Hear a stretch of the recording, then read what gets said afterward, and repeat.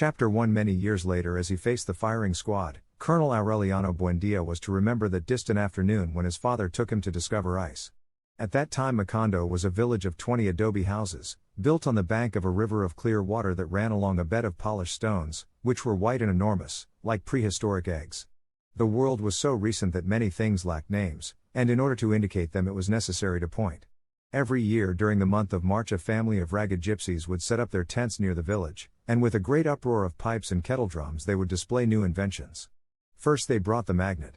A heavy gypsy with an untamed beard and sparrow hands, who introduced himself as Melquiades, put on a bold public demonstration of what he himself called the eighth wonder of the learned alchemists of Macedonia. He went from house to house dragging 2 metal ingots, and everybody was amazed to see pots, pans, tongs, and braziers tumble down from their places and beams creak from the desperation of nails and screws trying to emerge, and even objects that had been lost for a long time appeared from where they had been searched for most and went dragging along in turbulent confusion behind Melquiades' magical irons. Things have a life of their own, the gypsy proclaimed with a harsh accent. It's simply a matter of waking up their souls. José Arcadio Buendia, whose unbridled imagination always went beyond the genius of nature, and even Melquiades, who was an honest man, warned him, "It won't work for that." But José Arcadio Buendia at that time did not believe in the honesty of gypsies, so he traded his mule and a pair of goats for the 2 magnetized ingots. Ursula Iguaran, his wife, who relied on those animals to increase their poor domestic holdings, was unable to dissuade him. "Very soon we'll have gold enough and more to pave the floors of the house," her husband replied. For several months he worked hard to demonstrate the truth of his idea. He explored every inch of the region, even the riverbed, dragging the 2 iron ingots along and reciting Melquiades' incantation aloud. The only thing he succeeded in doing was to unearth a suit of 15th century armor which had all of its pieces soldered together with rust, and inside of which there was the hollow resonance of an enormous stone-filled gourd. When José Arcadio Buendia and the 4 men of his expedition managed to take the armor apart, they found inside a calcified skeleton with a copper locket containing a woman's hair around its neck. In March the gypsies returned. This time they brought a telescope and a magnifying glass the size of a drum, which they exhibited as the latest discovery of the Jews of Amsterdam. They placed a gypsy woman at one end of the village and set up the telescope at the entrance to the tent. For the price of 5 reales, people could look into the telescope and see the gypsy woman an arm's length away. "Science has eliminated distance," Melquiades proclaimed. "In a short time, man will be able to see what is happening in any place in the world without leaving his own house." A burning noonday sun brought out a startling demonstration with the gigantic magnifying glass. They put a pile of dry hay in the middle of the street and set it on fire by concentrating the sun's rays. José Arcadio Buendia, who had still not been consoled for the failure of big magnets, conceived the idea of using that invention as a weapon of war. Again Melquiades tried to dissuade him, but he finally accepted the 2 magnetized ingots and 3 colonial coins in exchange for the magnifying glass.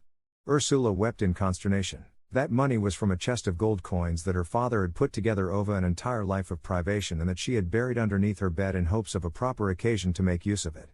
José Arcadio Buendia made no attempt to console her, completely absorbed in his tactical experiments with the abnegation of a scientist and even at the risk of his own life.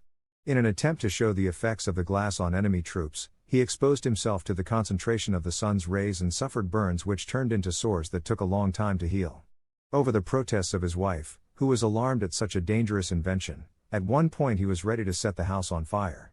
He would spend hours on end in his room, calculating the strategic possibilities of his novel weapon until he succeeded in putting together a manual of startling instructional clarity and an irresistible power of conviction. He sent it to the government, accompanied by numerous descriptions of his experiments and several pages of explanatory sketches, by a messenger who crossed the mountains, got lost in measureless swamps, forded stormy rivers, and was on the point of perishing under the lash of despair, plague, and wild beasts until he found a route that joined the one used by the mules that carried the mail.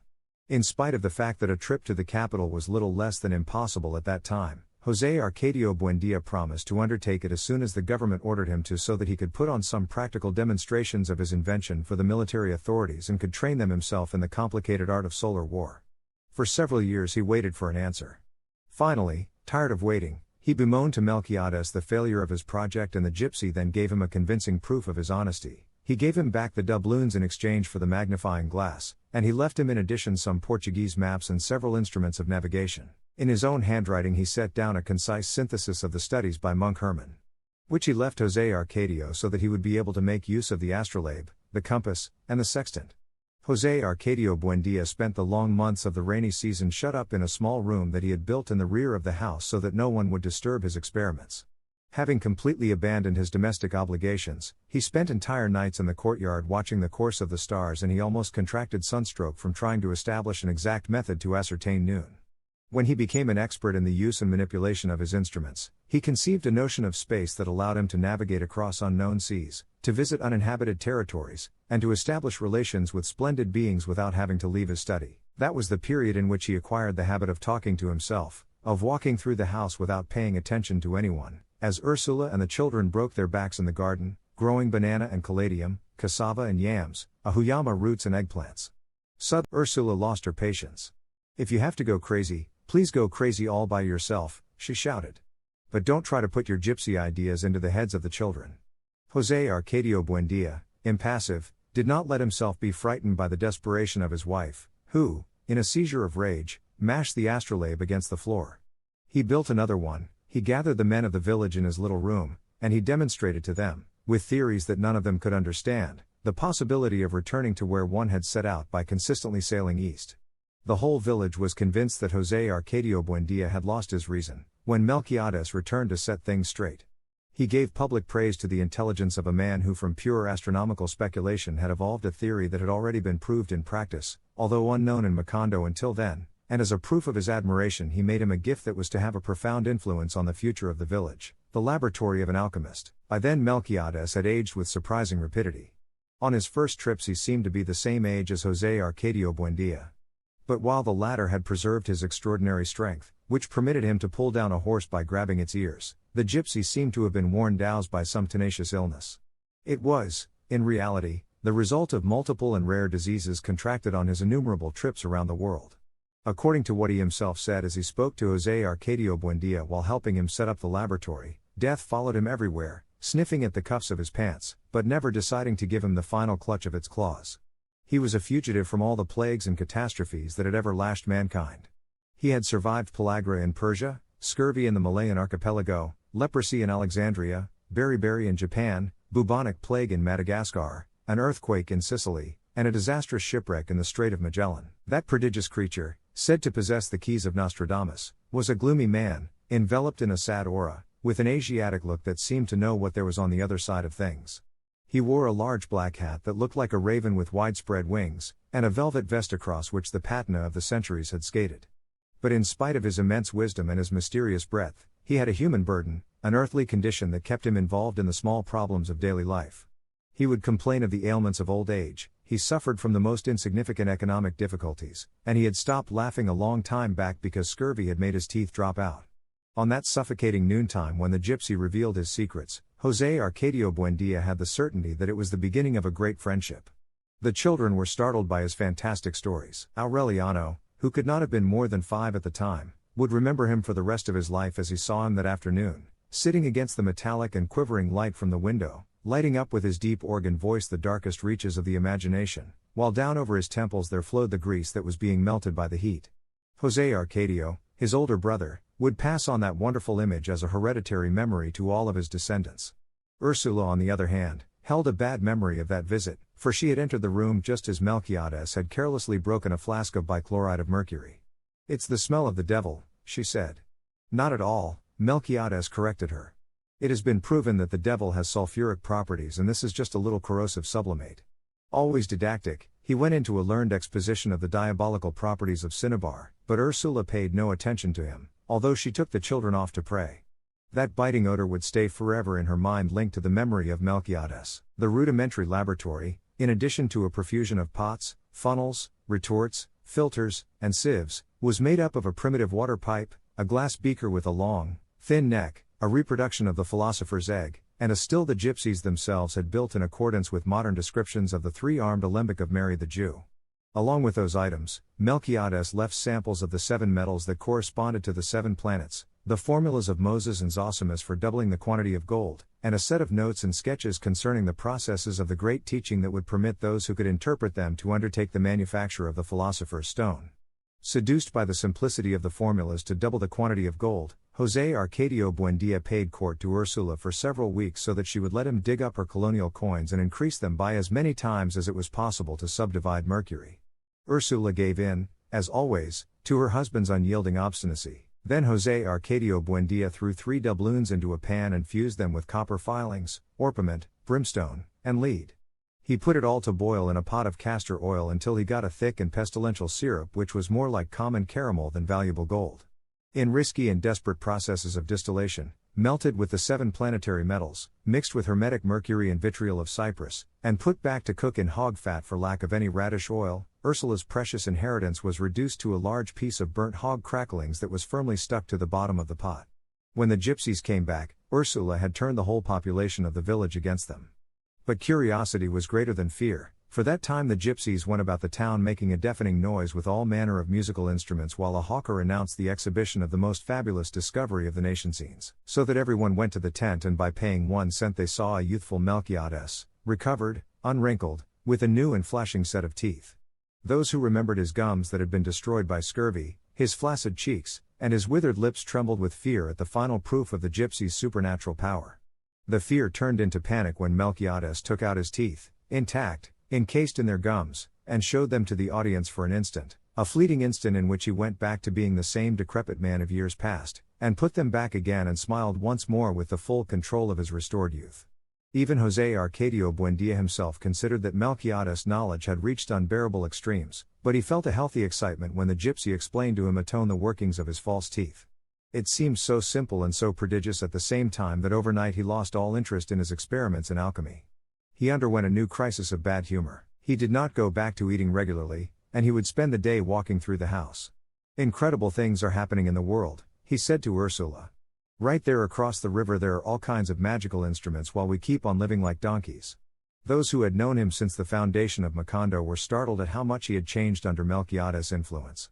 At first José Arcadio Buendía had been a kind of youthful patriarch who would give instructions for planning and advice for the raising of children and animals, and who collaborated with everyone, even in the physical work, for the welfare of the community. Since his house from the very first had been the best in the village, the others had been built in its image and likeness. It had a small, well-lighted living room, a dining room in the shape of a terrace with gaily colored flowers, 2 bedrooms, a courtyard with a gigantic chestnut tree, a well-kept garden, and a corral where goats, pigs, and hens lived in peaceful communion. The only animals that were prohibited, not just in his house but in the entire settlement, were fighting cocks. Ursula's capacity for work was the same as that of her husband. Active, small, severe, that woman of unbreakable nerves who at no moment in her life had been heard to sing seemed to be everywhere, from dawn until quite late at night, always pursued by the soft whispering of her stiff, starched petticoats. Thanks to her the floors of tamped earth, the unwhitewashed mud walls, the rustic, wooden furniture they had built themselves were always Dean, and the old chests where they kept their clothes exhaled the warm smell of basil. José Arcadio Buendía, who was the most enterprising man ever to be seen in the village, had set up the placement of the houses in such a way that from all of them one could reach the river and draw water with the same effort, and he had lined up the streets with such good sense that no house got more sun than another during the hot time of day. Within a few years Macondo was a village that was more orderly and hard-working than any known until then by its 300 inhabitants. It was a truly happy village where no one was over 30 years of age and where no one had died. Since the time of its founding, José Arcadio Buendía had built traps and cages. In a short time he filled not only his own house but all of those in the village with troupials, canaries, bee-eaters, and redbreasts. The concert of so many different birds became so disturbing that Ursula would plug her ears with beeswax so as not to lose her sense of reality. The first time that Melquiades' tribe arrived, selling glass balls for headaches, everyone was surprised that they had been able to find that village lost in the drowsiness of the swamp, and the gypsies confessed that they had found their way by the song of the birds. That spirit of social initiative disappeared in a short time, pulled away by the fever of the magnates, the astronomical calculations, the dreams of transmutation, and the urge to discover the wonders of the world. From a clean and active man, José Arcadio Buendía changed into a man lazy in appearance, careless in his dress, with a wild beard that Ursula managed to trim with great effort and a kitchen knife. There were many who considered him the victim of some strange spell. But even those most convinced of his madness left work and family to follow him when he brought out his tools to clear the land and asked the assembled group to open a way that would put Macondo in contact with the great inventions. José Arcadio Buendía was completely ignorant of the geography of the region. He knew that to the east there lay an impenetrable mountain chain and that on the other side of the mountains there was the ardent city of Rio Hacha, where in times past, according to what he had been told by the first Aureliano Buendia, his grandfather, Sir Francis Drake had gone crocodile hunting with cannons and that he repaired them and stuffed them with straw to bring to Queen Elizabeth. In his youth, José Arcadio Buendia and his men, with wives and children, animals and all kinds of domestic implements, had crossed the mountains in search of an outlet to the sea, and after 26 months they gave up the expedition and founded Macondo, so they would not have to go back. It was, therefore, a route that did not interest him, for it could lead only to the past. To the south lay the swamps, covered with an eternal vegetable scum and the whole vast universe of the Great Swamp, which, according to what the gypsies said, had no limits. The Great Swamp in the west mingled with a boundless extension of water where there were soft-skinned cetaceans that had the head and torso of a woman, causing the ruination of sailors with the charm of their extraordinary breasts. The gypsies sailed along that route for 6 months before they reached the strip of land over which the mules that carried the mail passed. According to José Arcadio Buendia's calculations, the only possibility of contact with civilization lay along the northern route. So he handed out clearing tools and hunting weapons to the same men who had been with him during the founding of Macondo. He threw his directional instruments and his maps into a knapsack, and he undertook the reckless adventure. During the first days they did not come across any appreciable obstacle. They went down along the stony bank of the river to the place where years before they had found the soldiers' armor, and from there they went into the woods along a path between wild orange trees. At the end of the first week they killed and roasted a deer, but they agreed to eat only half of it and salt the rest for the days that lay ahead.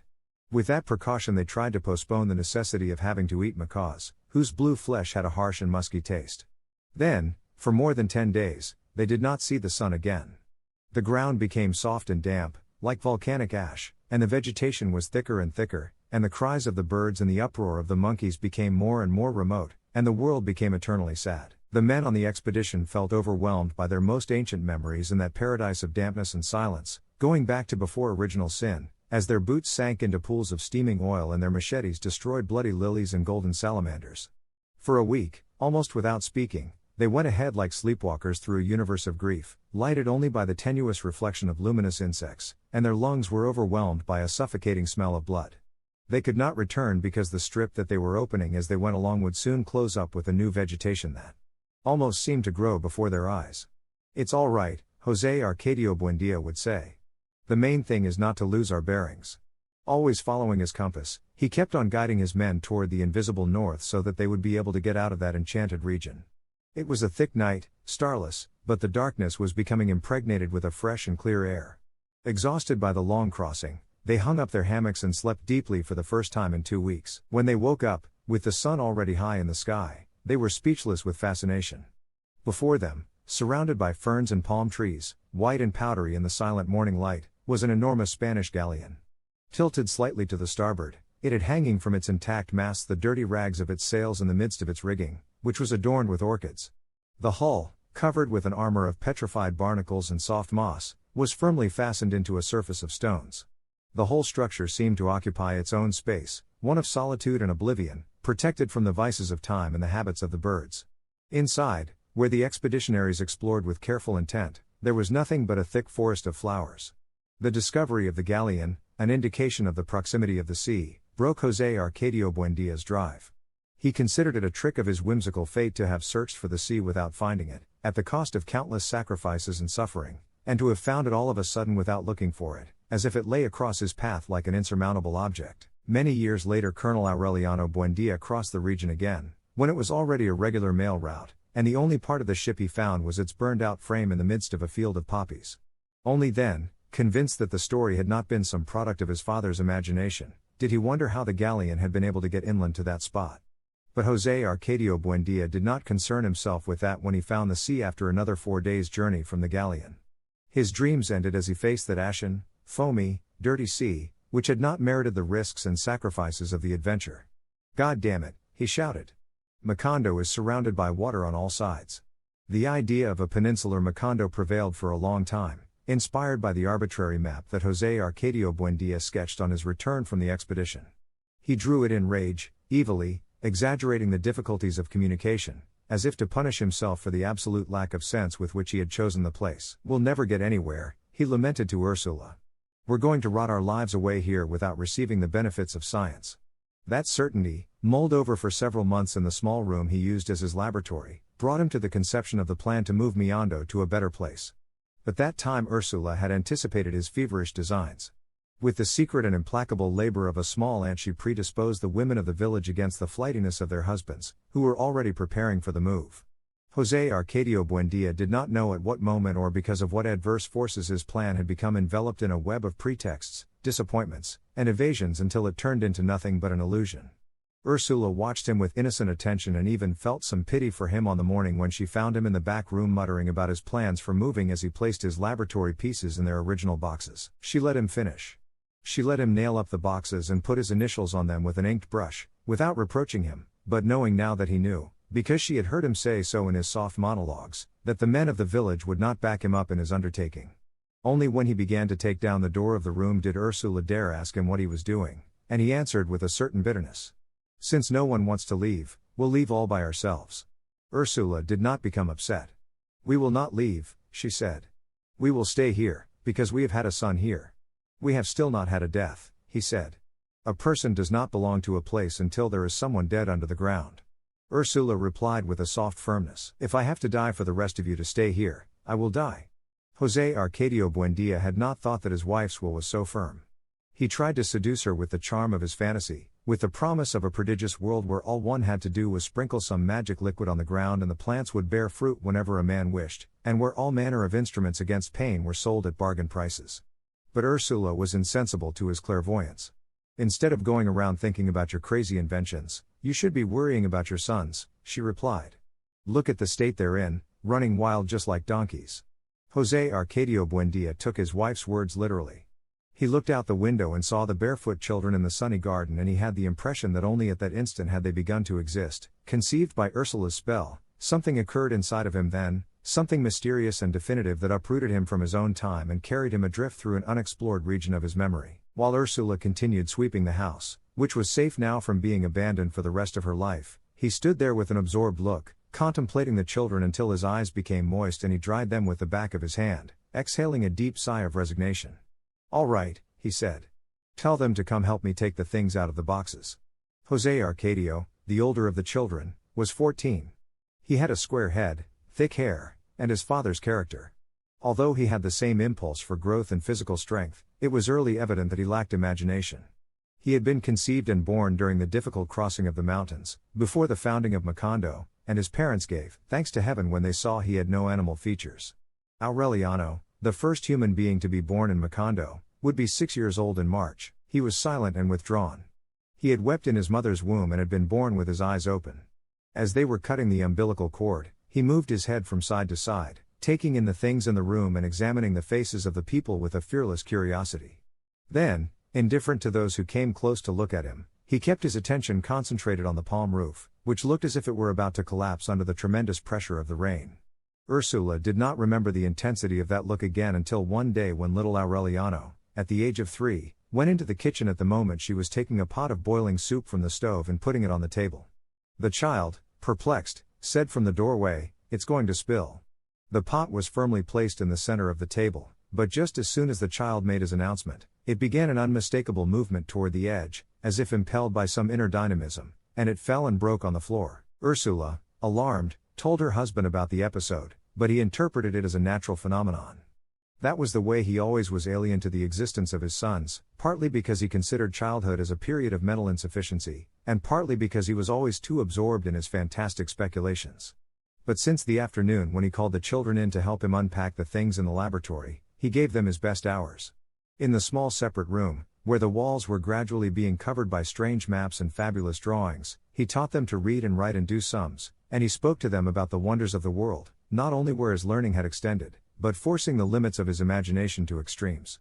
It was in that way that the boys ended up learning that in the southern extremes of Africa there were men so intelligent and peaceful that their only pastime was to sit and think, and that it was possible to cross the Aegean Sea on foot by jumping from island to island all the way to the port of Salonika. Those hallucinating sessions remained printed on the memories of the boys in such a way that many years later, a second before the regular army officer gave the firing squad the command to fire, Colonel Aureliano Buendía saw once more that warm March afternoon on which his father had interrupted the lesson in physics and stood fascinated, with his hand in the air and his eyes motionless, listening to the distant pipes, drums, and jingles of the gypsies, who were coming to the village once more, announcing the latest and most startling discovery of the sages of Memphis.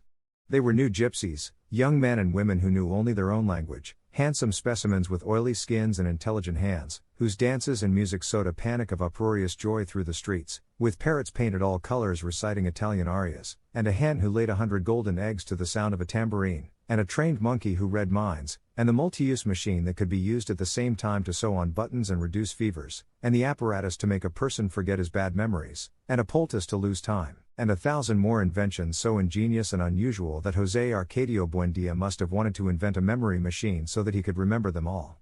In an instant they transformed the village. The inhabitants of Macondo found themselves lost as their own streets, confused by the crowded fair. Holding a child by each hand so as not to lose them in the tumult, bumping into acrobats with gold-capped teeth and jugglers with 6 arms, suffocated by the mingled breath of manure and sandals that the crowd exhaled, José Arcadio Buendia went about everywhere like a madman, looking for Melquiades so that he could reveal to him the infinite secrets of that fabulous nightmare. He asked several gypsies, who did not understand his language. Finally he reached the place where Melquiades used to set up his tent, and he found a taciturn Armenian who in Spanish was hawking a syrup to make oneself invisible. He had drunk down a glass of the amber substance in one gulp as José Arcadio Buendia elbowed his way through the absorbed group that was witnessing the spectacle, and was able to ask his question.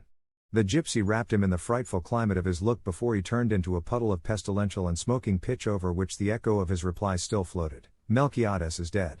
Upset by the news, José Arcadio Buendia stood motionless, trying to rise above his affliction, until the group dispersed, called away by other artifices, and the puddle of the taciturn Armenian evaporated completely.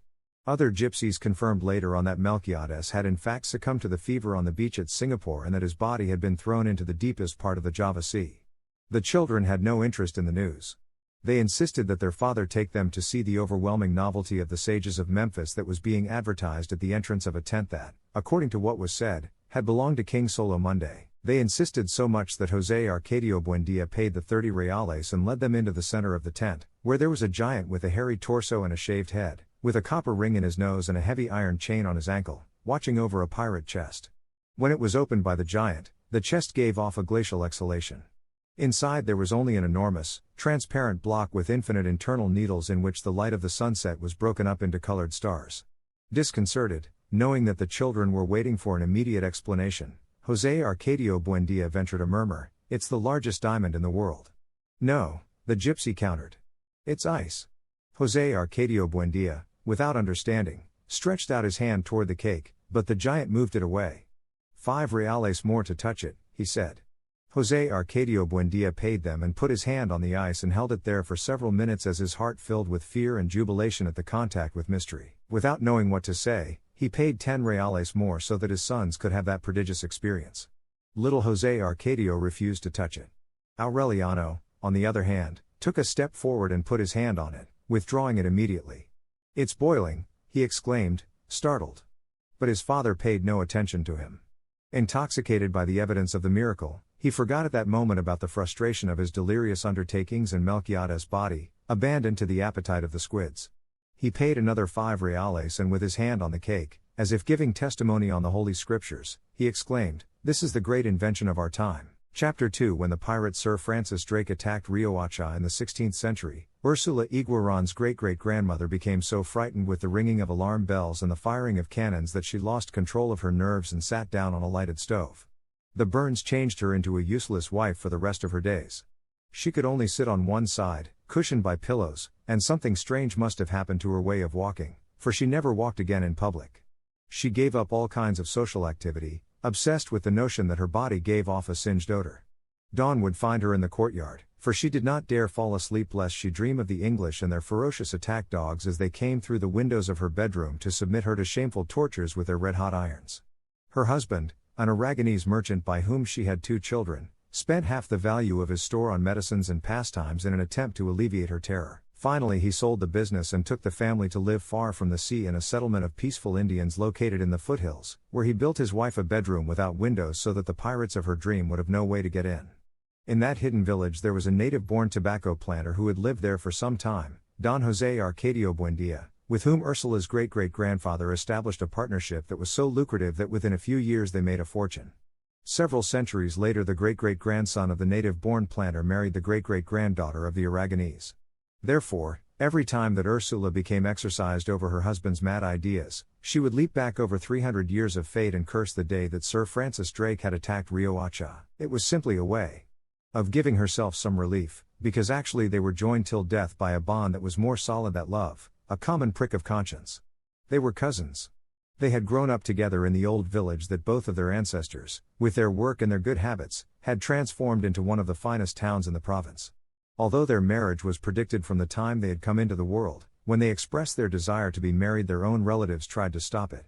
They were afraid that those two healthy products of two races that had interbred over the centuries would suffer the shame of breeding iguanas. There had already been a horrible precedent. An aunt of Ursula's, married to an uncle of José Arcadio Buendia, had a son who went through life wearing loose, baggy trousers and who bled to death after having lived 42 years in the purest state of virginity, for he had been born and had grown up with a cartilaginous tail in the shape of a corkscrew and with a small tuft of hair on the tip, a pig's tail that was never allowed to be seen by any woman and that cost him his life when a butcher friend did him the favor of chopping it off with his cleaver. José Arcadio Buendia, with the whimsy of his 19 years, resolved the problem with a single phrase: "I don't care if I have piglets as long as they can talk." So they were married amidst a festival of fireworks and a brass band that went on for 3 days. They would have been happy from then on if Ursula's mother had not terrified her with all manner of sinister predictions about their offspring, even to the extreme of advising her to refuse to consummate the marriage. Fearing that her stout and willful husband would rape her while she slept, Ursula, before going to bed, would put on a rudimentary kind of drawers that her mother had made out of sailcloth and had reinforced with a system of crisscross leather straps and that was closed in the front by a thick iron buckle. That was how they lived for several months. During the day he would take care of his fighting cocks and she would do frame embroidery with her mother. At night they would wrestle for several hours in an anguished violence that seemed to be a substitute for the act of love, until popular intuition got a whiff of something irregular and the rumor spread that Ursula was still a virgin a year after her marriage because her husband was impotent. José Arcadio Buendia was the last one to hear the rumor. "Look at what people are going around saying, Ursula," he told his wife very calmly. "Let them talk," she said. "We know that it's not true." So the situation went on the same way for another 6 months until that tragic Sunday when José Arcadio Buendia won a cockfight from Prudencio Aguilar. Furious, aroused by the blood of his bird, the loser backed away from José Arcadio Buendia so that everyone in the cockpit could hear what he was going to tell him. "Congratulations," he shouted. "Maybe that rooster of yours can do your wife a favor." José Arcadio Buendia serenely picked up his rooster. "I'll be right back," he told everyone. And then to Prudencio Aguilar, "You go home and get a weapon, because I'm going to kill you." 10 minutes later he returned with the notched spear that had belonged to his grandfather. At the door to the cockpit, where half the town had gathered, Prudencio Aguilar was waiting for him. There was no time to defend himself. José Arcadio Buendia's spear, thrown with the strength of a bull and with the same good aim with which the first Aureliano Buendia had exterminated the jaguars in the region, pierced his throat. That night, as they held a wake over the corpse in the cockpit, José Arcadio Buendia went into the bedroom as his wife was putting on her chastity pants. Pointing the spear at her he ordered, "Take them off." Ursula had no doubt about her husband's decision. "You'll be responsible for what happens," she murmured. José Arcadio Buendia stuck the spear into the dirt floor. "If you bear iguanas, we'll raise iguanas," he said. "But there'll be no more killings in this town because of you." It was a fine June night, cool and with a moon, and they were awake and frolicking in bed until dawn, indifferent to the breeze that passed through the bedroom, loaded with the weeping of Prudencio Aguilar's kin.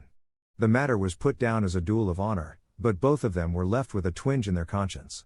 One night, when she could not sleep, Ursula went out into the courtyard to get some water and she saw Prudencio Aguilar by the water jar.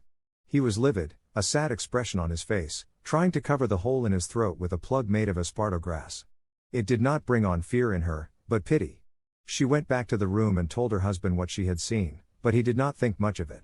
"This just means that we can't stand the weight of our conscience." 2 nights later Ursula saw Prudencio Aguilar again, in the bathroom, using the esparto plug to wash the clotted blood from his throat. On another night she saw him strolling in the rain.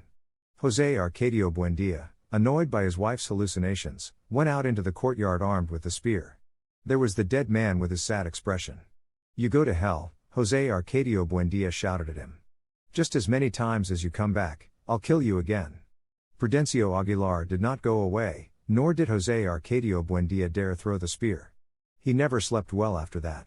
He was tormented by the immense desolation with which the dead man had looked at him through the rain, his deep nostalgia as he yearned for living people, the anxiety with which he searched through the house looking for some water with which to soak his esparto plug. He must be suffering a great deal, he said to Ursula. You can see that he's so very lonely.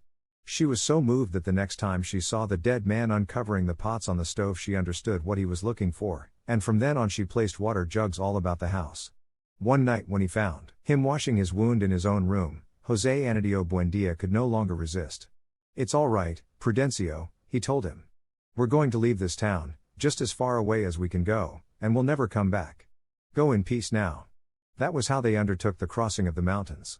Several friends of José Arcadio Buendía, young men like him, excited by the adventure, dismantled their houses and packed up, along with their wives and children, to head toward the land that no one had promised them. Before he left, José Arcadio Buendía buried the spear in the courtyard and, one after the other, he cut the throats of his magnificent fighting cocks, trusting that in that way he could give some measure of peace to Prudencio Aguilar. All that Ursula took along were a trunk with her bridal clothes, a few household utensils, and the small chest with the gold pieces that she had inherited from her father. They did not lay out any definite itinerary. They simply tried to go in a direction opposite to the road to Riohacha so that they would not leave any trace or meet any people they knew. It was an absurd journey.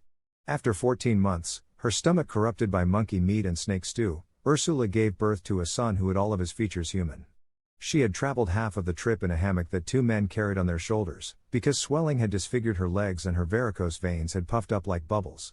Although it was pitiful to see them with their sunken stomachs and languid eyes, the children survived the journey better than their parents, and most of the time it was fun for them. One morning, after almost 2 years of crossing, they became the first mortals to see the western slopes of the mountain range. From the cloudy summit they saw the immense aquatic expanse of the great swamp as it spread out toward the other side of the world. But they never found the sea. One night, after several months of lost wandering through the swamps, far away now from the last Indians they had met on their way, they camped on the banks of a stony river whose waters were like a torrent of frozen glass. Years later, during the Second Civil War, Colonel Aureliano Buendía tried to follow that same route in order to take Riohacha by surprise, and after 6 days of traveling he understood that it was madness. Nevertheless, the night on which they camped beside the river, his father's host had the look of shipwrecked people with no escape, but their number had grown during the crossing and they were all prepared, and they succeeded, to die of old age. José Arcadio Buendía dreamed that night that right there a noisy city with houses having mirror whales rose up. He asked what city it was and they answered him with a name that he had never heard, that had no meaning at all, but that had a supernatural echo in his dream, Macondo. On the following day he convinced his men that they would never find the sea. He ordered them to cut down the trees to make a clearing beside the river, at the coolest spot on the bank, and there they founded the village. José Arcadio Buendía did not succeed in deciphering the dream of houses with mirror walls until the day he discovered ice. Then he thought he understood its deep meaning. He thought that in the near future they would be able to manufacture blocks of ice on a large scale from such a common material as water and with them build the new houses of the village. Macondo would no longer be a burning place, where the hinges and door knockers twisted with the heat, but would be changed into a wintry city. If he did not persevere in his attempts to build an ice factory, it was because at that time he was absolutely enthusiastic over the education of his sons, especially that of Aureliano, who from the first had revealed a strange intuition for alchemy. The laboratory had been dusted off, reviewing Melquiades' notes, serene now, without the exaltation of novelty. In prolonged and patient sessions they tried to separate Ursula's gold from the debris that was stuck to the bottom of the pot. Young José Arcadio scarcely took part in the process. While his father was involved body and soul with his water pipe, the willful firstborn, who had always been too big for his age, had become a monumental adolescent. His voice had changed. An incipient fuzz appeared on his upper lip. One night, as Ursula went into the room where he was undressing to go to bed, she felt a mingled sense of shame and pity. He was the first man that she had seen naked after her husband, and he was so well equipped for life that he seemed abnormal. Ursula, pregnant for the 3rd time, relived her newlywed terror. Around that time a merry, foul-mouthed, provocative woman came to the house to help with the Korea, and she knew how to read the future in cards. Ursula spoke to her about her son. She thought that his disproportionate size was something as unnatural as her cousin's tail of a pig. The woman let out an expansive laugh that resounded through the house like a spray of broken glass. Just the opposite, she said. He'll be very lucky. In order to confirm her prediction, she brought her cards to the house a few days later and locked herself up with Jose Arcadio in a granary off the kitchen. She calmly placed her cards on an old carpenter's bench, saying anything that came into her head, while the boy waited beside her, more bored than intrigued. Suddenly she reached out her hand and touched him. "Lordy," she said, sincerely startled, and that was all she could say. Jose Arcadio felt his bones filling up with foam, a languid fear, and a terrible desire to weep. The woman made no insinuations. But Jose Arcadio kept looking for her all night long, for the smell of smoke that she had under her armpits and that had got caught under his skin. He wanted to be with her all the time, he wanted her to be his mother, for them never to leave the granary, and for her to say Lordy to him. One day he could not stand it anymore and he went looking for her at her house. He made a formal visit, sitting uncomprehendingly in the living room without saying a word. At that moment he had no desire for her. He found her different, entirely foreign to the image that her smell brought on, as if she were someone else. He drank his coffee and left the house in depression. That night, during the frightful time of lying awake, he desired her again with a brutal anxiety, but he did not want her that time as she had been in the granary but as she had been that afternoon. Days later the woman suddenly called him to her house, where she was alone with her mother, and she had him come into Teehee bedroom with the pretext of showing him a deck of cards. Then she touched him with such freedom that he suffered a delusion after the initial shudder, and he felt more fear than pleasure. She asked him to come and see her that night. He agreed, in order to get away, knowing that he was incapable of going. But that night, in his burning bed, he understood that he had to go with her, even if he were not capable.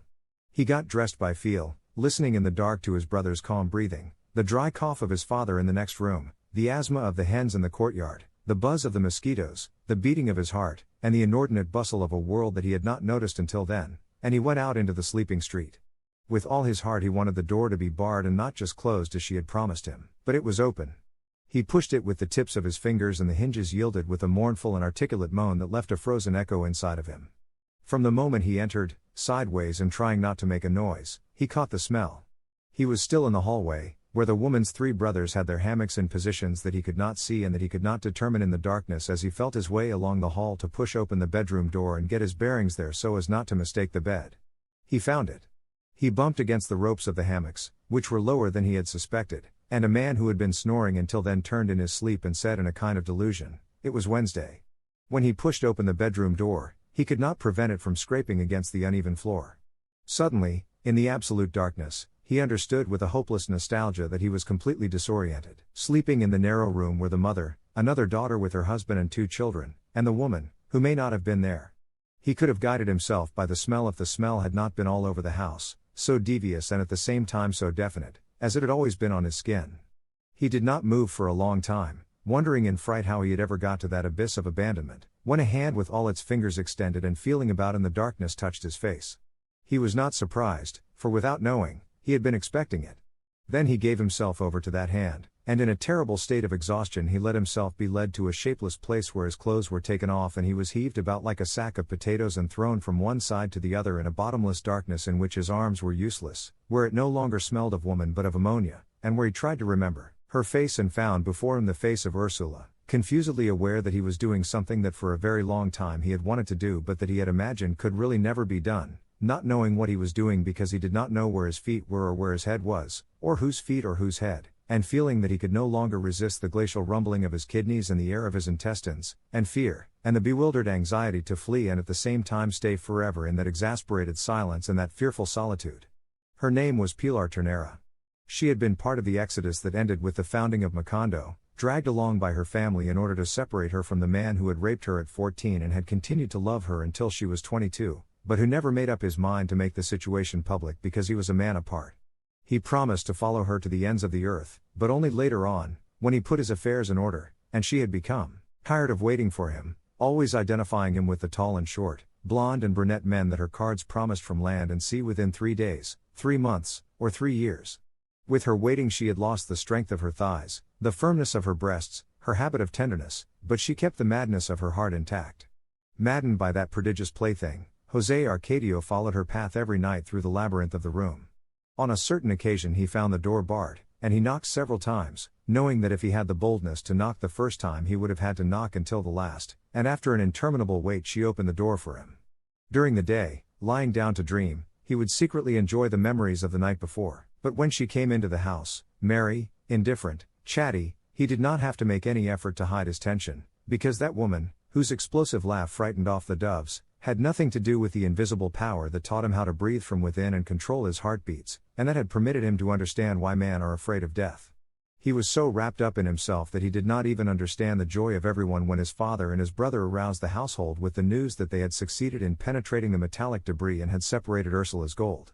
They had succeeded, as a matter of fact, after putting in complicated and persevering days at it.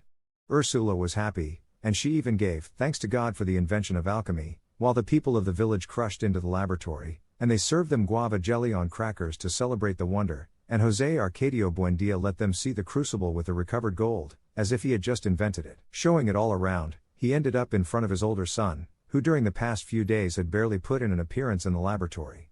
He put the dry and yellowish mass in front of his eyes and asked him, "What does it look like to you?" José Arcadio answered sincerely, "Dog shit." His father gave him a blow with the back of his hand that brought out blood and tears. That night Pilar Ternera put arnica compresses on the swelling, feeling about for the bottle and cotton in the dark, and she did everything she wanted with him as long as it did not bother him, making an effort to love him without hurting him. They reached such a state of intimacy that later, without realizing it, they were whispering to each other. "I want to be alone with you," he said. "One of these days I'm going to tell everybody and we can stop all of this sneaking around." She did not try to calm him down. "That would be fine," she said. "If we're alone, we'll leave the lamp lighted so that we can see each other, and I can holler as much as I want without anybody's having to butt in, and you can whisper in my ear any crap you can think of." That conversation, the biting rancor that he felt against his father, and the imminent possibility of wild love inspired a serene courage in him. In a spontaneous way, without any preparation, he told everything to his brother. At first young Aureliano understood only the risk, the immense possibility of danger that his brother's adventures implied, and he could not understand the fascination of the subject. Little by little he became contaminated with the anxiety. He wondered about the details of the dangers, he identified himself with the suffering and enjoyment of his brother, he felt frightened and happy. He would stay awake waiting for him until dawn in the solitary bed that seemed to have a bottom of live coals, and they would keep on talking until it was time to get up, so that both of them soon suffered from the same drowsiness, felt the same lack of interest in alchemy and the wisdom of their father, and they took refuge in solitude. "Those kids are out of their heads," Ursula said. "They must have worms." She prepared a repugnant potion for them made out of mashed worm seed, which they both drank with unforeseen stoicism, and they sat down at the same time on their pots 11 times in a single day, expelling some rose-colored parasites that they showed to everybody with great jubilation, for it allowed them to deceive Ursula as to the origin of their distractions and drowsiness. Aureliano not only understood by then, he also lived his brother's experiences as something of his own, for on one occasion when the latter was explaining in great detail the mechanism of love, he interrupted him to ask, "What does it feel like?" José Arcadio gave an immediate reply, "It's like an earthquake." One January Thursday at 2 o'clock in the morning, Amaranta was born. Before anyone came into the room, Ursula examined her carefully. She was light and watery, like a newt, but all of her parts were human. Aureliano did not notice the new thing except when the house became full of people. Protected by the confusion, he went off in search of his brother, who had not been in bed since 11 o'clock, and it was such an impulsive decision that he did not even have time to ask himself how he could get him out of Pilar Ternera's bedroom. He circled the house for several hours, whistling private calls, until the proximity of dawn forced him to go home. In his mother's room, playing with the newborn little sister and with a face that drooped with innocence, he found José Arcadio. Ursula was barely over her 40 days' rest when the gypsies returned. They were the same acrobats and jugglers that had brought the ice. Unlike Melquiades' tribe, they had shown very quickly that they were not heralds of progress but purveyors of amusement. Even when they brought the ice they did not advertise it for its usefulness in the life of man but as a simple circus curiosity. This time, along with many other artifices, they brought a flying carpet. But they did not offer it as a fundamental contribution to the development of transport, rather as an object of recreation. The people at once dug up their last gold pieces to take advantage of a quick flight over the houses of the village. Protected by the delightful cover of collective disorder, José Arcadio and Pilar passed many relaxing hours. They were two happy lovers among the crowd, and they even came to suspect that love could be a feeling that was more relaxing and deep than the happiness, wild but momentary, of their secret nights. Pilar, however, broke the spell. Stimulated by the enthusiasm that José Arcadio showed in her companionship, she confused the form and the occasion, and all of a sudden she threw the whole world on top of him. "Now you really are a man," she told him. And since he did not understand what she meant, she spelled it out to him. "You're going to be a father." José Arcadio did not dare leave the house for several days. It was enough for him to hear the rocking laughter of Pilar in the kitchen to run and take refuge in the laboratory, where the artifacts of alchemy had come alive again with Ursula's blessing. José Arcadio Buendia received his errant son with joy and initiated him in the search for the Philosopher's Stone, which he had finally undertaken. One afternoon the boys grew enthusiastic over the flying carpet that went swiftly by the laboratory at window level, carrying the gypsy who was driving it and several children from the village who were merrily waving their hands, but José Arcadio Buendia did not even look at it.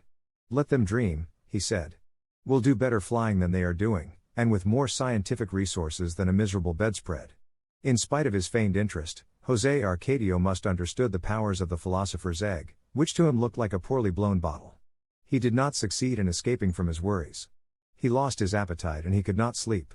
He fell into an ill humor, the same as his father's over the failure of his undertakings, and such was his upset that José Arcadio Buendia himself relieved him of his duties in the laboratory, thinking that he had taken alchemy too much to heart. Aureliano, of course, understood that his brother's affliction did not have its source in the search for the Philosopher's Stone, but he could not get into his confidence. He had lost his former spontaneity. From an accomplice and a communicative person he had become withdrawn and hostile. Anxious for solitude, bitten by a virulent rancor against the world, one night he left his bed as usual, but he did not go to Pilar Ternera's house, but to mingle in the tumult of the fair. After wandering about among all kinds of contraptions without becoming interested in any of them, he spotted something that was not a part of it all, a very young gypsy girl, almost a child, who was weighted down by beads and was the most beautiful woman that José Arcadio had ever seen in his life. She was in the crowd that was witnessing the sad spectacle of the man who had been turned into a snake for having disobeyed his parents. José Arcadio paid no attention. While the sad interrogation of the snake man was taking place, he made his way through the crowd up to the front row, where the gypsy girl was, and he stooped behind her. He pressed against her back. The girl tried to separate herself, but José Arcadio pressed more strongly against her back. Then she felt him.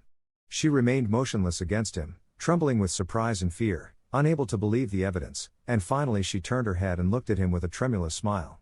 At that instant 2 gypsies put the snake man into his cage and carried him into the tent. The gypsy who was conducting the show announced, "And now, ladies and gentlemen, we are going to show the terrible test of the woman who must have her head chopped off every night at this time for 150 years as punishment for having seen what she should not have." José Arcadio and the gypsy girl did not witness the decapitation. They went to her tent, where they kissed each other with a desperate anxiety while they took off their clothes. The gypsy girl removed the starched lace corsets she had on, and there she was, changed into practically nothing. She was a languid little frog, with incipient breasts and legs so thin that they did not even match the size of José Arcadio's arms, but she had a decision and a warmth that compensated for her fragility. Nevertheless, José Arcadio could not respond to her because they were in a kind of public tent where the gypsies passed through with their circus things and did their business, and would even tarry by the bed for a game of dice. The lamp hanging from the center pole lighted the whole place up. During a pause in the caresses, José Arcadio stretched out naked on the bed without knowing what to do, while the girl tried to inspire him. A gypsy woman with splendid flesh came in a short time after, accompanied by a man who was not of the caravan but who was not from the village either, and they both began to undress in front of the bed. Without meaning to, the woman looked at José Arcadio and examined his magnificent animal in repose with a kind of pathetic fervor. "My boy," she exclaimed, "may God preserve you just as you are." José Arcadio's companion asked them to leave them alone, and the couple lay down on the ground, close to the bed. The passion of the others woke up José Arcadio's fervor. On the first contact the bones of the girl seemed to become disjointed with a disorderly crunch like the sound of a box of dominoes, and her skin broke out into a pale sweat and her eyes filled with tears as her whole body exhaled a lugubrious lament and a vague smell of mud. But she bore the impact with a firmness of character and a bravery that were admirable. José Arcadio felt himself lifted up into the air toward a state of seraphic inspiration, where his heart burst forth with an outpouring of tender obscenities that entered the girl through her ears and came out of her mouth translated into her language. It was Thursday. On Saturday night, José Arcadio wrapped a red cloth around his head and left with the gypsies. When Ursula discovered his absence, she searched for him all through the village. In the remains of the gypsy camp there was nothing but a garbage pit among the still smoking ashes of the extinguished campfires. Someone who was there looking for beads among the trash told Ursula that the night before he had seen her son in the tumult of the caravan pushing the snake man's cage on a cart. "He's become a gypsy," she shouted to her husband, who had not shown the slightest sign of alarm over the disappearance. "I hope it's true," José Arcadio Buendia said, grinding in his mortar the material that had been ground 1,000 times and reheated and ground again. "That way he'll learn to be a man." Ursula asked where the gypsies had gone. She went along asking and following the road she had been shown, thinking that she still had time to catch up to them. She kept getting farther away from the village until she felt so far away that she did not think about returning. José Arcadio Buendia did not discover that his wife was missing until 8 o'clock at night, when he left the material warming in a bed of manure and went to see what was wrong with little Amaranta, who was getting hoarse from crying. In a few hours he gathered a group of well-equipped men, put Amaranta in the hands of a woman who offered to nurse her, and was lost on invisible paths in pursuit of Ursula. Aureliano went with them. Some Indian fishermen, whose language they could not understand, told them with signs that they had not seen anyone pass. After 3 days of useless searching they returned to the village. For several weeks José Arcadio Buendia let himself be overcome by consternation. He took care of little Amaranta like a mother. He bathed and dressed her, took her to be nursed 4 times a day, and even sang to her at night the songs that Ursula never knew how to sing. On a certain occasion Pilar Ternera volunteered to do the household chores until Ursula came back. Aureliano, whose mysterious intuition had become sharpened with the misfortune, felt a glow of clairvoyance when he saw her come in. Then he knew that in some inexplicable way she was to blame for his brother's flight and the consequent disappearance of his mother, and he harassed her with a silent and implacable hostility in such a way that the woman did not return to the house. Time put things in their place. José Arcadio Buendia and his son did not know exactly when they returned to the laboratory, dusting things, lighting the water pipe, involved once more in the patient manipulation of the material that had been sleeping for several months in its bed of manure. Even Amaranta, lying in a wicker basket, observed with curiosity the absorbing work of her father and her brother in the small room where the air was rarefied by mercury vapors. On a certain occasion, months after Ursula's departure, strange things began to happen. An empty flask that had been forgotten in a cupboard for a long time became so heavy that it could not be moved. A pan of water on the worktable boiled without any fire under it for a half hour until it completely evaporated. José Arcadio Buendia and his son observed those phenomena with startled excitement, unable to explain them but interpreting them as predictions of the material. One day Amaranta's basket began to move by itself and made a complete turn about the room, to the consternation of Aureliano, who hurried to stop it. But his father did not get upset. He put the basket in its place and tied it to the leg of a table, convinced that the long-awaited event was imminent. It was on that occasion that Aureliano heard him say, "If you don't fear God, fear him through the metals." Suddenly, almost 5 months after her disappearance, Ursula came back. She arrived exalted, rejuvenated, with new clothes in a style that was unknown in the village. José Arcadio Buendia could barely stand up under the impact. "That was it," he shouted. "I knew it was going to happen." And he really believed it, for during his prolonged imprisonment as he manipulated the material, he begged in the depth of his heart that the longed-for miracle should not be the discovery of the philosopher's stone, or the freeing of the breath that makes metals live, or the faculty to convert the hinges and the locks of the house into gold, but what had just happened, Ursula's return. But she did not share his excitement. She gave him a conventional kiss, as if she had been away only an hour, and she told him, "Look out the door." José Arcadio Buendia took a long time to get out of his perplexity when he went out into the street and saw the crowd. They were not gypsies, they were men and women like them, with straight hair and dark skin, who spoke the same language and complained of the same pains. They had mules loaded down with things to eat, ox carts with furniture and domestic utensils, pure and simple earthly accessories put on sale without any fuss by peddlers of everyday reality. They came from the other side of the swamp, only 2 days away, where there were towns that received mail every month in the year and where they were familiar with the implements of good living. Ursula had not caught up with the gypsies, but she had found the route that her husband had been unable to discover in his frustrated search for the great inventions. Chapter 3. Pilar Ternera's son was brought to his grandparents' house 2 weeks after he was born. Ursula admitted him grudgingly, conquered once more by the obstinacy of her husband, who could not tolerate the idea that an offshoot of his blood should be adrift, but he imposed the condition that the child should never know his true identity. Although he was given the name José Arcadio, they ended up calling him simply Arcadio so as to avoid confusion. At that time there was so much activity in the town and so much bustle in the house that the care of the children was relegated to a secondary level. They were put in the care of Visitation, a Guajiro Indian woman who had arrived in town with a brother in flight from a plague of insomnia that had been scourging their tribe for several years. They were both so docile and willing to help that Ursula took them on to help her with her household chores. That was how Arcadio and Amaranta came to speak the Guajiro language before Spanish, and they learned to drink lizard broth and eat spider eggs without Ursula's knowing it, for she was too busy with a promising business in candy animals. Macondo had changed. The people who had come with Ursula spread the news of the good quality of its soil and its privileged position with respect to the swamp, so that from the narrow village of pastimes it changed into an active town with stores and workshops and a permanent commercial route over which the first Arabs arrived with their baggy pants and rings in their ears, swapping glass beads for macaws. José Arcadio Buendía did not have a moment's rest. Fascinated by an immediate reality that came to be more fantastic than the vast universe of his imagination, he lost all interest in the alchemist's laboratory, put to rest the material that had become attenuated with months of manipulation, and went back to being the enterprising man of earlier days when he had decided upon the layout of the streets and the location of the new houses so that no one would enjoy privileges that everyone did not have. He acquired such authority among the new arrivals that foundations were not laid or walls built without his being consulted, and it was decided that he should be the one in charge of the distribution of the land. When the acrobat gypsies returned, with their vagabond carnival transformed now into a gigantic organization of games of luck and chance, they were received with great joy, for it was thought that José Arcadio would be coming back with them. But José Arcadio did not return, nor did they come with the snake man, who, according to what Ursula thought, was the only one who could tell them about their son, so the gypsies were not allowed to camp in town or set foot in it in the future, for they were considered the bearers of concupiscence and perversion.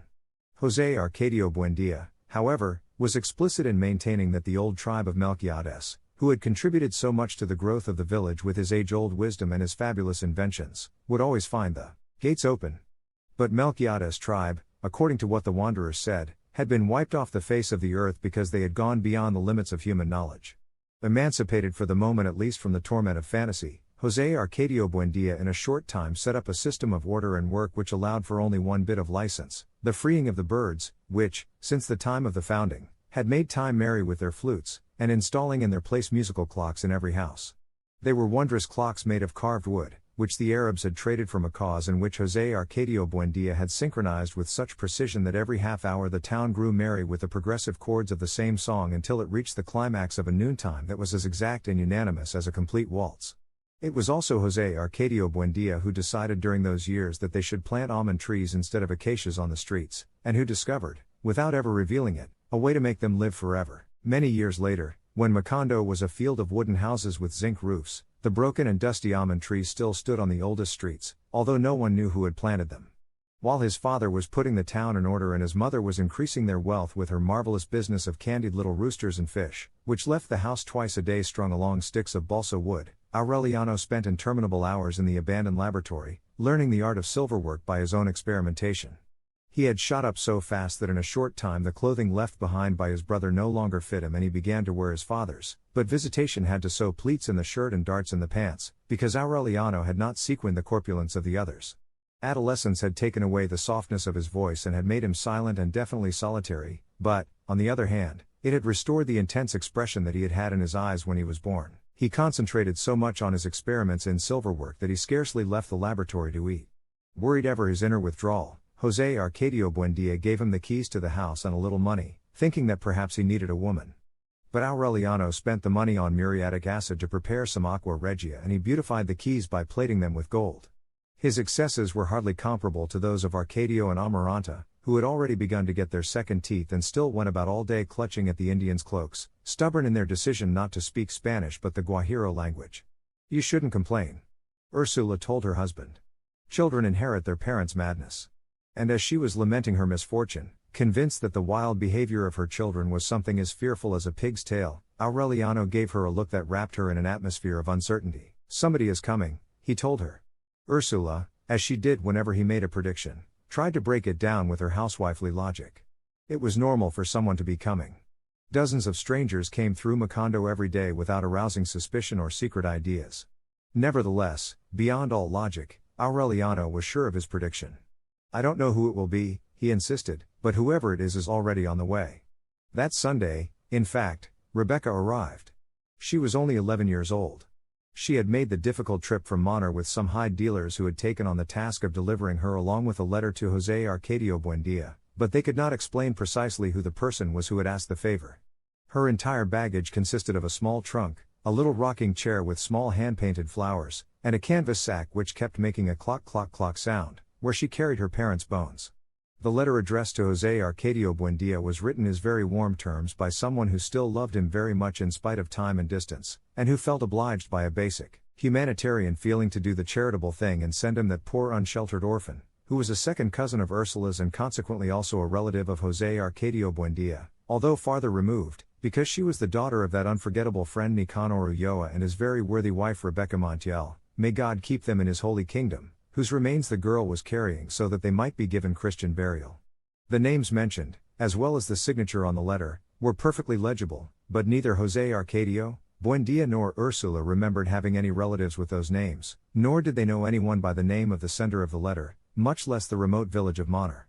It was impossible to obtain any further information from the girl.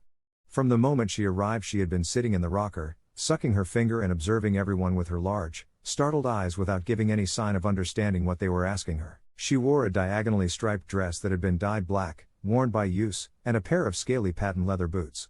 Her hair was held behind her ears with bows of black ribbon.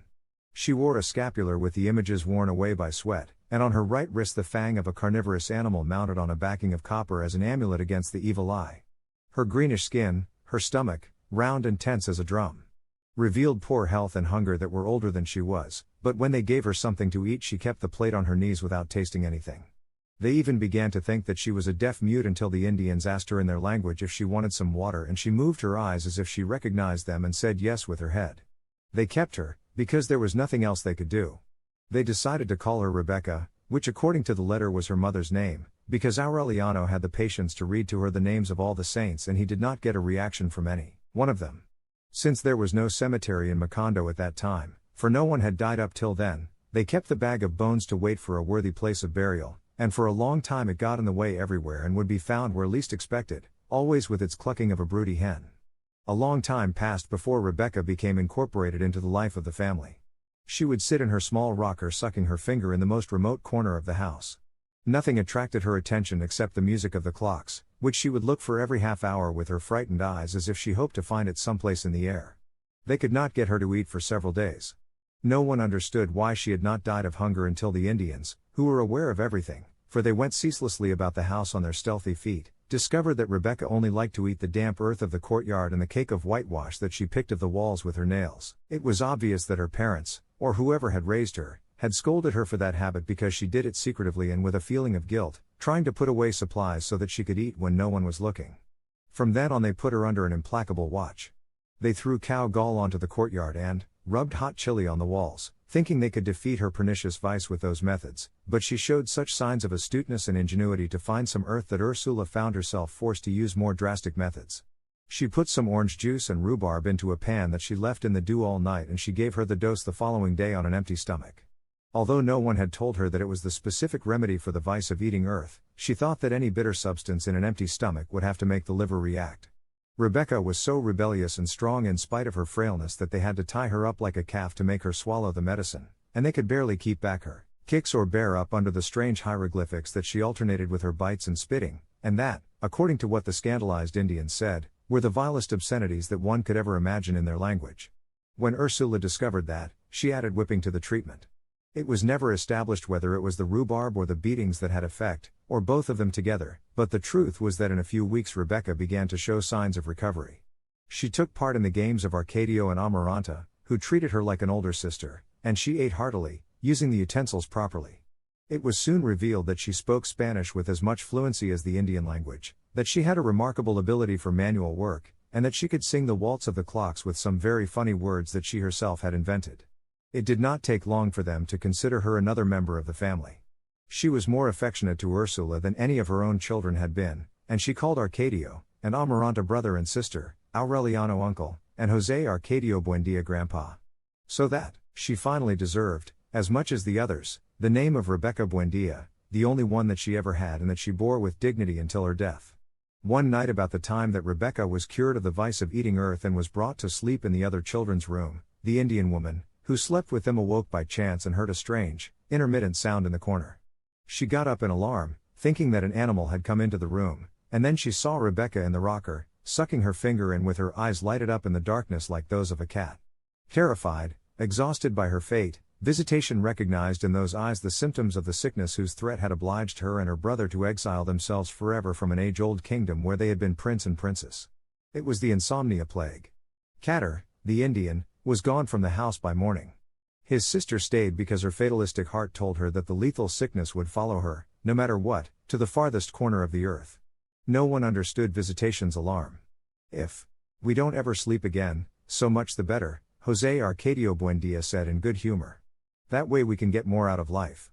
But the Indian woman explained that the most fearsome part of the sickness of insomnia was not the impossibility of sleeping, for the body did not feel any fatigue at all, but its inexorable evolution toward a more critical manifestation, a loss of memory.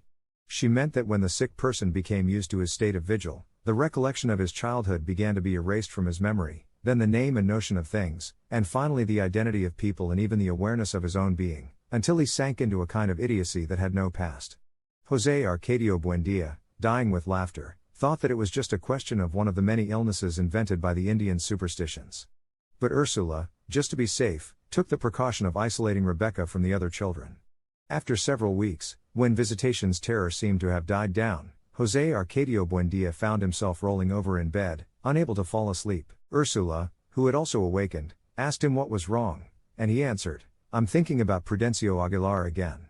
They did not sleep a minute, but the following day they felt so rested that they forgot about the bad night. Aureliano commented with surprise at lunchtime that he felt very well in spite of the fact that he had spent the whole night in the laboratory gilding a brooch that he planned to give to Ursula for her birthday. They did not become alarmed until the third day, when no one felt sleepy at bedtime and they realized that they had gone more than 50 hours without sleeping. "The children are awake too," the Indian said with her fatalistic conviction. "Once it gets into a house no one can escape the plague." They had indeed contracted the illness of insomnia. Ursula, who had learned from her mother the medicinal value of plants, prepared and made them all drink a brew of monkshood, but they could not get to sleep and spent the whole day dreaming on their feet. In that state of hallucinated lucidity, not only did they see the images of their own dreams, but some saw the images dreamed by others. It was as if the house were full of visitors. Sitting in her rocker in a corner of the kitchen, Rebecca dreamed that a man who looked very much like her, dressed in white linen and with his shirt collar closed by a gold button, was bringing her a bouquet of roses. He was accompanied by a woman with delicate hands who took out one rose and put it in the child's hair. Ursula understood that the man and woman were Rebecca's parents, but even though she made a great effort to recognize them, she confirmed her certainty that she had never seen them. In the meantime, through an oversight that José Arcadio Buendia never forgave himself for, the candy animals made in the house were still being sold in the town. Children and adults sucked with delight on the delicious little green roosters of insomnia, the exquisite pink fish of insomnia, and the tender yellow ponies of insomnia, so that dawn on Monday found the whole town awake. No one was alarmed at first. On the contrary, they were happy at not sleeping because there was so much to do in Macondo in those days that there was barely enough time. They worked so hard that soon they had nothing else to do and they could be found at 3 o'clock in the morning with their arms crossed, counting the notes in the waltz of the clock. Those who wanted to sleep, not from fatigue but because of the nostalgia for dreams, tried all kinds of methods of exhausting themselves. They would gather together to converse endlessly, to tell over and over for hours on end the same jokes, to complicate to the limits of exasperation the story about the capon, which was an endless game in which the narrator asked if they wanted him to tell them the story about the capon, and when they answered yes, the narrator would say that he had not asked them to say yes, but whether they wanted him to tell them the story about the capon, and when they answered no, the narrator told them that he had not asked them to say no, but whether they wanted him to tell them the story about the capon, and so on in a vicious circle that lasted entire nights. When José Arcadio Buendia realized that the plague had invaded the town, he gathered together the heads of families to explain to them what he knew about the sickness of insomnia, and they agreed on methods to prevent the scourge from spreading to other towns in the swamp. That was why they took the bells off the goats, bells that the Arabs had swapped them for macaws, and put them at the entrance to town at the disposal of those who would not listen to the advice and entreaties of the sentinels and insisted on visiting the town. All strangers who passed through the streets of Macondo at that time had to ring their bells so that the sick people would know that they were healthy. They were not allowed to eat or drink anything during their stay, for there was no doubt but that the illness was transmitted by mouth, and all food and drink had been contaminated by insomnia. In that way they kept the plague restricted to the perimeter of the town.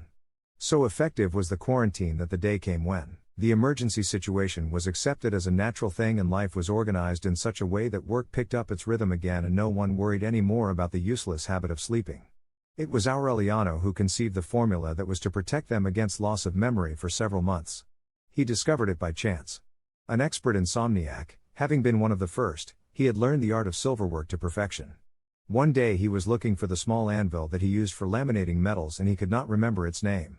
His father told him, "Steak." Aureliano wrote the name on a piece of paper that he pasted to the base of the small anvil, "Steak." In that way he was sure of not forgetting it in the future.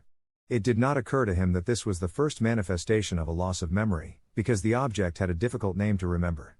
But a few days later B discovered that he had trouble remembering almost every object in the laboratory. Then he marked them with their respective names so that all he had to do was read the inscription in order to identify them. When his father told him about his alarm at having forgotten even the most impressive happenings of his childhood, Aureliano explained his method to him, and José Arcadio Buendia put it into practice all through the house and later on imposed it on the whole village.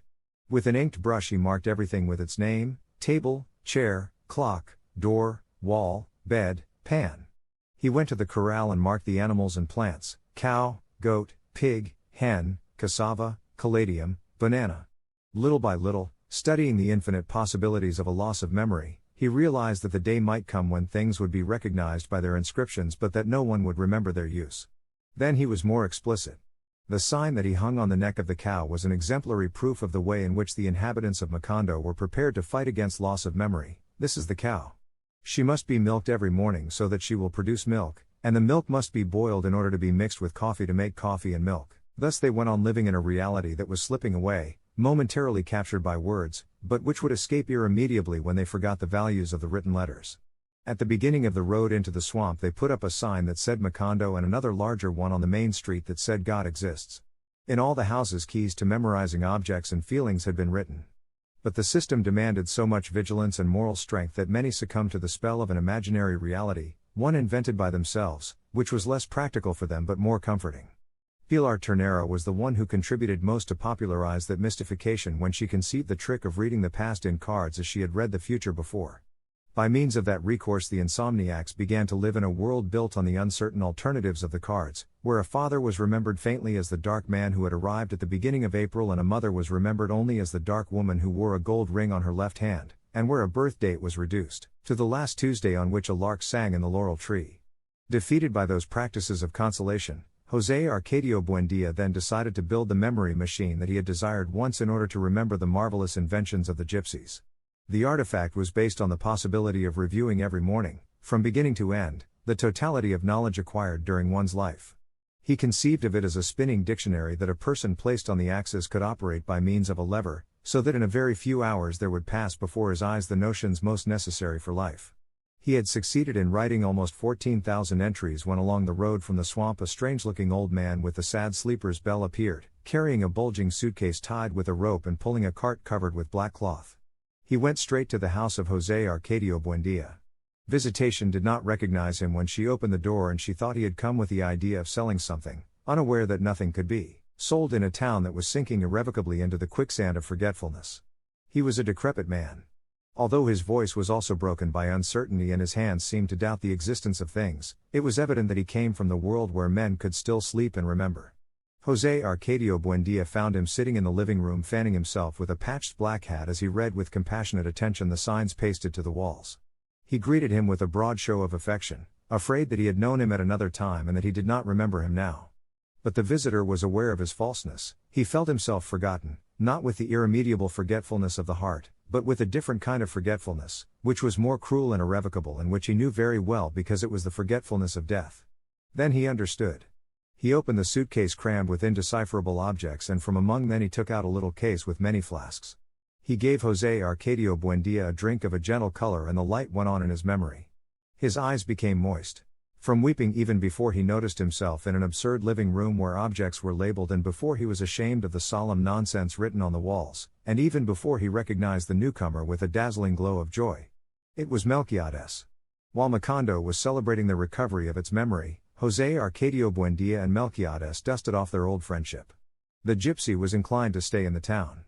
He really had been through death, but he had returned because he could not bear the solitude. Repudiated by his tribe, having lost all of his supernatural faculties because of his faithfulness to life, he decided to take refuge in that corner of the world which had still not been discovered by death, dedicated to the operation of a daguerreotype laboratory. José Arcadio Buendia had never heard of that invention. But when he saw himself and his whole family fastened onto a sheet of iridescent metal for an eternity, he was mute with stupefaction. That was the date of the oxidized daguerreotype in which José Arcadio Buendia appeared with his bristly and graying hair, his cardboard collar attached to his shirt by a copper button, and an expression of startled solemnity, whom Ursula described, dying with laughter, as a frightened general. José Arcadio Buendia was, in fact, frightened on that dear December morning when the daguerreotype was made, for he was thinking that people were slowly wearing away while his image would endure in a metallic plaque. Through a curious reversal of custom, it was Ursula who got that idea out of his head, as it was also she who forgot her ancient bitterness and decided that Melquiades would stay on in the house, although she never permitted them to make a daguerreotype of her because, according to her very words, she did not want to survive as a laughingstock for her grandchildren. That morning she dressed the children in their best clothes, powdered their faces, and gave a spoonful of marrow syrup to each one so that they would all remain absolutely motionless during the nearly 2 minutes in front of Melquiades' fantastic camera. In the family daguerreotype, the only one that ever existed, Aureliano appeared dressed in black velvet between Amaranta and Rebecca. He had the same languor and the same clairvoyant look that he would have years later as he faced the firing squad. But he still had not sensed the premonition of his fate. He was an expert silversmith, praised all over the swampland for the delicacy of his work. In the workshop, which he shared with Melquiades' mad laboratory, he could barely be heard breathing. He seemed to be taking refuge in some other time, while his father and the gypsy with shouts interpreted the predictions of Nostradamus amidst a noise of flasks and trays and the disaster of spilled acids and silver bromide that was lost in the twists and turns it gave at every instant. That dedication to his work, the good judgment with which he directed his attention, had allowed Aureliano to earn in a short time more money than Ursula had with her delicious candy fauna, but everybody thought it strange that he was now a full-grown man and had not known a woman. It was true that he had never had one. Several months later saw the return of Francisco the man, as ancient vagabond who was almost 200 years old and who frequently passed through Macondo distributing songs that he composed himself. In them Francisco the man told in great detail the things that had happened in the towns along his route, from Moner to the edge of the swamp, so that if anyone had a message to send or an event to make public, he would pay him 2 cents to include it in his repertory. That was how Ursula learned of the death of her mother, as a simple consequence of listening to the songs in the hope that they would say something about her son José Arcadio.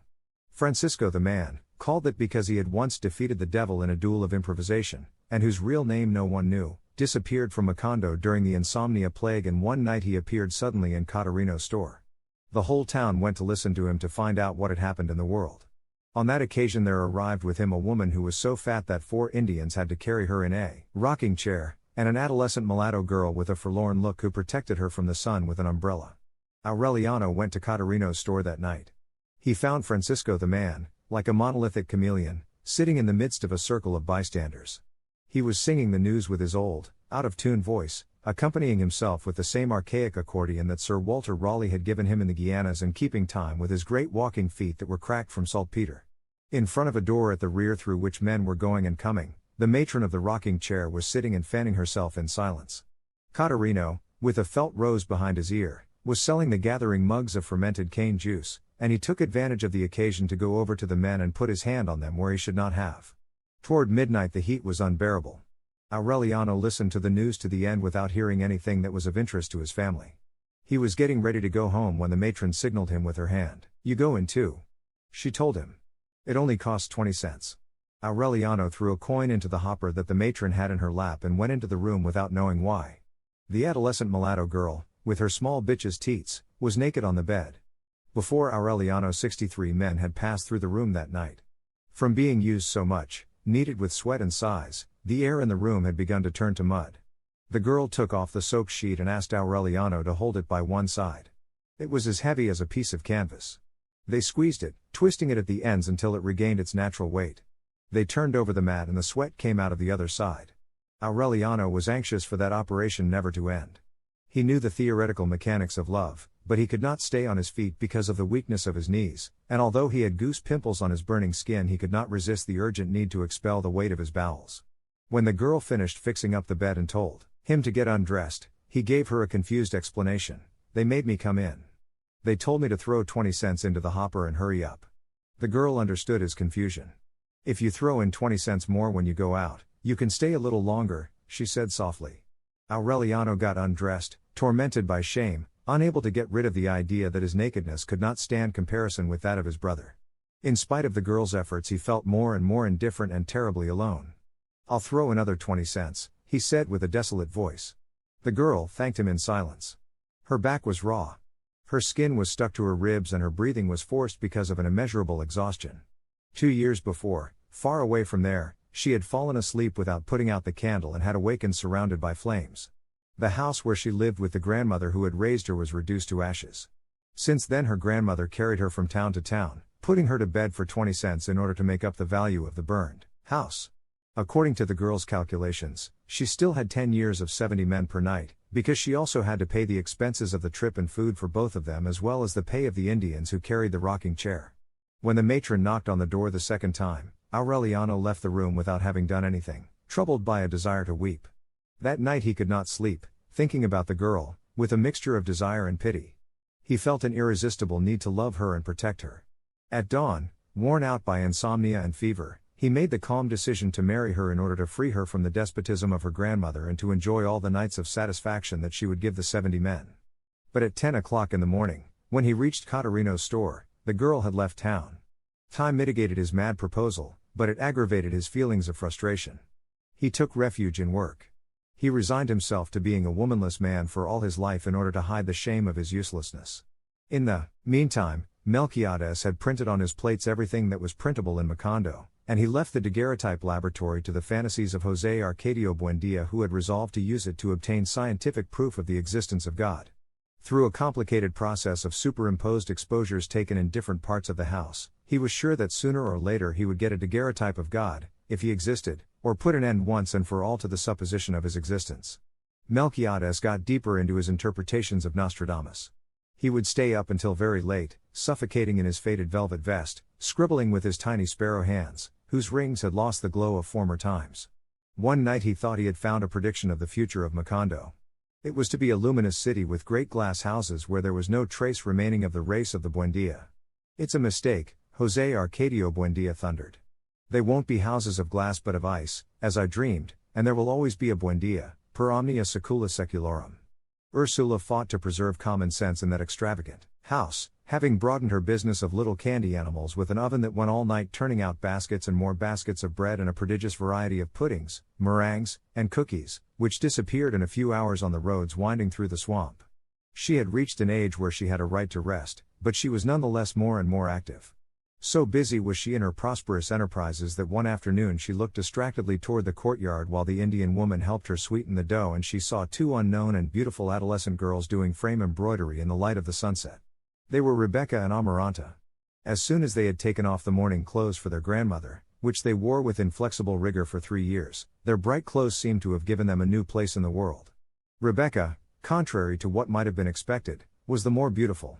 She had a light complexion, large and peaceful eyes, and magical hands that seemed to work out the design of the embroidery with invisible threads. Amaranta, the younger, was somewhat graceless, but she had the natural distinction, the inner tightness of her dead grandmother. Next to them, although he was already revealing the physical drive of his father, Arcadio looked like a child. He set about learning the art of silverwork with Aureliano, who had also taught him how to read and write. Ursula suddenly realized that the house had become full of people, that her children were on the point of marrying and having children, and that they would be obliged to scatter for lack of space. Then she took out the money she had accumulated over long years of hard labor, made some arrangements with her customers, and undertook the enlargement of the house. She had a formal parlor for visits built, another one that was more comfortable and cool for daily use, a dining room with a table with 12 places where the family could sit with all of their guests, 9 bedrooms with windows on the courtyard, and a long porch protected from the heat of noon by a rose garden with a railing on which to place pots of ferns and begonias. She had the kitchen enlarged to hold 2 ovens. The granary where Pilar Ternera had read José Arcadio's future was torn down and another twice as large built so that there would never be a lack of food in the house. She had baths built as the courtyard in the shade of the chestnut tree, one for the women and another for the men, and in the rear a large stable, a fenced-in chicken yard, a shed for the milk cows, and an aviary open to the 4 winds so that wandering birds could roost there at their pleasure. Followed by dozens of masons and carpenters, as if she had contracted her husband's hallucinating fever, Ursula fixed the position of light and heat and distributed space without the least sense of its limitations. The primitive building of the founders became filled with tools and materials, of workmen exhausted by sweat, who asked everybody please not to molest them, exasperated by the sack of bones that followed them everywhere with its dull rattle. In that discomfort, breathing quicklime and tar, no one could see very well how from the bowels of the earth there was rising not only the largest house as the town, but the most hospitable and cool house that had ever existed, in the region of the swamp. José Buendia, trying to surprise divine providence in the midst of the cataclysm, was the one who least understood it. The new house was almost finished when Ursula drew him out of his chimerical world in order to inform him that she had an order to paint the front blue and not white as they had wanted. She showed him the official document. José Arcadio Buendia, without understanding what his wife was talking about, deciphered the signature. "Who is this fellow?" he asked. "The magistrate," Ursula answered disconsolately. "They say he's an authority sent by the government." Don Apolinar Mosquet, the magistrate, had arrived in Macondo very quietly. He put up at the Hotel Jacob, built by one of the first Arabs who came to swap knickknacks from a cause, and on the following day he rented a small room with a door on the street 2 blocks away from the Buendia house. He set up a table and a chair that he had bought from Jacob, nailed up on the wall the shield of the Republic that he had brought with him, and on the door he painted the sign. Magistrate. His first order was for all the houses to be painted blue in celebration of the anniversary of national independence. José Arcadio Buendia, with the copy of the order in his hand, found him taking his nap in a hammock he had set up in the narrow office. "Did you write this paper?" he asked him. Don Apolinar Mosquet, a mature man, timid, with a ruddy complexion, said yes. "By what right?" José Arcadio Buendia asked again. Don Apolinar Mosquet picked up a paper from the drawer of the table and showed it to him. "I have been named magistrate of this town." José Arcadio Buendia did not even look at the appointment. "In this town we do not give orders with pieces of paper," he said without losing his calm. "And so that you know it once and for all, we don't need any judge here because there's nothing that needs judging." Facing Don Apolinar Mosquet, still without raising his voice, he gave a detailed account of how they had founded the village, of how they had distributed the land, opened the roads, and introduced the improvements that necessity required without having bothered the government and without anyone having bothered them. "We are so peaceful that none of us has died even of a natural death," he said. "You can see that we still don't have any cemetery." No one was upset that the government had not helped them. On the contrary, they were happy that up until then it had let them grow in peace, and he hoped that it would continue leaving them that way, because they had not founded a town so that the first upstart who came along would tell them what to do. Don Apolinar had put on his denim jacket, white like his trousers, without losing at any moment the elegance of his gestures. "So that if you want to stay here like any other ordinary citizen, you're quite welcome," José Arcadio Buendia concluded. "But if you've come to cause disorder by making the people paint their houses blue, you can pick up your junk and go back where you came from. Because my house is going to be white, like a dove." Don Apolinar Mosquet turned pale. He took a step backward and tightened his jaws as he said with a certain affliction, "I must warn you that I'm armed." José Arcadio Buendia did not know exactly when his hands regained the useful strength with which he used to pull down horses. He grabbed Don Apolinar Mosquet by the lapels and lifted him up to the level of his eyes. "I'm doing this," he said, "because I would rather carry you around alive and not have to keep carrying you around dead for the rest of my life." In that way he carried him through the middle of the street, suspended by the lapels, until he put him down on his 2 feet on the swamp road. A week later he was back with 6 barefoot and ragged soldiers, armed with shotguns, and an ox cart in which his wife and 7 daughters were traveling. 2 other carts arrived later with the furniture, the baggage, and the household utensils. He settled his family in the Hotel Jacob, while he looked for a house, and he went back to open his office under the protection of the soldiers. The founders of Macondo, resolving to expel the invaders, went with their older sons to put themselves at the disposal of José Arcadio Buendia. But he was against it, as he explained, because it was not manly to make trouble for someone in front of his family, and Don Apolinar had returned with his wife and daughters. So he decided to resolve the situation in a pleasant way. Aureliano went with him. About that time he had begun to cultivate the black mustache with wax tips and the somewhat stentorian voice that would characterize him in the war. Unarmed, without paying any attention to the guards, they went into the magistrate's office. Don Apolinar Mosquet did not lose his calm. He introduced them to 2 of his daughters who happened to be there, Amparo, 16, dark like her mother, and Remedios, only 9, a pretty little girl with lily-colored skin and green eyes. They were gracious and well-mannered. As soon as the men came in, before being introduced, they gave them chairs to sit on. But they both remained standing. "Very well, my friend," José Arcadio Buendia said, "you may stay here, not because you have those bandits with shotguns at the door, but out of consideration for your wife and daughters." Don Apolinar Mosquet was upset, but José Arcadio Buendia did not give him time to reply. "We only make 2 conditions," he went on. "The first, that everyone can paint his house the color he feels like. The second, that the soldiers leave at once. We will guarantee order for you." The magistrate raised his right hand with all the fingers extended. "Your word of honor?" "The word of your enemy," José Arcadio Buendia said. And he added in a bitter tone, because I must tell you one thing, you and I are still enemies." The soldiers left that same afternoon. A few days later, Jose Arcadio Buendia found a house for the magistrate's family. Everybody was at peace except Aureliano. The image of Remedios, the magistrate's younger daughter, who, because of her age, could have been his daughter, kept paining him in some part of his body. It was a physical sensation that almost bothered him when he walked, like a pebble in his shoe. Chapter 4. The new house, white, like a dove, was inaugurated with a dance. Ursula had got that idea from the afternoon when she saw Rebecca and Amaranta changed into adolescents, and it could almost have been said that the main reason behind the construction was a desire to have a proper place for the girls to receive visitors. In order that nothing would be lacking in splendor, she worked like a galley slave as the repairs were underway, so that before they were finished she had ordered costly necessities for the decorations, the table service, and the marvelous invention that was to arouse the astonishment of the town and the jubilation of the young people, the pianola. They delivered it broken down, packed in several boxes that were unloaded along with the Viennese furniture, the Bohemian crystal, the table service from the Indies Company, the tablecloths from Holland, and a rich variety of lamps and candlesticks, hangings and drapes. The import house sent along at its own expense an Italian expert, Pietro Crespi, to assemble and tune the pianola, to instruct the purchasers in its functioning, and to teach them how to dance the latest music printed on its 6 paper rolls. Pietro Crespi was young and blond, the most handsome and well-mannered man who had ever been seen in Macondo, so scrupulous in his dress that in spite of the suffocating heat he would work in his brocade vest and heavy coat of dark cloth. Soaked in sweat, keeping a reverent distance from the owners of the house, he spent several weeks shut up as the parlor with a dedication much like that of Aureliano in his silverwork. One morning, without opening the door, without calling anyone to witness the miracle, he placed the first roll in the pianola, and the tormenting hammering and the constant noise of wooden lathing ceased in a silence that was startled at the order and neatness of the music. They all ran to the parlor. Jose Arcadio Buendia was as if struck by lightning, not because of the beauty of the melody, but because of the automatic working of the keys of the pianola, and he set up Melchiades' camera with the hope of getting a daguerreotype of the invisible player. That day the Italian had lunch with them. Rebecca and Amaranta, serving the table, were intimidated by the way in which the angelic man with pale and ringless hands manipulated the utensils.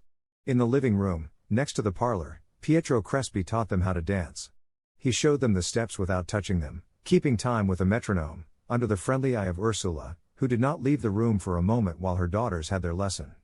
Pietro Crespi wore special pants on those days, very elastic and tight, and dancing slippers. "You don't have to worry so much," Jose Arcadio Buendia told her. "The man's a fairy." But she did not leave off her vigilance until the apprenticeship was over and the Italian left Macondo. Then they began to organize the party. Ursula drew up a strict guest list, in which the only ones invited were the descendants of the founders, except for the family of Pilar Ternera, who by then had had 2 more children by unknown fathers.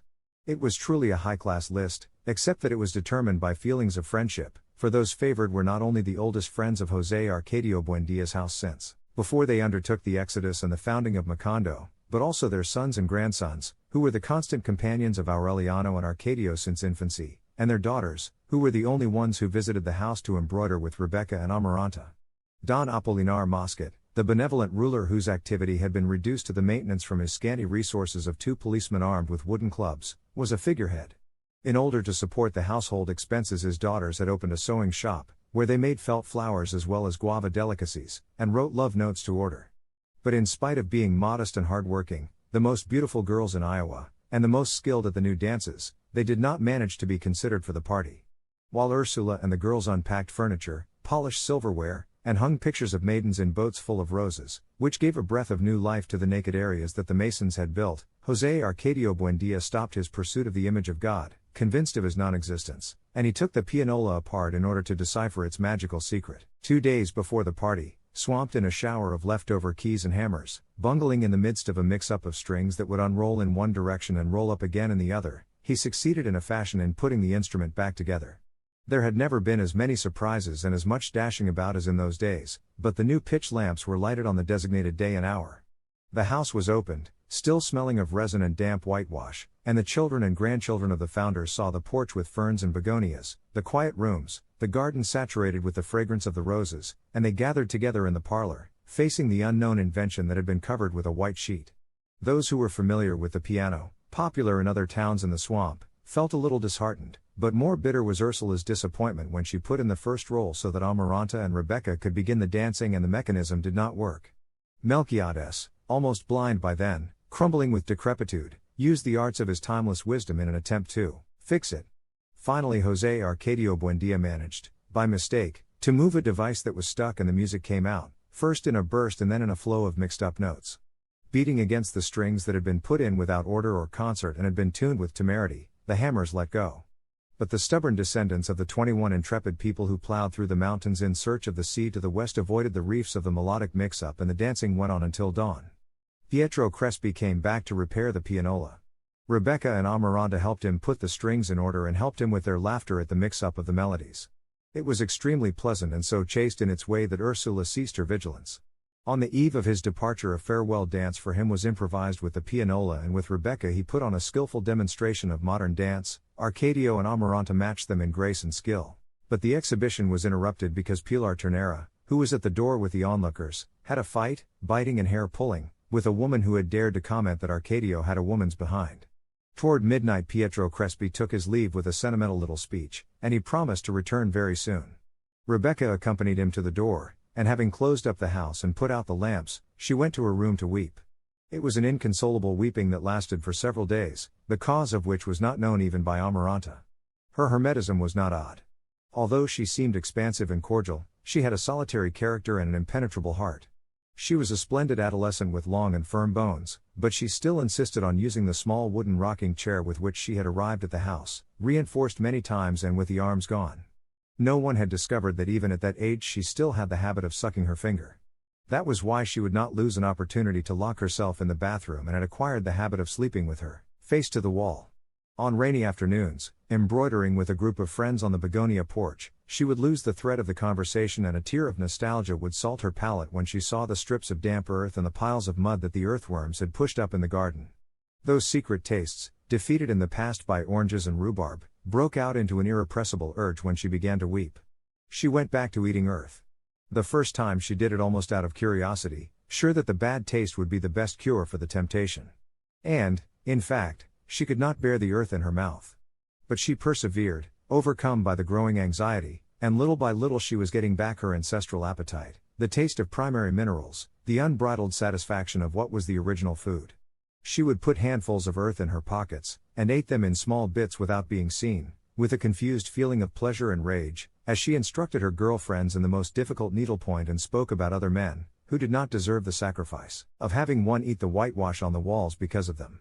The handfuls of earth made the only man who deserved that show of degradation less remote and more certain, as if the ground that he walked on with his fine patent leather boots in another part of the world were transmitting to her the weight and the temperature of his blood in a mineral savor that left a harsh aftertaste in her mouth and a sediment of peace in her heart. One afternoon, for no reason, Amparo Mosquet asked permission to see the house. Amaranta and Rebecca, disconcerted by the unexpected visit, attended her with a stiff formality. They showed her the remodeled mansion, they had her listen to the rolls on the pianola, and they offered her orange marmalade and crackers. Amparo gave a lesson in dignity, personal charm, and good manners that impressed Ursula in the few moments that she was present during the visit.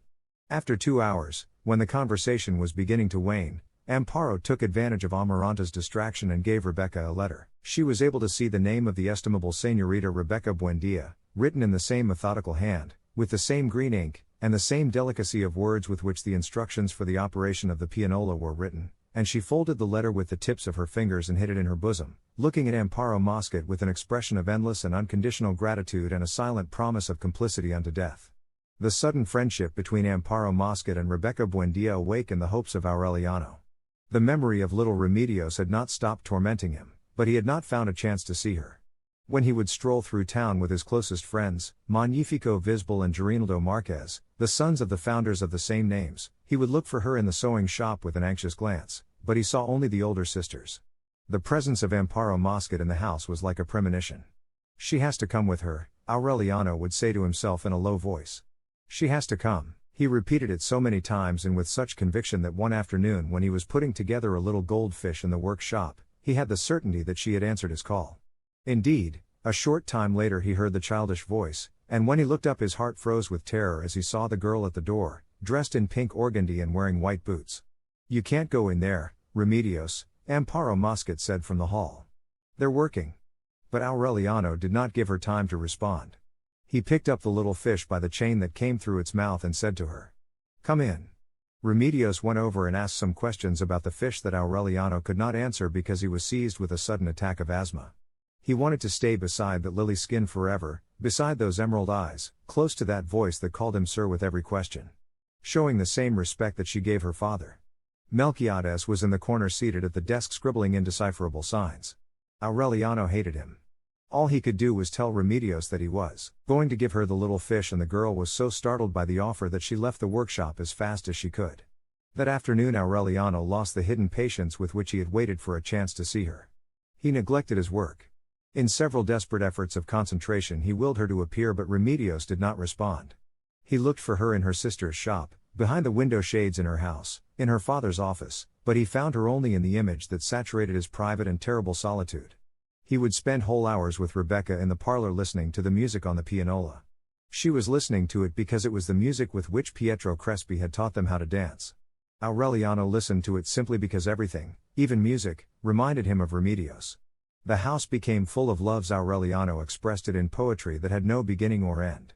He would write it on the harsh pieces of parchment that Melquiades gave him, on the bathroom walls, on the skin of his arms, and in all of it Remedios would appear transfigured. Remedios, in the soporific air of 2 in the afternoon, Remedios in the soft breath of the roses, Remedios in the water clock secrets of the moths, Remedios in the steaming morning bread, Remedios everywhere and Remedios forever. Rebecca waited for her love at 4 in the afternoon, embroidering by the window. She knew that the mailman's mule arrived only every 2 weeks, but she always waited for him, convinced that he was going to arrive on some other day by mistake. It happened quite the opposite. Once the mule did not come on the usual day. Mad with desperation, Rebecca got up in the middle of the night and ate handfuls of earth in the garden with a suicidal drive, weeping with pain and fury, chewing tender earthworms and chipping her teeth on snail shells. She vomited until dawn. She fell into a state of feverish prostration, lost consciousness, and her heart went into a shameless delirium.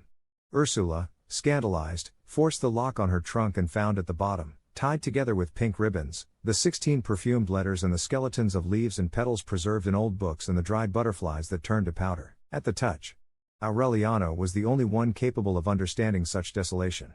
That afternoon, while Ursula was trying to rescue Rebecca from the slough of delirium, he went with Magnifico Visbal and Girinaldo Marquez to Caterino's store. The establishment had been expanded with a gallery of wooden rooms where single women who smelled of dead flowers lived. A group made up of an accordion and drums played the songs of Francisco the Man, who had not been seen in Macondo for several years. The 3 friends drank fermented cane juice. Magnifico and Girinaldo, contemporaries of Aureliano but more skilled in the ways of the world, drank methodically with the women seated on their laps. One of the women, withered and with gold work on her teeth, gave Aureliano a caress that made him shudder. He rejected her. He had discovered that the more he drank the more he thought about Remedios, but he could bear the torture of his recollections better. He did not know exactly when he began to float. He saw his friends and the women sailing in a radiant glow, without weight or mass, saying words that did not come out of their mouths and making mysterious signals that did not correspond to their expressions. Caterino put a hand on his shoulder and said to him, "It's going on 11. Aureliano turned his head, saw the enormous disfigured face with a felt flower behind the ear, and then he lost his memory, as during the times of forgetfulness, and he recovered it on a strange dawn and in a room that was completely foreign, where Pilar Ternera stood in her slip, barefoot, her hair down, holding a lamp over him, startled with disbelief. Aureliano. Aureliano checked his feet and raised his head. He did not know how he had come there, but he knew what his aim was, because he had carried it hidden since infancy in an inviolable backwater of his heart. "I've come to sleep with you," he said. His clothes were smeared with mud and vomit.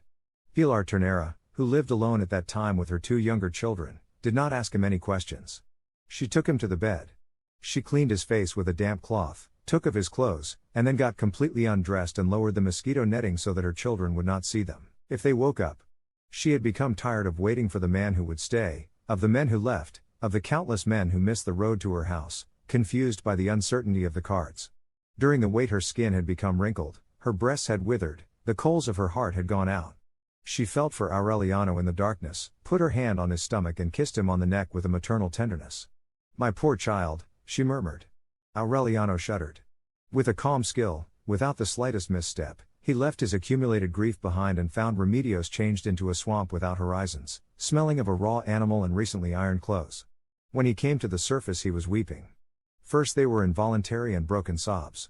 Then he emptied himself out in an unleashed flow, feeling that something swollen and painful had burst inside of him. She waited, snatching his head with the tips of her fingers, until his body got rid of the dark material that would not let him live. "They Pilar Ternera asked him, 'Who is it?'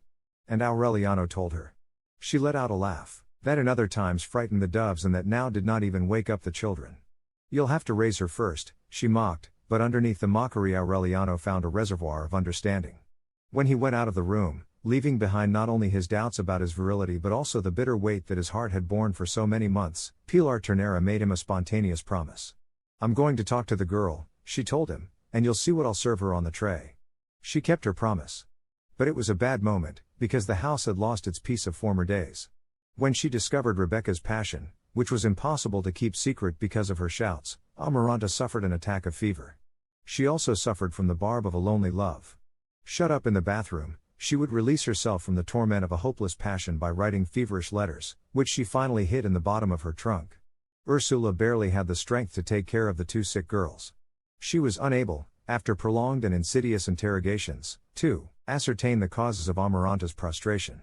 Finally, in another moment of inspiration, she forced the lock on the trunk and found the letters tied with a pink ribbon, swollen with fresh lilies and still wet with tears, addressed and never sent to Pietro Crespi. Weeping with rage, she cursed the day that it had occurred to her to buy the pianola, and she forbade the embroidery lessons and decreed a kind of mourning with no one dead which was to be prolonged until the daughters got over their hopes. Useless was the intervention of José Arcadio Buendia, who had modified his first impression of Pietro Crespi and admired his ability in the manipulation of musical machines. So that when Pilar Ternera told Aureliano that Remedios had decided on marriage, he could see that the news would only give his parents more trouble. Invited to the parlor for a formal interview, José Arcadio Buendia and Ursula listened stonily to their son's declaration. When he learned the name of the fiancée, however, José Arcadio Buendia grew red with indignation. "Love is a disease," he thundered. "With so many pretty and decent girls around, the only thing that occurs to you is to get married to the daughter of our enemy." But Ursula agreed with the choice. She confessed her affection for the 7 Mosquet sisters. For their beauty, their ability for work, their modesty, and their good manners, and she celebrated her son's prudence. Conquered by his wife's enthusiasm, José Arcadio Buendia then laid down one condition. Rebecca, who was the one he wanted, would marry Pietro Crespi. Ursula would take Amaranta on a trip to the capital of the province when she had time, so that contact with different people would alleviate her disappointment. Rebecca got her health back just as soon as she heard of the agreement, and she wrote her fiancé a jubilant letter that she submitted to her parents' approval and put into the mail without the use of any intermediaries. Amaranta pretended to accept the decision and little by little she recovered from her fevers, but she promised herself that Rebecca would marry only over her dead body. The following Saturday José Arcadio Buendia put on his dark suit, his celluloid collar, and the deerskin boots that he had worn for the first time the night of the party, and went to ask for the hand of Remedios Mosquet. The magistrate and his wife received him, pleased and worried at the same time, for they did not know the reason for the unexpected visit, and then they thought that he was confused about the name of the intended bride. In order to remove the mistake, the mother woke Remedios up and carried her into the living room, still drowsy from sleep. They asked her if it was true that she had decided to get married, and she answered, whimpering, that she only wanted them to let her sleep. José Arcadio Buendia, understanding the distress of the Mosquets, went to clear things up with Aureliano. When he returned, the Mosquets had put on formal clothing, had rearranged the furniture and put fresh flowers in the vases, and were waiting in the company of their older daughters. Overwhelmed by the unpleasantness of the occasion and the bothersome hard collar, José Arcadio Buendia confirmed the fact that Remedios, indeed, was the chosen one. "It doesn't make sense," Don Apolinar Mosquet said with consternation. "We have 6 other daughters, all unmarried, and at an age where they deserve it, who would be delighted to be the honorable wife of a gentleman as serious and hard-working as your son," and Aurelito lays his eyes precisely on the one who still wets her bed. His wife, a well-preserved woman with afflicted eyelids and expression, scolded his mistake. When they finished the fruit punch, they willingly accepted Aureliano's decision. Except that Señora Mosquet begged the favor of speaking to Ursula alone. Intrigued, protesting that they were involving her in men's affairs, but really feeling deep emotion, Ursula went to visit her the next day. A half-hour later she returned with the news that Remedios had not reached puberty. Aureliano did not consider that a serious barrier. He had waited so long that he could wait as long as was necessary until his bride reached the age of conception. The newfound harmony was interrupted by the death of Melquiades. Although it was a foreseeable event, the circumstances were not. A few months after his return, a process of aging had taken place in him that was so rapid and critical that soon he was treated as one of those useless great-grandfathers who wander about the bedrooms like shades, dragging their feet, remembering better times aloud, and whom no one bothers about or remembers really until the morning they find them dead in their bed. At first José Arcadio Buendía helped him in his work, enthusiastic over the novelty of the daguerreotypes and the predictions of Nostradamus. But little by little he began abandoning him to his solitude, for communication was becoming increasingly difficult. He was losing his sight and his hearing, he seemed to confuse the people he was speaking to with others he had known in remote epochs of mankind, and he would answer questions with a complex hodgepodge of languages. He would walk along groping in the air, although he passed between objects with an inexplicable fluidity, as if he were endowed with some instinctive direction based on an immediate prescience. One day he forgot to put in his false teeth, which at night he left in a glass of water beside his bed, and he never put them in again. When Ursula undertook the enlargement of the house, she had them build him a special room next to Aureliano's workshop, far from the noise and bustle of the house, with a window flooded with light and a bookcase where she herself put in order the books that were almost destroyed by dust and moths, the flaky stacks of paper covered with indecipherable signs, and the glass with his false teeth, where some aquatic plants with tiny yellow flowers had taken root.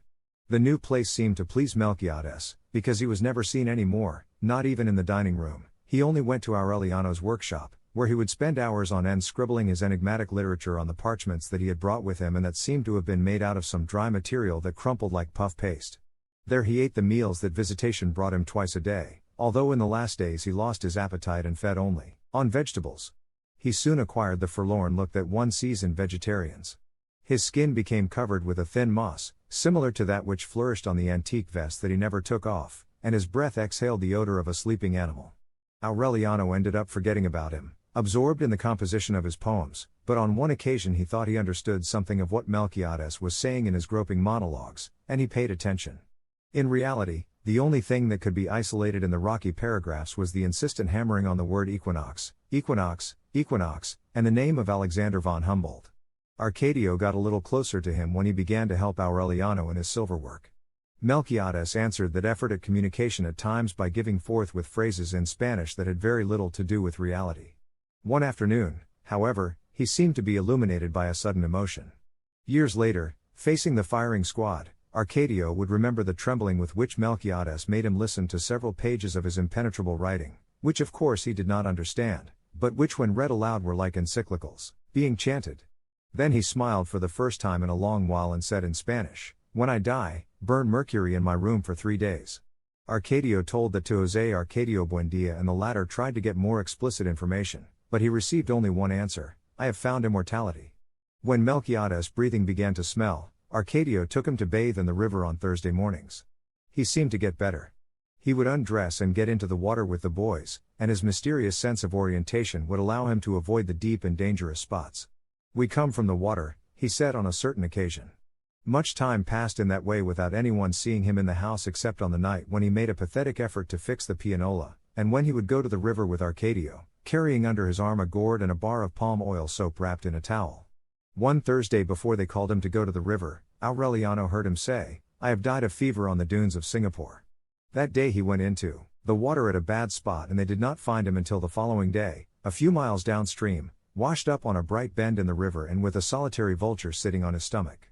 Over the scandalized protests of Ursula, who wept with more grief than she had had for her own father, José Arcadio Buendía was opposed to their burying him. "He is immortal," he said, and he himself revealed the formula of his resurrection. He brought out the forgotten water pipe and put a kettle of mercury to boil next to the body, which little by little was filling with blue bubbles. Don Apolinar Mosquet ventured to remind him that an unburied drowned man was a danger to public health. "None of that, because he's alive," was the answer of José Arcadio Buendía, who finished the 72 hours with the mercurial incense as the body was already beginning to burst with a livid fluorescence, the soft whistles of which impregnated the house with a pestilential vapor. Only then did he permit them to bury him, not in any ordinary way, but with the honors reserved for Macondo's greatest benefactor. It was the first burial and the best attended one that was ever seen in the town, only surpassed, a century later, by Big Mama's funeral carnival. They buried him in a grave dug in the center of the plot destined for the cemetery, with a stone on which they wrote the only thing they knew about him, Melquiades. They gave him his 9 nights of wake. In the tumult that gathered in the courtyard to drink coffee, tell jokes, and play cards, Amaranta found a chance to confess her love to Pietro Crespi, who a few weeks before had formalized his promise to Rebecca and had set up a store for musical instruments and mechanical toys in the same section where the Arabs had lingered in other times swapping knickknacks for macaws, and which the people called the Street of the Turks. The Italian, whose head covered with patent leather curls aroused in women an irrepressible need to sigh, dealt with Amaranta as with a capricious little girl who was not worth taking seriously. "I have a younger brother," he told her. "He's coming to help me in the store." Amaranta felt humiliated and told Pietro Crespi with a virulent anger that she was prepared to stop her sister's wedding even if her own dead body had to lie across the door. The Italian was so impressed by the dramatics of the threat that he could not resist the temptation to mention it to Rebecca. That was how Amaranta's trip, always put off by Ursula's work, was arranged in less than a week. Amaranta put up no resistance, but when she kissed Rebecca goodbye she whispered in her ear, "Don't get your hopes up. Even if they send me to the ends of the earth I'll find some way of stopping you from getting married, even if I have to kill you." With the absence of Ursula, with the invisible presence of Melquiades, who continued his stealthy shuffling through the rooms, the house seemed enormous and empty. Rebecca took charge of domestic order, while the Indian woman took care of the bakery. At dusk, when Pietro Crespi would arrive, preceded by a cool breath of lavender and, always bringing a toy as a gift, his fiancée would receive the visitor in the main parlor with doors and windows open to be safe from any suspicion. It was an unnecessary precaution, for the Italian had shown himself to be so respectful that he did not even touch the hand of the woman who was going to be his wife within the year. Those visits were filling the house with remarkable toys. Mechanical ballerinas, music boxes, acrobatic monkeys, trotting horses, clowns who played the tambourine. The rich and startling mechanical fauna that Pietro Crespi brought dissipated José Arcadio Buendia's affliction over the death of Melquiades and carried him back to his old days as an alchemist. He lived at that time in a paradise of disemboweled animals, of mechanisms that had been taken apart in an attempt to perfect them with a system of perpetual motion based upon the principles of the pendulum. Aureliano, for his part, had neglected the workshop in order to teach little Remedios to read and write. At first the child preferred her dolls to the man who would come every afternoon and who was responsible for her being separated from her toys in order to be bathed and dressed and seated in the parlor to receive the visitor. But Aureliano's patience and devotion finally won her over, up to the point where she would spend many hours with him studying the meaning of the letters and sketching in a notebook with colored pencils little houses with cows in the corral and round suns with yellow rays that hid behind the hills. Only Rebecca was unhappy, because of Amaranta's threat. She knew her sister's character, the haughtiness of her spirit, and she was frightened by the virulence of her anger. She would spend whole hours sucking her finger in the bathroom, holding herself back with an exhausting iron will so as not to eat earth. In search of some relief for her uncertainty, she called Pilar Ternera to read her future. After a string of conventional vagaries, Pilar Ternera predicted, "You will not be happy as long as your parents remain unburied." Rebecca shuddered. As in the memory of a dream she saw herself entering the house as a very small girl, with the trunk and the little rocker, and a bag whose contents she had never known. She remembered a very young and beautiful woman with warm and perfumed hands, who had nothing in common with the Jack of Diamonds in his rheumatic hands, and who used to put flowers in her hair and take her out walking in the afternoon through a town with green streets. "I don't understand," she said. Pilar Ternera seemed disconcerted. "I don't either, but that's what the cards say." Rebecca was so preoccupied with the enigma that she told it to José Arcadio Buendia, and he scolded her for believing in the predictions of the cards, but he undertook the silent task of searching closets and trunks, moving furniture and turning over beds and floorboards looking for the bag of bones. He remembered that he had not seen it since the time of the rebuilding. He secretly summoned the masons and one of them revealed that he had walled up the bag in some bedroom because it bothered him in his work. After several days of listening, with their ears against the walls, they perceived the deep clock.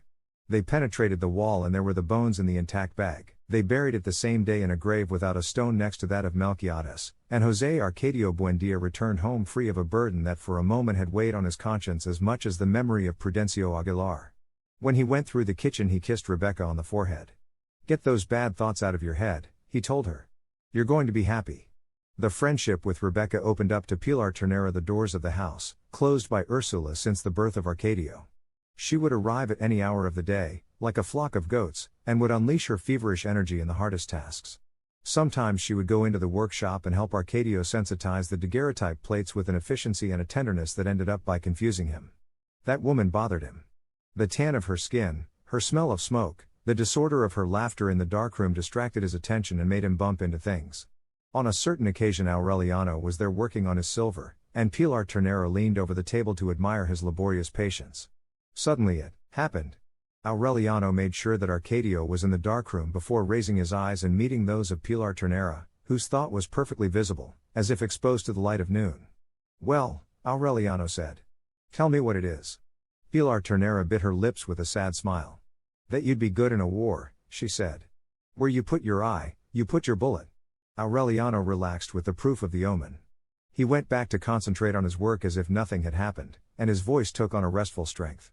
"I will recognize him," he said. "He'll bear my name." José Arcadio Buendía finally got what he was looking for. He connected the mechanism of the clock to a mechanical ballerina, and the toy danced uninterruptedly to the rhythm of her own music for 3 days. That discovery excited him much more than any of his other harebrained undertakings. He stopped eating. He stopped sleeping. Only the vigilance and care of Rebecca kept him from being dragged off by his imagination into a state of perpetual delirium from which he would not recover. He would spend the nights walking around the room thinking aloud, searching for a way to apply the principles of the pendulum to ox carts, to harrows, to everything that was useful when put into motion. The fever of insomnia fatigued him so much that one dawn he could not recognize the old man with white hair and uncertain gestures who came into his bedroom. It was Prudencio Aguilar. When he finally identified him, startled that the dead also aged, José Arcadio Buendía felt himself shaken by nostalgia. "Prudencio," he exclaimed. "You've come from a long way off." After many years of death, the yearning for the living was so intense, the need for company so pressing, so terrifying the neatness of that other death which exists within death, that Prudencio Aguilar had ended up loving his worst enemy.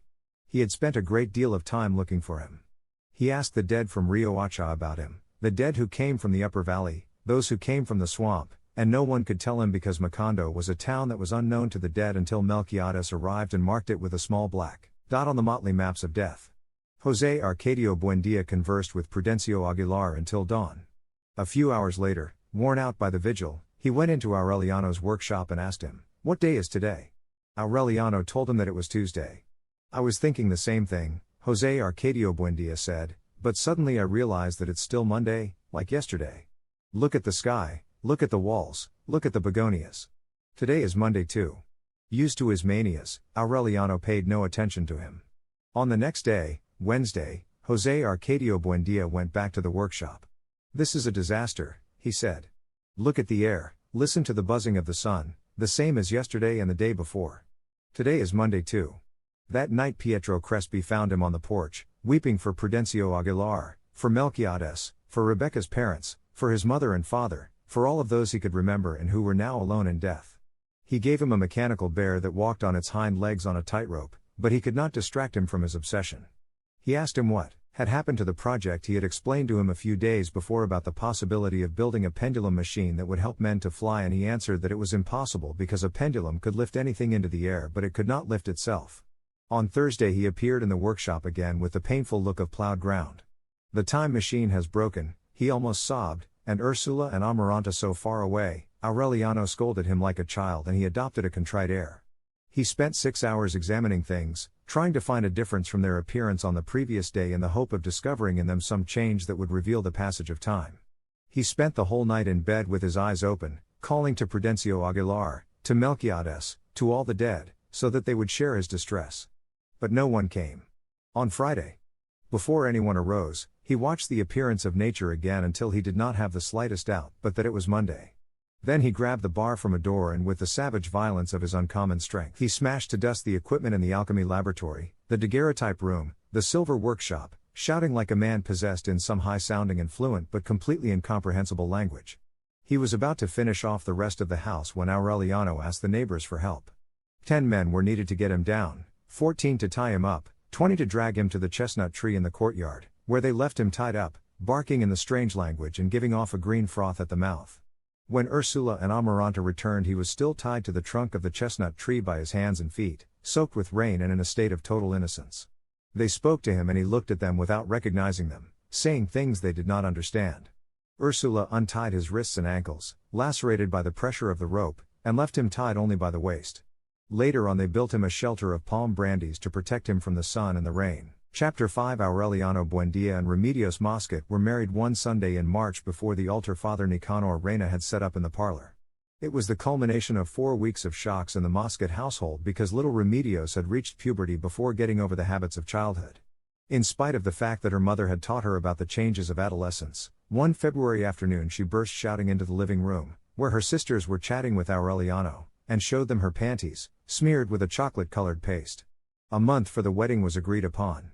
There was barely enough time to teach her how to wash herself, get dressed by herself, and understand the fundamental business of a home. They made her urinate over hot bricks in order to cure her of the habit of wetting her bed. It took a good deal of work to convince her of the inviolability of the marital secret, for Remedios was so confused and at the same time so amazed at the revelation that she wanted to talk to everybody about the details of the wedding night. It was a fatiguing effort, but on the date set for the ceremony the child was as adept in the ways of the world as any of her sisters. Don Apolinar Moscat escorted her by the arm down the street that was decorated with flowers and wreaths amidst the explosion of rockets and the music of several bands, and she waved with her hand and gave her thanks with a smile to those who wished her good luck from the windows. Aureliano, dressed in black, wearing the same patent leather boots with metal fasteners that he would have on a few years later as he faced the firing squad, had an intense paleness and a hard lump in his throat when he met the bride at the door of the house and led her to the altar. She behaved as naturally, with such discretion, that she did not lose her composure, not even when Aureliano dropped the ring as he tried to put it on her finger. In the midst of the murmurs and confusion of the guests, she kept her arm with the fingerless lace glove held up and remained like that with her ring finger ready until the bridegroom managed to stop the ring with his foot before it rolled to the door, and came back blushing to the altar. Her mother and sisters suffered so much from the fear that the child would do something wrong during the ceremony that in the end they were the ones who committed the impertinence of picking her up to kiss her. From that day on the sense of responsibility, the natural grace, the calm control that Remedios would have in the face of adverse circumstances was revealed. It was she who, on her own initiative, put aside the largest piece that she had cut from the wedding cake and took it on a plate with a fork to José Arcadio Buendia. Tied to the trunk of the chestnut tree, huddled on a wooden stool underneath the palm shelter, the enormous old man, discolored by the sun and rain, made a vague smile of gratitude and at the piece of cake with his fingers, mumbling an unintelligible psalm. The only unhappy person in that noisy celebration, which lasted until dawn on Monday, was Rebecca Buendia. It was her own frustrated party. By an arrangement of Ursula's, her marriage was to be celebrated on the same day, but that Friday Pietro Crespi received a letter with the news of his mother's imminent death. The wedding was postponed.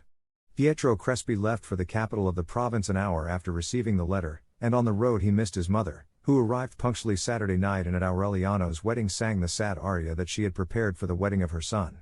Pietro Crespi returned on Sunday midnight to sweep up the ashes of the party, after having worn out 5 horses on the road in an attempt to be in time for his wedding. It was never discovered who wrote the letter. Tormented by Ursula, Amaranta wept with indignation and swore her innocence in front of the altar, which the carpenters had not finished dismantling. Father Nicanor Reina, whom Don Apolinar Moscat had brought from the swamp to officiate at the wedding, was an old man hardened by the ingratitude of his ministry.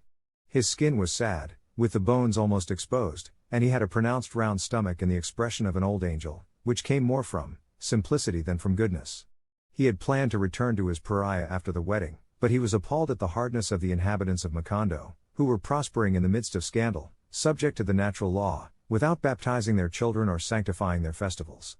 Thinking that no land needed the seed of God so much, he decided to stay on for another week to Christianize both circumcised and Gentile, legalize concubinage, and give the sacraments to the dying. But no one paid any attention to him. They would answer him that they had been many years without a priest, arranging the business of their souls directly with God, and that they had lost the evil of original sin. Tired of preaching in the open, Father Nicanor decided to undertake the building of a church, the largest in the world, with life-size saints and stained glass windows on the sides, so that people would come from Rome to honor God in the center of impiety. He went everywhere begging alms with a copper dish. They gave him a large amount, but he wanted more, because the church had to have a bell that would raise the drowned up to the surface of the water. He pleaded so much that he lost his voice. His bones began to fill with sounds. One Saturday, not even having collected the price of the doors, he fell into a desperate confusion. He improvised an altar in the square, and on Sunday he went through the town with a small bell, as in the days of insomnia, calling people to an open-air mass. Many went out of curiosity. Others from nostalgia. Others so that God would not take the disdain for his intermediary as a personal insult. So that at 8 in the morning half the town was in the square, where Father Nicanor chanted the Gospels in a voice that had been lacerated by his pleading. At the end, when the congregation began to break up, he raised his arms signaling for attention. "Just a moment," he said. "Now we shall witness an undeniable proof of the infinite power of God. The boy who had helped him with the mass brought him a cup of thick and steaming chocolate, which he drank without pausing to breathe. Then he wiped his lips with a handkerchief that he drew from his sleeve, extended his arms, and closed his eyes. Thereupon Father Nicanor rose 6 inches above the level of the ground. It was a convincing measure. He went among the houses for several days repeating the demonstration of levitation by means of chocolate while the acolyte collected so much money in a bag that in less than a month he began the construction of the church. No one doubted the divine origin of the demonstration except José Arcadio Buendia, who without changing expression watched the troop of people who gathered around the chestnut tree one morning to witness the revelation once more. He merely stretched on his stool a little and shrugged his shoulders when Father Nicanor began to rise up from the ground along with the chair he was sitting on. Hoc est simplicissimus, José Arcadio Buendia said. Homo iste statum cordum materiae invenit. Father Nicanor raised his hands and the 4 legs of the chair all landed on the ground at the same time. Nego, he said. Factum hoc existentium de probit sine dubio. Thus it was discovered that José Arcadio Buendia's devilish jargon was Latin. Father Nicanor took advantage of the circumstance of his being the only person who had been able to communicate with him to try to inject the faith into his twisted mind. Every afternoon he would sit by the chestnut tree preaching in Latin, but José Arcadio Buendia insisted on rejecting rhetorical tricks and the transmutation of chocolate, and he demanded the daguerreotype of God as the only proof. Father Nicanor then brought him medals and pictures and even a reproduction of the Veronica, but José Arcadio Buendia rejected them as artistic objects without any scientific basis. He was so stubborn that Father Nicanor gave up his attempts at evangelization and continued visiting him out of humanitarian feelings.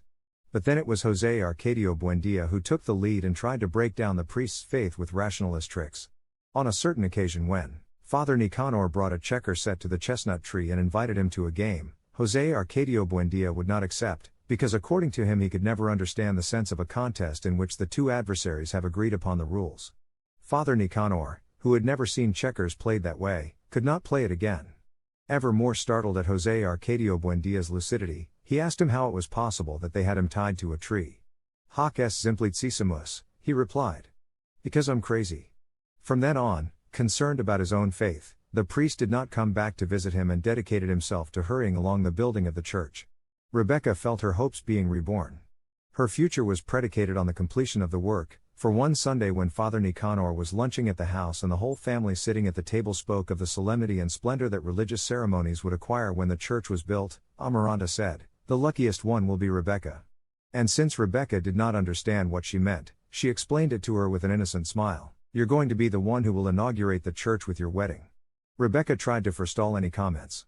The way the construction was going, the church would not be built before another 10 years.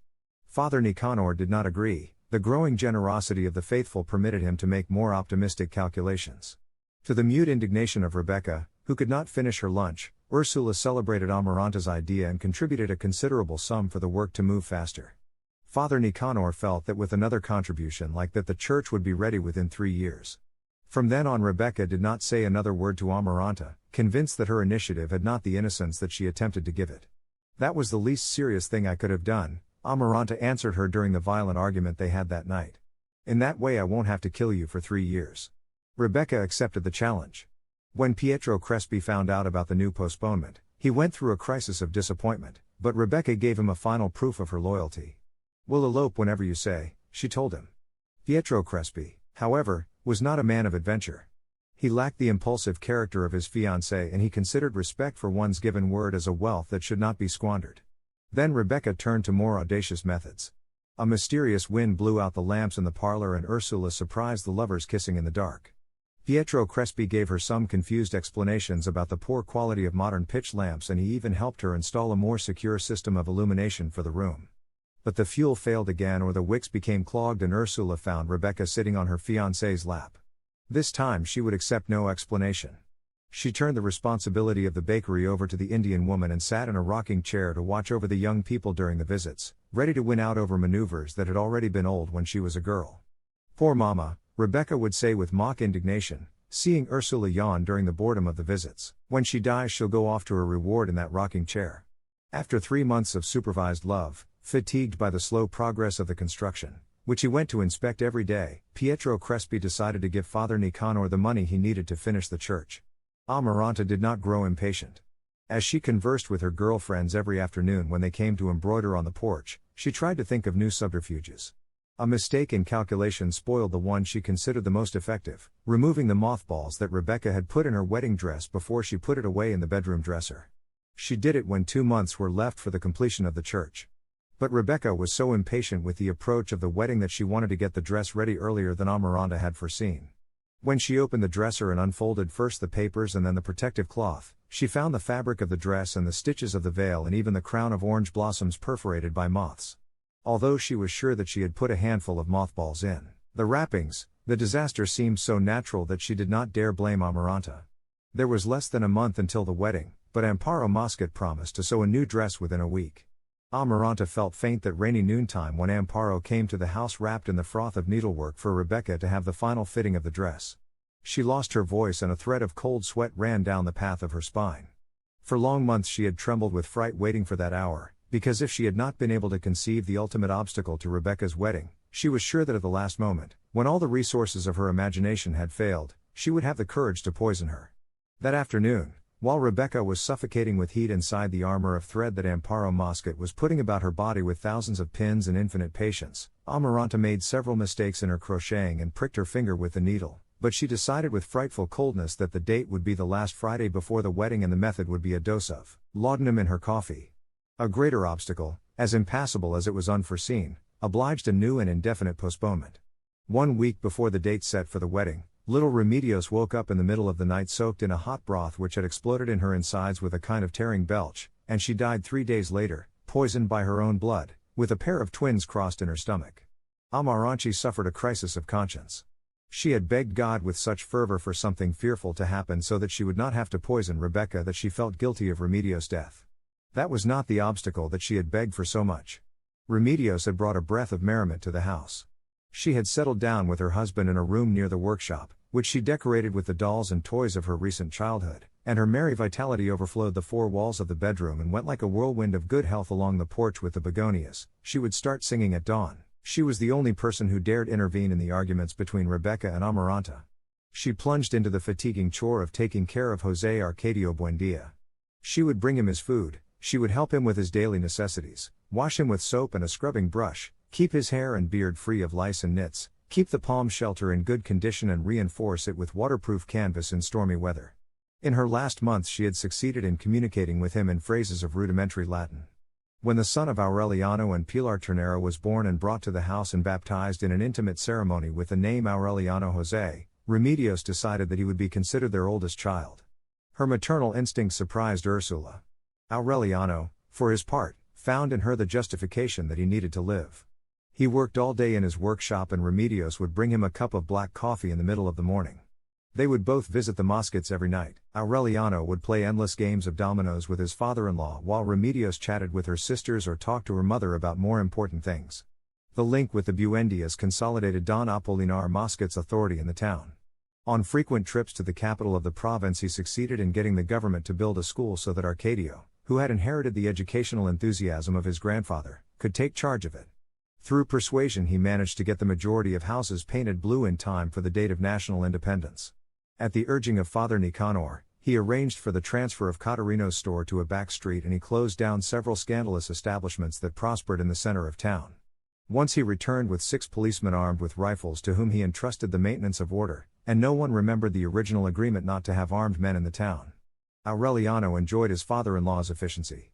"You're going to get as fat as he is," his friends would say to him, but his sedentary life, which accentuated his cheekbones and concentrated the sparkle of his eyes, did not increase his weight or alter the parsimony of his character, but, on the contrary, it hardened on his lips the straight line of solitary meditation and implacable decision. So deep was the affection that he and his wife had succeeded in arousing in both their families that when Remedios announced that she was going to have a child, even Rebecca and Amaranta declared a truce in order to knit items in blue wool if it was to be a boy and in pink wool in case it was a girl. She was the last person Arcadio thought about a few years later when he faced the firing squad. Ursula ordered a mourning period of closed doors and windows, with no one entering or leaving except on matters of utmost necessity. She prohibited any talking aloud for a year and she put Remedios daguerreotype in the place where her body had been laid out, with a black ribbon around it and an oil lamp that was always kept lighted. Future generations, who never let the lamp go out, would be puzzled at that girl, in a pleated skirt, white boots, and with an organdy band around her head, and they were never able to connect her with the standard image of a great-grandmother. Amaranta took charge of Aureliano Jose. She adopted him as a son who would share her solitude and relieve her from the involuntary laudanum that her mad beseeching had thrown into Remedio's coffee. Pietro Crespi would tiptoe in at dusk, with a black ribbon on his hat, and he would pay a silent visit to Rebecca, who seemed to be bleeding to death inside the black dress with sleeves down to her wrists. Just the idea of thinking about a new date for the wedding would have been so irreverent that the engagement turned into an eternal relationship, a fatigued love that no one worried about again. As if the lovers, who in other days had sabotaged the lamps in order to kiss, had been abandoned to the free will of death. Having lost her bearings, completely demoralized, Rebecca began eating earth again. Suddenly, when the morning had gone on so long that the needlepoint sessions began again, someone pushed open the street door at 2 in the afternoon in the mortal silence of the heat, and the braces in the foundation shook with such force that Amaranta and her friends sewing on the porch, Rebecca sucking her finger in her bedroom, Ursula in the kitchen, Aureliano in the workshop, and even Jose Arcadio Buendia under the solitary chestnut tree had the impression that an earthquake was breaking up the house. A huge man had arrived. His square shoulders barely fitted through the doorways. He was wearing a medal of Our Lady of Help around his bison neck, his arms and chest were completely covered with cryptic tattooing, and on his right wrist was the tight copper bracelet of the Niño San Cruz amulet. His skin was tanned by the salt of the open air, his hair was short and straight like the mane of a mule, his jaws were of iron, and he wore a sad smile.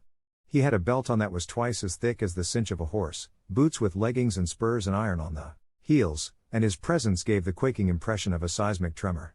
He went through the parlor and the living room, carrying some half-worn saddlebags in his hand, and he appeared like a thunderclap on the porch with the begonias where Amaranta and her friends were paralyzed, their needles in the air.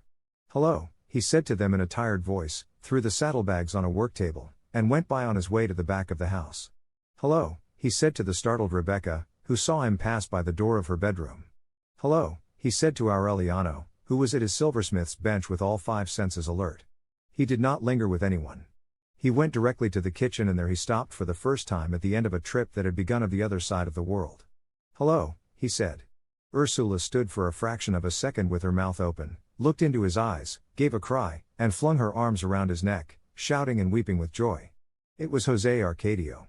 He was returning as poor as when he had left, to such an extreme that Ursula had to give him 2 pesos to pay for the rental of his horse. He spoke a Spanish that was larded with sailor slang. They asked where he had been, and he answered, "Out there." He hung his hammock in the room they assigned him and slept for 3 days.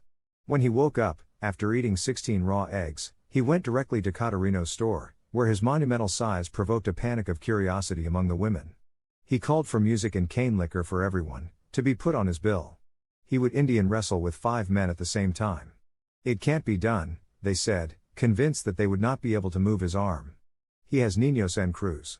Caterino, who did not believe in magical tricks of strength, bet him 12 pesos that he could not move the counter. Jose Arcadio pulled it out of its place, lifted it over his head, and put it in the street. It took 11 men to put it back. In the heat of the party he exhibited his unusual masculinity on the bar, completely covered with tattoos of words in several languages intertwined in blue and red. To the women who were besieging him and coveting him he put the question as to who would pay the most. The one who had the most money offered him 20 pesos. Then he proposed raffling himself off among them at 10 pesos a chance. It was a fantastic price because the most sought-after woman earned 8 pesos a night, but they all accepted. They wrote their names on 14 pieces of paper which they put into a hat, and each woman took one out. When there were only 2 pieces left to draw, it was established to whom they belonged. 5 pesos more from each one, Jose Arcadio proposed, and I'll share myself with both. He made his living that way. He had been around the world 65 times, enlisted in a crew of sailors without a country. The women who went to bed with him that night in Caterino's store brought him naked into the dance salon so that people could see that there was not an inch two of his body that was not tattooed, front and back, and from his neck to his toes. He did not succeed in becoming incorporated into the family. He slept all day and spent the night in the red light district, making bets on his strength. On the rare occasions when Ursula got him to sit down at the table, he gave signs of radiant good humor, especially when he told about his adventures in remote countries. He had been shipwrecked and spent 2 weeks adrift in the Sea of Japan, feeding on the body of a comrade who had succumbed to sunstroke and whose extremely salty flesh as it cooked in the sun had a sweet and granular taste. Under a bright noonday sun in the Gulf of Bengal his ship had killed a sea dragon, in the stomach of which they found the helmet, the buckles, and the weapons of a crusader. In the Caribbean he had seen the ghost of the pirate ship of Victor Hughes, with its sails torn by the winds of death, the masts chewed by sea worms, and still looking for the course to Guadeloupe. Ursula would weep at the table as if she were reading the letters that had never arrived and in which José Arcadio told about his deeds and misadventures. "And there was so much of a home here for you, my son," she would sob, "and so much food thrown to the hogs." But underneath it, and she could not conceive that the boy the gypsies took away was the same lout who would eat half a suckling pig for lunch and whose flatulence withered the flowers. Something similar took place with the rest of the family. Amaranta could not conceal the repugnance that she felt at the table because of his bestial belching. Arcadio, who never knew the secret of their relationship, scarcely answered the questions that he asked with the obvious idea of gaining his affection. Aureliano tried to relive the times when they slept in the same room, tried to revive the complicity of childhood, but José Arcadio had forgotten about it, because life at sea had saturated his memory with too many things to remember. Only Rebecca succumbed to the first impact. The day that she saw him pass by her bedroom, she thought that Pietro Crespi was a sugary dandy next to that protomale whose volcanic breathing could be heard all over the house. She tried to get near him under any pretext. On a certain occasion, José Arcadio looked at her body with shameless attention and said to her, "You're a woman, little sister." Rebecca lost control of herself. She went back to eating earth and the whitewash on the walls with the avidity of previous days, and she sucked her finger with so much anxiety that she developed a callus on her thumb. She vomited up a green liquid with dead leeches in it. She spent nights awake shaking with fever, fighting against delirium, waiting until the house shook with the return of José Arcadio at dawn. One afternoon, when everyone was having a siesta, she could no longer resist and went to his bedroom. She found him in his shorts, lying in the hammock that he had hung from the beams with a ship's hawser. She was so impressed by his enormous motley nakedness that she felt an impulse to retreat. "Excuse me," she said, "I didn't know you were here." But she lowered her voice so as not to wake anyone up. "Come here," he said. Rebecca obeyed. She stopped beside the hammock in an icy sweat, feeling knots forming in her intestines, while José Arcadio stroked her ankles with the tips of his fingers, then her calves, then her thighs, murmuring, "Oh, little sister, little sister." She had to make a supernatural effort not to die when a startlingly regulated cyclonic power lifted her up by the waist and despoiled her of her intimacy with 3 clashes of its claws and quartered her like a little bird. She managed to thank God for having been born before she lost herself in the inconceivable pleasure of that unbearable pain, splashing in the steaming marsh of the hammock which absorbed the explosion of blood like a blotter. 3 days later they were married during the 5 o'clock mass. José Arcadio had gone to Pietro Crespi's store the day before. He found him giving a zither lesson and did not draw him aside to speak to him. "I'm going to marry Rebecca," he told him. Pietro Crespi turned pale, gave the zither to one of his pupils, and dismissed the class. When they were alone in the room that was crowded with musical instruments and mechanical toys, Pietro Crespi said, "She's your sister." "I don't care," José Arcadio replied. Pietro Crespi mopped his brow with a handkerchief that was soaked in lavender. "It's against nature," he explained, "and besides, it's against the law." José Arcadio grew impatient, not so much at the argument as over Pietro Crespi's paleness. "Fuck nature 2 times over," he said. "And I've come to tell you not to bother going to ask Rebecca anything." But his brutal deportment broke down when he saw Pietro Crespi's eyes grow moist. "Now," he said to him in a different tone, "if you really like the family, there's Amaranta for you." Father Nicanor revealed in his Sunday sermon that José Arcadio and Rebecca were not brother and sister. Ursula never forgave what she considered an inconceivable lack of respect, and when they came back from church she forbade the newlyweds to set foot in the house again. For her it was as if they were dead. So they rented a house across from the cemetery and established themselves there with no other furniture but José Arcadio's hammock. On their wedding night a scorpion that had got into her slipper bit Rebecca on the foot. Her tongue went to sleep, but that did not stop them from spending a scandalous honeymoon. The neighbors were startled by the cries that woke up the whole district, as many as 8 times in a single night and 3 times during siesta, and they prayed that such wild passion would not disturb the peace of the dead. Aureliano was the only one who was concerned about them.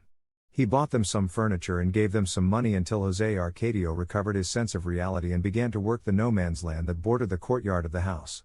Amaranta, on the other hand, never did overcome her rancor against Rebecca, even though life offered her a satisfaction of which she had not dreamed. At the initiative of Ursula, who did not know how to repair the shame, Pietro Crespi continued having lunch at the house on Tuesdays, rising above his defeat with a serene dignity. He still wore the black ribbon on his hat as a sign of respect for the family, and he took pleasure in showing his affection for Ursula by bringing her exotic gifts, Portuguese sardines, Turkish rose marmalade, and on one occasion a lovely manila shawl. Amaranta looked after him with a loving diligence. She anticipated his wants, pulled out the threads on the cuffs of his shirt, and embroidered a dozen handkerchiefs with his initials for his birthday. On Tuesdays, after lunch, while she would embroider on the porch, he would keep her happy company. For Pietro Crespi, that woman whom he always had considered and treated as a child was a revelation. Although her temperament lacked grace, she had a rare sensibility for appreciating the things of the world and had a secret tenderness. One Tuesday, when no one doubted that sooner or later it had to happen, Pietro Crespi asked her to marry him. She did not stop her work. She waited for the hot blush to leave her ears and gave her voice a serene stress of maturity. "Of course, Crespi," she said. "But when we know each other better. It's never good to be hasty in things." Ursula was confused. In spite of the esteem she had for Pietro Crespi, she could not tell whether his decision was good or bad from the moral point of view after his prolonged and famous engagement to Rebecca. But she finally accepted it as an unqualified fact because no one shared her doubts. Aureliano, who was the man of the house, confused her further with his enigmatic and final opinion: "These are not times to go around thinking about weddings." That opinion, which Ursula understood only some months later, was the only sincere one that Aureliano could express at that moment, not only with respect to marriage, but to anything that was not war. He himself, facing a firing squad, would not understand too well the concatenation of the series of subtle but irrevocable accidents that brought him to that point. The death of Remedios had not produced the despair that he had feared. It was, rather, a dull feeling of rage that Grade's ally dissolved in a solitary and passive frustration similar to the one he had felt during the time he was resigned to living without a woman. He plunged into his work again, but he kept up the custom of playing dominoes with his father-in-law. In a house bound up in mourning, the nightly conversations consolidated the friendship between the two men. "Get married again. Aurelito," his father-in-law would tell him. "I have 6 daughters for you to choose from." On one occasion on the eve of the elections, Don Apolinar Moscat returned from one of his frequent trips worried about the political situation in the country. The liberals were determined to go to war. Since Aureliano at that time had very confused notions about the difference between conservatives and liberals, his father-in-law gave him some schematic lessons. The liberals, he said, were Freemasons, bad people, wanting to hang priests, to institute civil marriage and divorce, to recognize the rights of illegitimate children as equal to those of legitimate ones, and to cut the country up into a federal system that would take power away from the supreme authority. The conservatives, on the other hand, who had received their power directly from God, proposed the establishment of public order and family morality. They were the defenders of the faith of Christ, of the principle of authority, and were not prepared to permit the country to be broken down into autonomous entities. Because of his humanitarian feelings, Aureliano sympathized with the liberal attitude with respect to the rights of natural children, but in any case, he could not understand how people arrived at the extreme of waging war over things that could not be touched with the hand. It seemed an exaggeration to him that for the elections his father-in-law had them send 6 soldiers armed with rifles under the command of a sergeant to a town with no political passions. They not only arrived, but they went from house to house confiscating hunting weapons, machetes, and even kitchen knives before they distributed among males over 21 the blue ballots with the names of the conservative candidates and the red ballots with the names of the liberal candidates. On the eve of the elections, Don Apolinar Moscat himself read a decree that prohibited the sale of alcoholic beverages and the gathering together of more than 3 people who were not of the same family. The elections took place without incident. At 8 o'clock on Sunday morning a wooden ballot box was set up in the square, which was watched over by the 6 soldiers. The voting was absolutely free, as Aureliano himself was able to attest since he spent almost the entire day with his father-in-law seeing that no one voted more than once. At 4 in the afternoon a roll of drums in the square announced the closing of the polls and Don Apolinar Moscat sealed the ballot box with a label crossed by his signature. That night, while he played dominoes with Aureliano, he ordered the sergeant to break the seal in order to count the votes. There were almost as many red ballots as blue, but the sergeant left only 10 red ones and made up the difference with blue ones. Then they sealed the box again with a new label and the first thing on the following day it was taken to the capital of the province. "The liberals will go to war," Aureliano said. Don Apolinar concentrated on his domino pieces. "If you're saying that because of the switch in ballots, they won't," he said. "We left a few red ones in so there won't be any complaints." Aureliano understood the disadvantages of being in the opposition. "If I were a liberal," he said, "I'd go to war because of those ballots." His father-in-law looked at him over his glasses. "Come now, Aurelito," he said, "if you were a liberal, even though you're my son-in-law, you wouldn't have seen the switching of the ballots." What really caused indignation in the town was not the results of the elections but the fact that the soldiers had not returned the weapons. A group of women spoke with Aureliano so that he could obtain the return of their kitchen knives from his father-in-law. Don Apolinar Moscat explained to him, in strictest confidence, that the soldiers had taken the weapons off as proof that the liberals were preparing for war. The cynicism of the remark alarmed him. He said nothing, but on a certain night when Gabriel Marquez and Magnifico Visbal were speaking with some other friends about the incident of the knives, they asked him if he was a liberal or a conservative. Aureliano did not hesitate. "If I have to be something, I'll be a liberal," he said, "because the conservatives are tricky." On the following day, at the urging of his friends, he went to see Dr. Illyrio Noguera to be treated for a supposed pain in his liver. He did not even understand the meaning of the subterfuge. Dr. Illyrio Noguera had arrived in Macondo a few years before with a medicine chest of tasteless pills and a medical motto that convinced no one: one nail draws another. In reality, he was a charlatan. Behind his innocent facade of a doctor without prestige, there was hidden a terrorist who with his short-legged boots covered the scars that 5 years in the stocks had left on his legs. Taken prisoner during the first Federalist adventure, he managed to escape to Curaçao disguised in the garment he detested most in this world, a cassock. At the end of a prolonged exile, stirred up by the exciting news that exiles from all over the Caribbean brought to Curaçao, he set out on a smuggler's schooner and appeared in Rio Hacha with the bottles of pills that were nothing but refined sugar and a diploma from the University of Leipzig that he had forged himself. He wept with disappointment. The Federalist fervor, which the exiles had pictured as a powder keg about to explode, had dissolved into a vague electoral illusion. Embittered by failure, yearning for a safe place where he could await old age, the false homeopath took refuge in Macondo.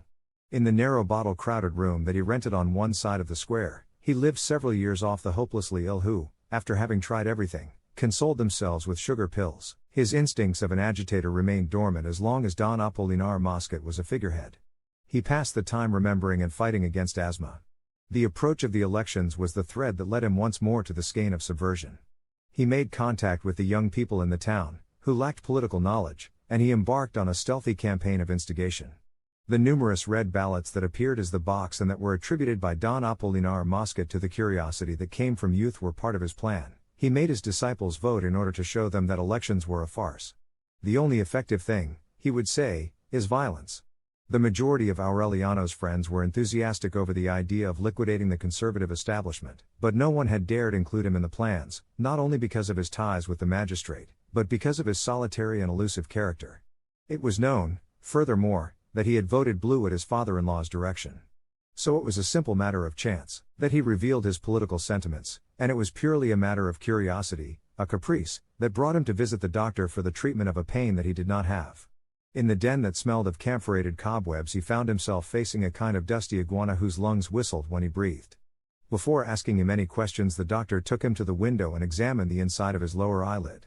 "It's not there," Aureliano said, following what they told him. He pushed the tips of his fingers into his liver and added, "Here's where I have the pain that won't let me sleep." Then Dr. Noguera closed the window with the pretext that there was too much sun, and explained to him in simple terms that it was a patriotic duty to assassinate conservatives. For several days Aureliano carried a small bottle of pills in his shirt pocket. He would take it out every 2 hours, put 3 pills in the palm of his hand, and pop them into his mouth for them to be slowly dissolved on his tongue. Don Apolinar Mosquet made fun of his faith in homeopathy, but those who were in on the plot recognized another one of their people in him. Almost all of the sons of the founders were implicated, although none of them knew concretely what action they were plotting. Nevertheless, the day the doctor revealed the secret to Aureliano, the latter elicited the whole plan of the conspiracy. Although he was convinced at that time of the urgency of liquidating the conservative regime, the plot horrified him. Dr. Noguera had a mystique of personal assassination. His system was reduced to coordinating a series of individual actions which in one master stroke covering the whole nation would liquidate the functionaries of the regime along with their respective families, especially the children, in order to exterminate conservatism at its roots. Don Apolinar Mosquet, his wife, and his 6 daughters, needless to say, were on the list. "You're no liberal or anything else," Aureliano told him without getting excited. "You're nothing but a butcher." "In that case," the doctor replied with equal calm, "give me back the bottle. You don't need it anymore." Only 6 months later did Aureliano learn that the doctor had given up on him as a man of action because he was a sentimental person with no future, with a passive character, and a definite solitary vocation. They tried to keep him surrounded, fearing that he would betray the conspiracy. Aureliano calmed them down. He would not say a word, but on the night they went to murder the Mosquet family they would find him guarding the door. He showed such a convincing decision that the plan was postponed for an indefinite date. It was during those days that Ursula asked his opinion about the marriage between Pietro Crespi and Amaranta, and he answered that these were not times to be thinking about such a thing. For a week he had been carrying an old-fashioned pistol under his shirt. He kept his eyes on his friends. In the afternoon he would go have coffee with Jose, Arcadio and Rebecca, who had begun to put their house in order, and from 7 o'clock on he would play dominoes with his father-in-law. At lunchtime he was chatting with Arcadio, who was already a huge adolescent, and he found him more and more excited over the imminence of war. In school, where Arcadio had pupils older than himself mixed in with children who were barely beginning to talk, the liberal fever had caught on. There was talk of shooting Father Nicanor, of turning the church into a school, of instituting free love. Aureliano tried to calm down his drive. He recommended discretion and prudence to him. Deaf to his calm reasoning, to his sense of reality, Arcadio reproached him in public for his weakness of character. Aureliano waited. Finally, in the beginning of December, Ursula burst into the workshop all upset. War's broken out. War, in fact, had broken out 3 months before. Martial law was in effect in the whole country. The only one who knew it immediately was Don Apolinar Mosquet, but he did not give the news even to his wife while the army platoon that was to occupy the town by surprise was on its way. They entered noiselessly before dawn, with 2 pieces of light artillery drawn by mules, and they set up their headquarters in the school. A 6 p.m. curfew was established. A more drastic search than the previous one was undertaken, house by house, and this time they even took farm implements. They dragged out Dr. Noguera, tied him to a tree in the square, and shot him without any due process of law. Father Nicanor tried to impress the military authorities with the miracle of levitation and had his head split open by the butt of a soldier's rifle. The liberal exultation had been extinguished into a silent terror. Aureliano, pale, mysterious, continued playing dominoes with his father-in-law. He understood that in spite of his present title of civil and military leader of the town, Don Apolinar Mosquet was once more a figurehead. The decisions were made by the army captain, who each morning collected an extraordinary levy for the defense of public order. 4 soldiers under his command snatched a woman who had been bitten by a mad dog from her family and killed her with their rifle butts. One Sunday, 2 weeks after the occupation, Aureliano entered Girinaldo Marquez's house and with his usual terseness asked for a mug of coffee without sugar. When the 2 of them were alone in the kitchen, Aureliano gave his voice an authority that had never been heard before. "Get the boys ready," he said. "We're going to war." Girinaldo Marquez did not believe him. "With what weapons?" he asked. "With theirs," Aureliano replied. Tuesday at midnight in a mad operation, 21 men under the age of 30 commanded by Aureliano Buendia, armed with table knives and sharpened tools, took the garrison by surprise, seized the weapons, and in the courtyard executed the captain and the 4 soldiers who had killed the woman. That same night, while the sound of the firing squad could be heard, Arcadio was named civil and military leader of the town. The married rebels barely had time to take leave of their wives, whom they left to their devices. They left at dawn, cheered by the people who had been liberated from the terror, to join the forces of the revolutionary general Victorio Medina, who, according to the latest reports, was on his way to Monor. Before leaving, Aureliano brought Don Apolinar Mosquet out of a closet. "Rest easy, father-in-law," he told him. "The new government guarantees on its word of honor your personal safety and that of your family."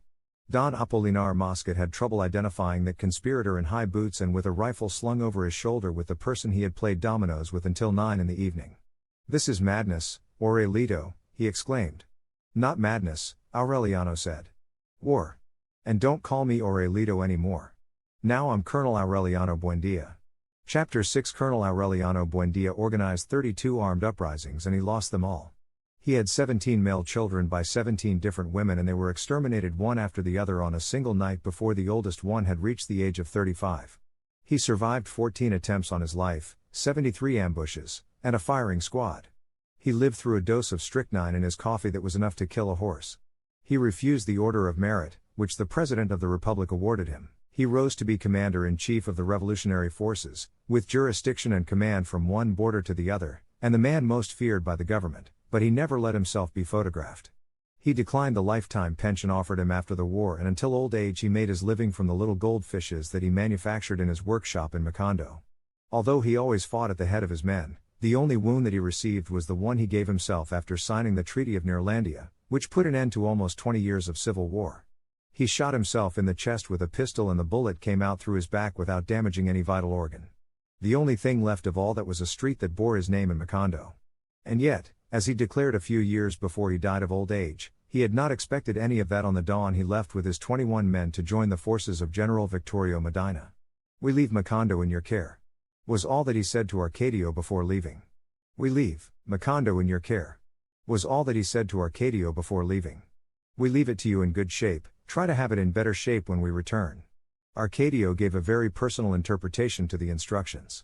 He invented a uniform with the braid and epaulets of a marshal, inspired by the prince in one of Melchiades' books, and around his waist he buckled the saber with gold tassels that had belonged to the executed captain.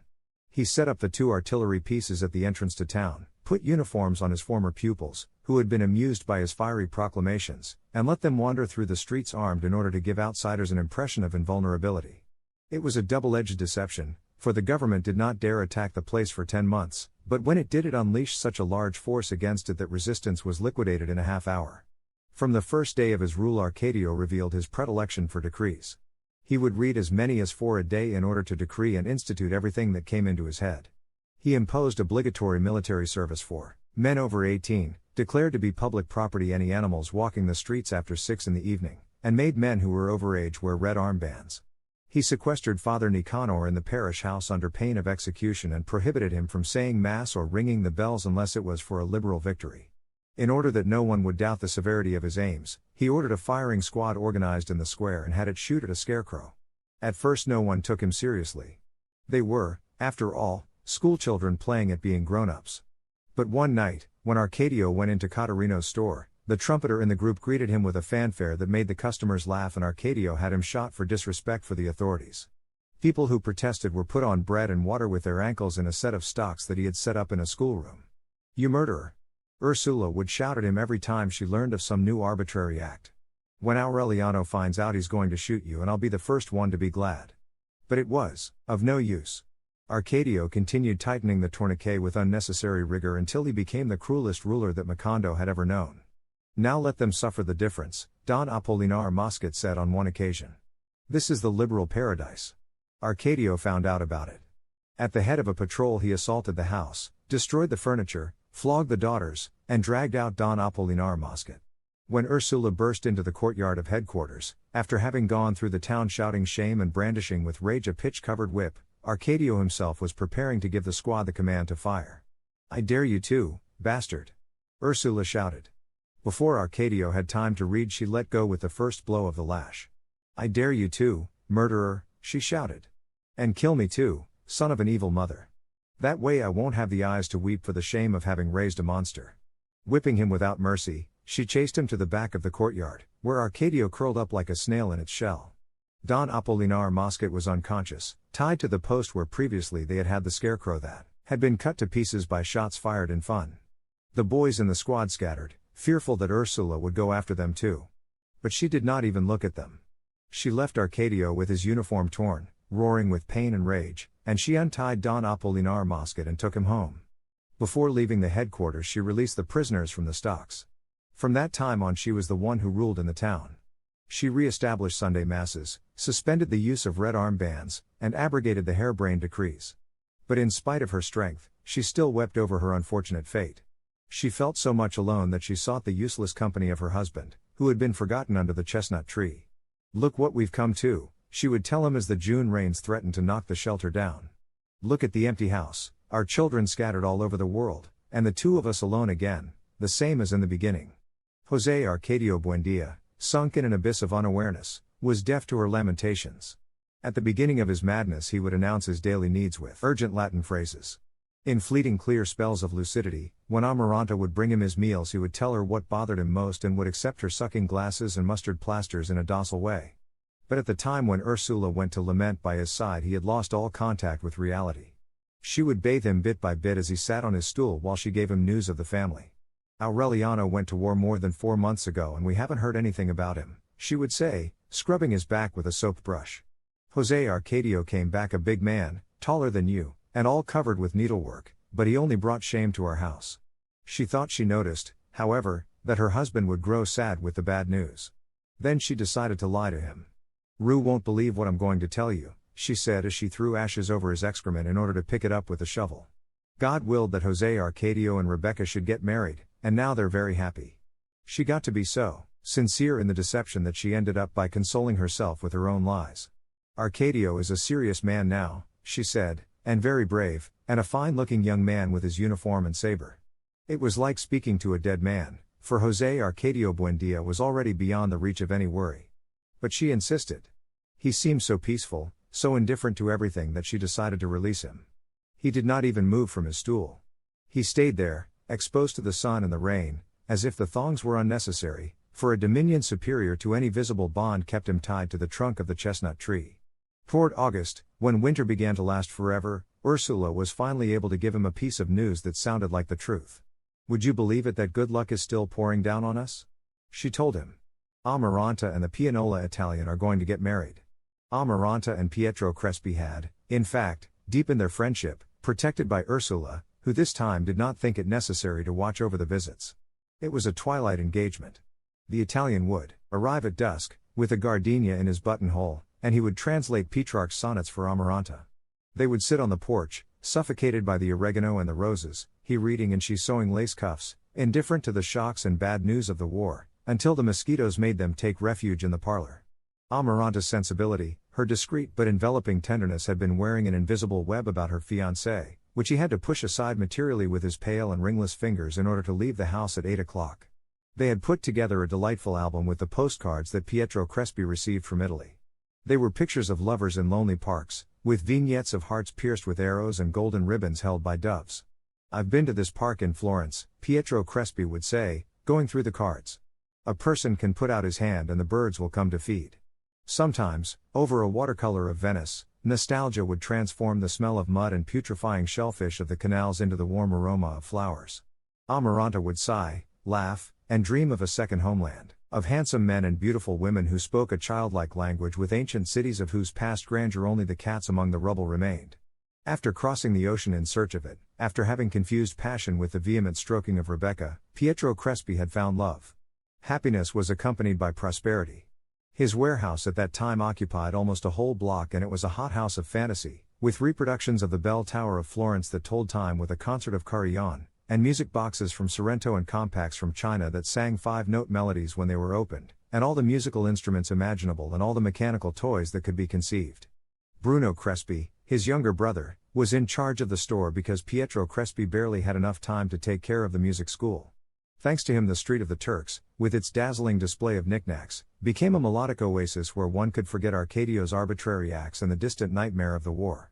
When Ursula ordered the revival of Sunday Mass, Pietro Crespi donated a German harmonium to the church, organized a children's chorus, and prepared a Gregorian repertory that added a note of splendor to Father Nicanor's quiet rite. No one doubted that he would make Amaranta a fortunate mate. Not pushing their feelings, letting themselves be borne along by the natural flow of their heart, they reached a point where all that was left to do was set a wedding date. They did not encounter any obstacles. Ursula accused herself inwardly of having twisted Rebecca's destiny with repeated postponements, and she was not about to add more remorse.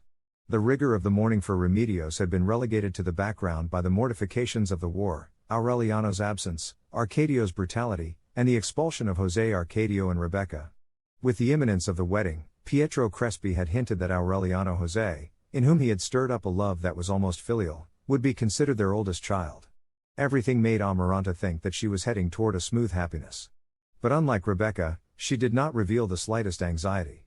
With the same patience with which she dyed tablecloths, sewed lace masterpieces, and embroidered needlepoint peacocks, she waited for Pietro Crespi to be unable to bear the urges of his heart and more. Her day came with the ill-fated October rains. Pietro Crespi took the sewing basket from her lap and he told her, "We'll get married next month."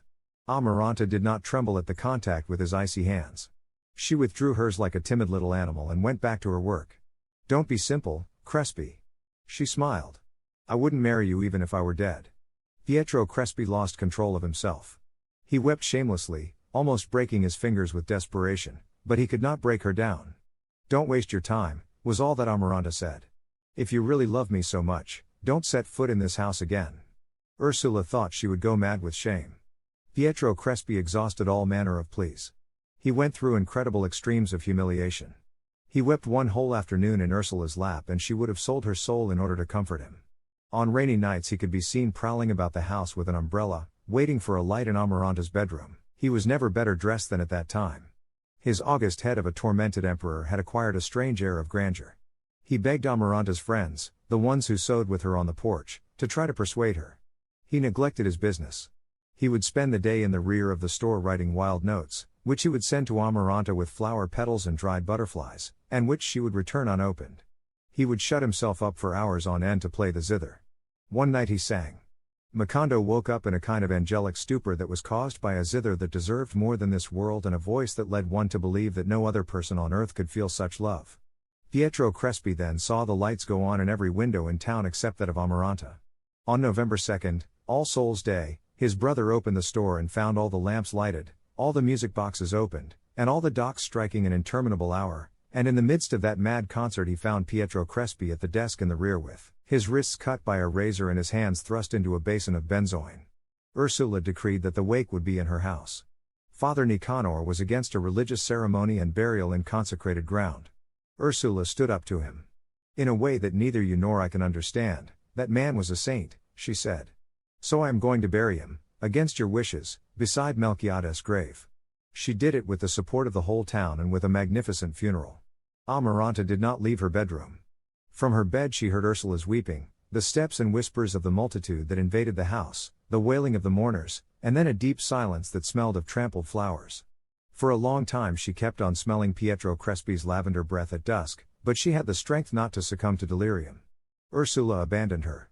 She did not even raise her eyes to pity her on the afternoon when Amaranta went into the kitchen and put her hand into the coals of the stove until it hurt her so much that she felt no more pain but instead smelled the pestilence of her own singed flesh. It was a stupid cure for her remorse. For several days she went about the house with her hand in a pot of egg whites, and when the burns healed it appeared as if the whites had also scarred over the sores on her heart. The only external trace that the tragedy left was the bandage of black gauze that she put on her burned hand and that she wore until her death.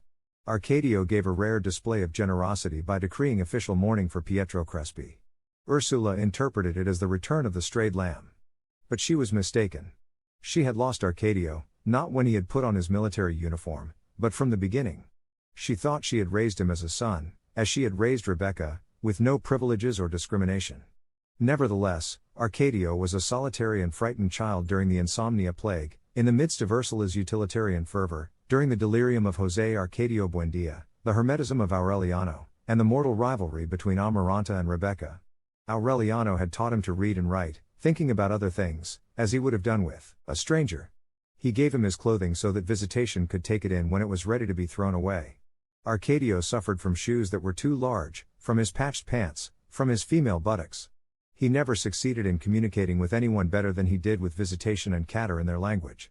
Melchiades was the only one who really was concerned with him as he made him listen to his incomprehensible texts and gave him lessons in the art of daguerreotype.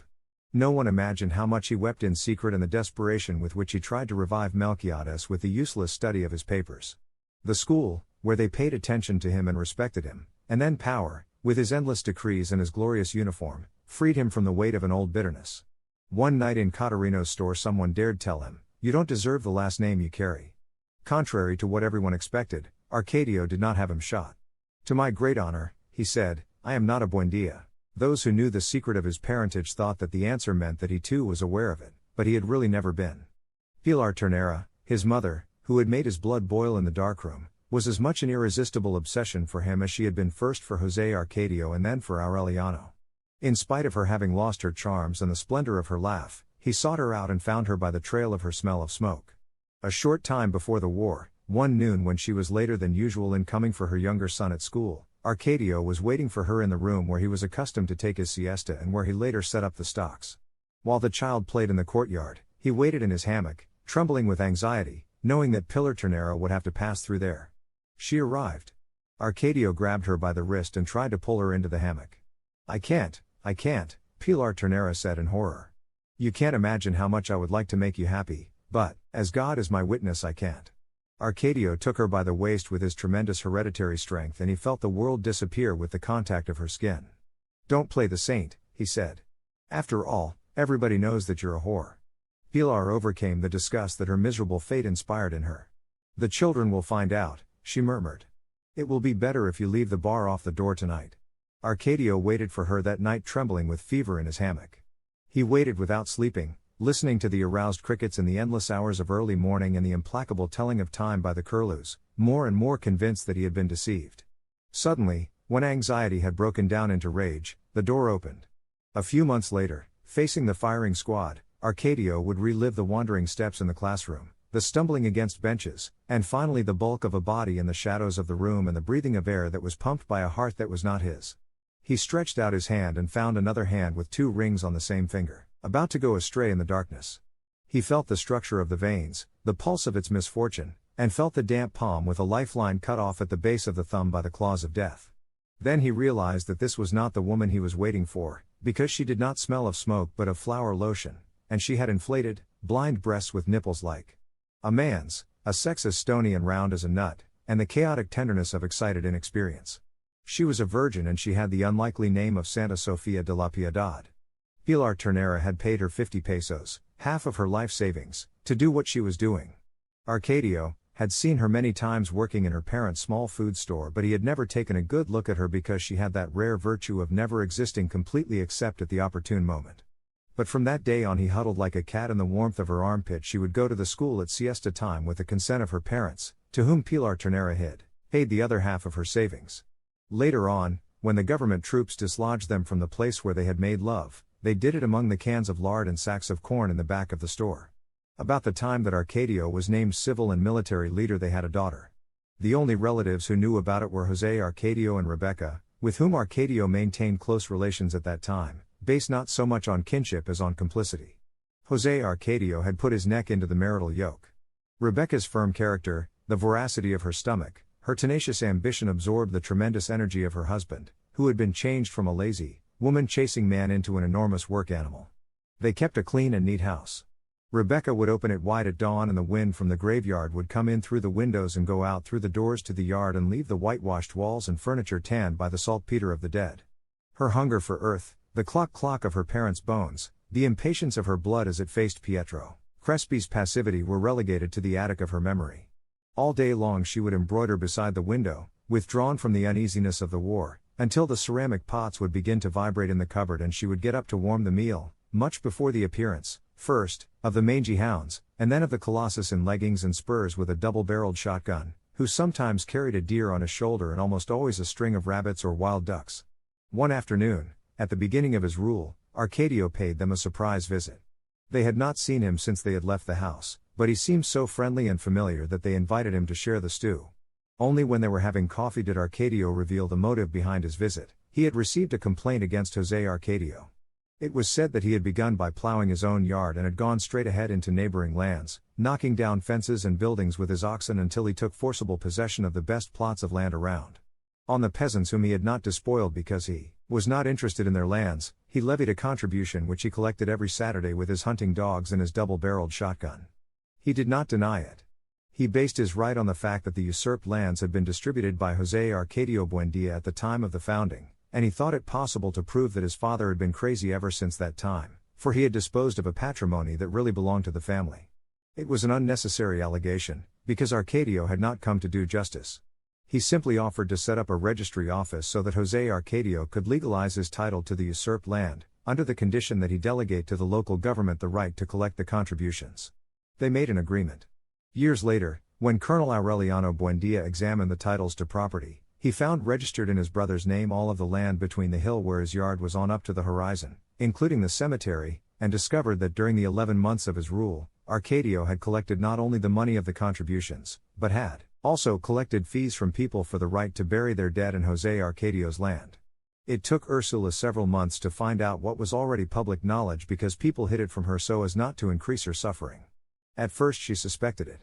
Arcadio is building a house, she confided with feigned pride to her husband as she tried to put a spoonful of calabash syrup into his mouth.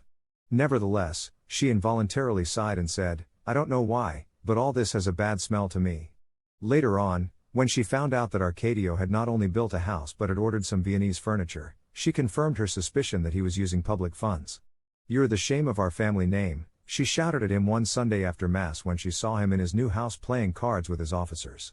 Arcadio paid no attention to her. Only then did Ursula know that he had a 6-month-old daughter and that Santa Sofia de la Piedad, with whom he was living outside of marriage, was pregnant again. She decided to write to Colonel Aureliano Buendia, wherever he was, to bring him up to date on the situation. But the fast-moving events of those days not only prevented her plans from being carried out, they made her regret having conceived them. The war, which until then had been only a word to designate a vague and remote circumstance, became a concrete and dramatic reality. Around the end of February, an old woman with an ashen look arrived in Macondo riding a donkey loaded down with brooms. She seemed so inoffensive that the sentries let her pass without any questions as another vendor, one of the many who often arrived from the towns in the swamp. She went directly to the barracks. Arcadio received her in the place where the classroom used to be and which at that time had been transformed into a kind of rearguard encampment, with roiled hammocks hanging on hooks and mats piled up in the corners, and rifles and carbines and even hunting shotguns scattered on the floor.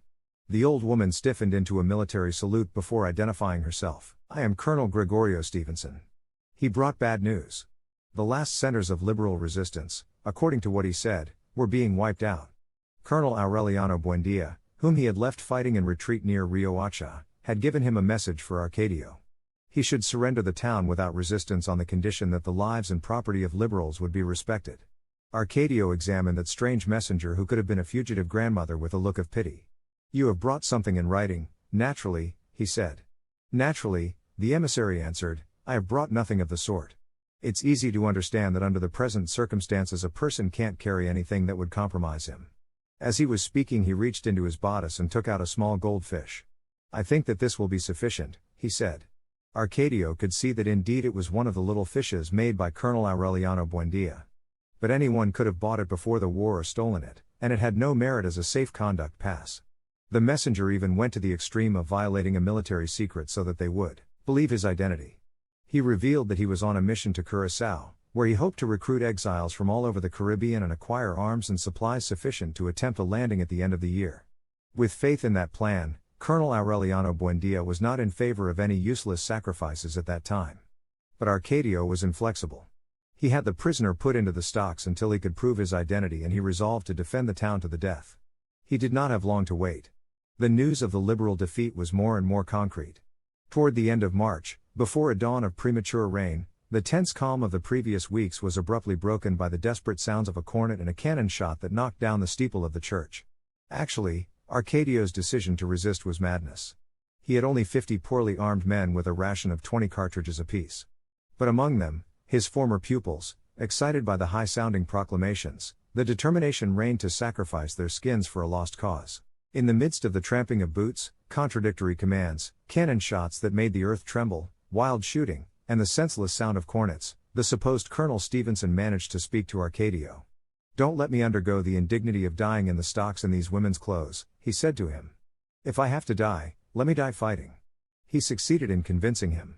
Arcadio ordered them to give him a weapon and 20 cartridges, and he left him with 5 men to defend headquarters while he went off with his staff to head up the resistance.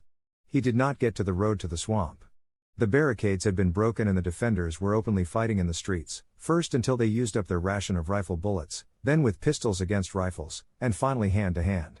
With the imminence of defeat, some women went into the street armed with sticks and kitchen knives. In that confusion, Arcadio found Amaranta, who was looking for him like a madwoman, in her nightgown and with 2 old pistols that had belonged to José Arcadio Buendia. He gave his rifle to an officer who had been disarmed in the fight and escaped with Amaranta through a nearby street to take her home. Ursula was, in the doorway waiting, indifferent to the cannon shots that had opened up a hole in the front of the house next door. The rain was letting up, but the streets were as slippery and as smooth as melted soap, and one had to guess distances in the darkness. Arcadio left Amaranta with Ursula and made an attempt to face 2 soldiers who had opened up with heavy firing from the corner. The old pistols that had been kept for many years in the bureau did not work. Protecting Arcadio with her body, Ursula tried to drag him toward the house. "Come along in the name of God," she shouted at him. "There's been enough madness." The soldiers aimed at them. "Let go of that man, ma'am," one of them shouted, "or we won't be responsible." Arcadio pushed Ursula toward the house and surrendered. A short time later the shooting stopped and the bells began to toll. The resistance had been wiped out in less than half an hour. Not a single one of Arcadio's men had survived the attack, but before dying they had killed 300 soldiers. The last stronghold was the barracks. Before being attacked, the supposed Colonel Gregorio Stevenson had freed the prisoners and ordered his men to go out and fight in the street. The extraordinary mobility and accurate aim with which he placed his 20 cartridges gave the impression that the barracks was well defended, and the attackers blew it to pieces with cannon fire. The captain who directed the operation was startled to find the rubble deserted and a single dead man in his undershorts with an empty rifle still clutched in an arm that had been blown completely off. He had a woman's full head of hair held at the neck with a comb, and on his neck a chain with a small goldfish.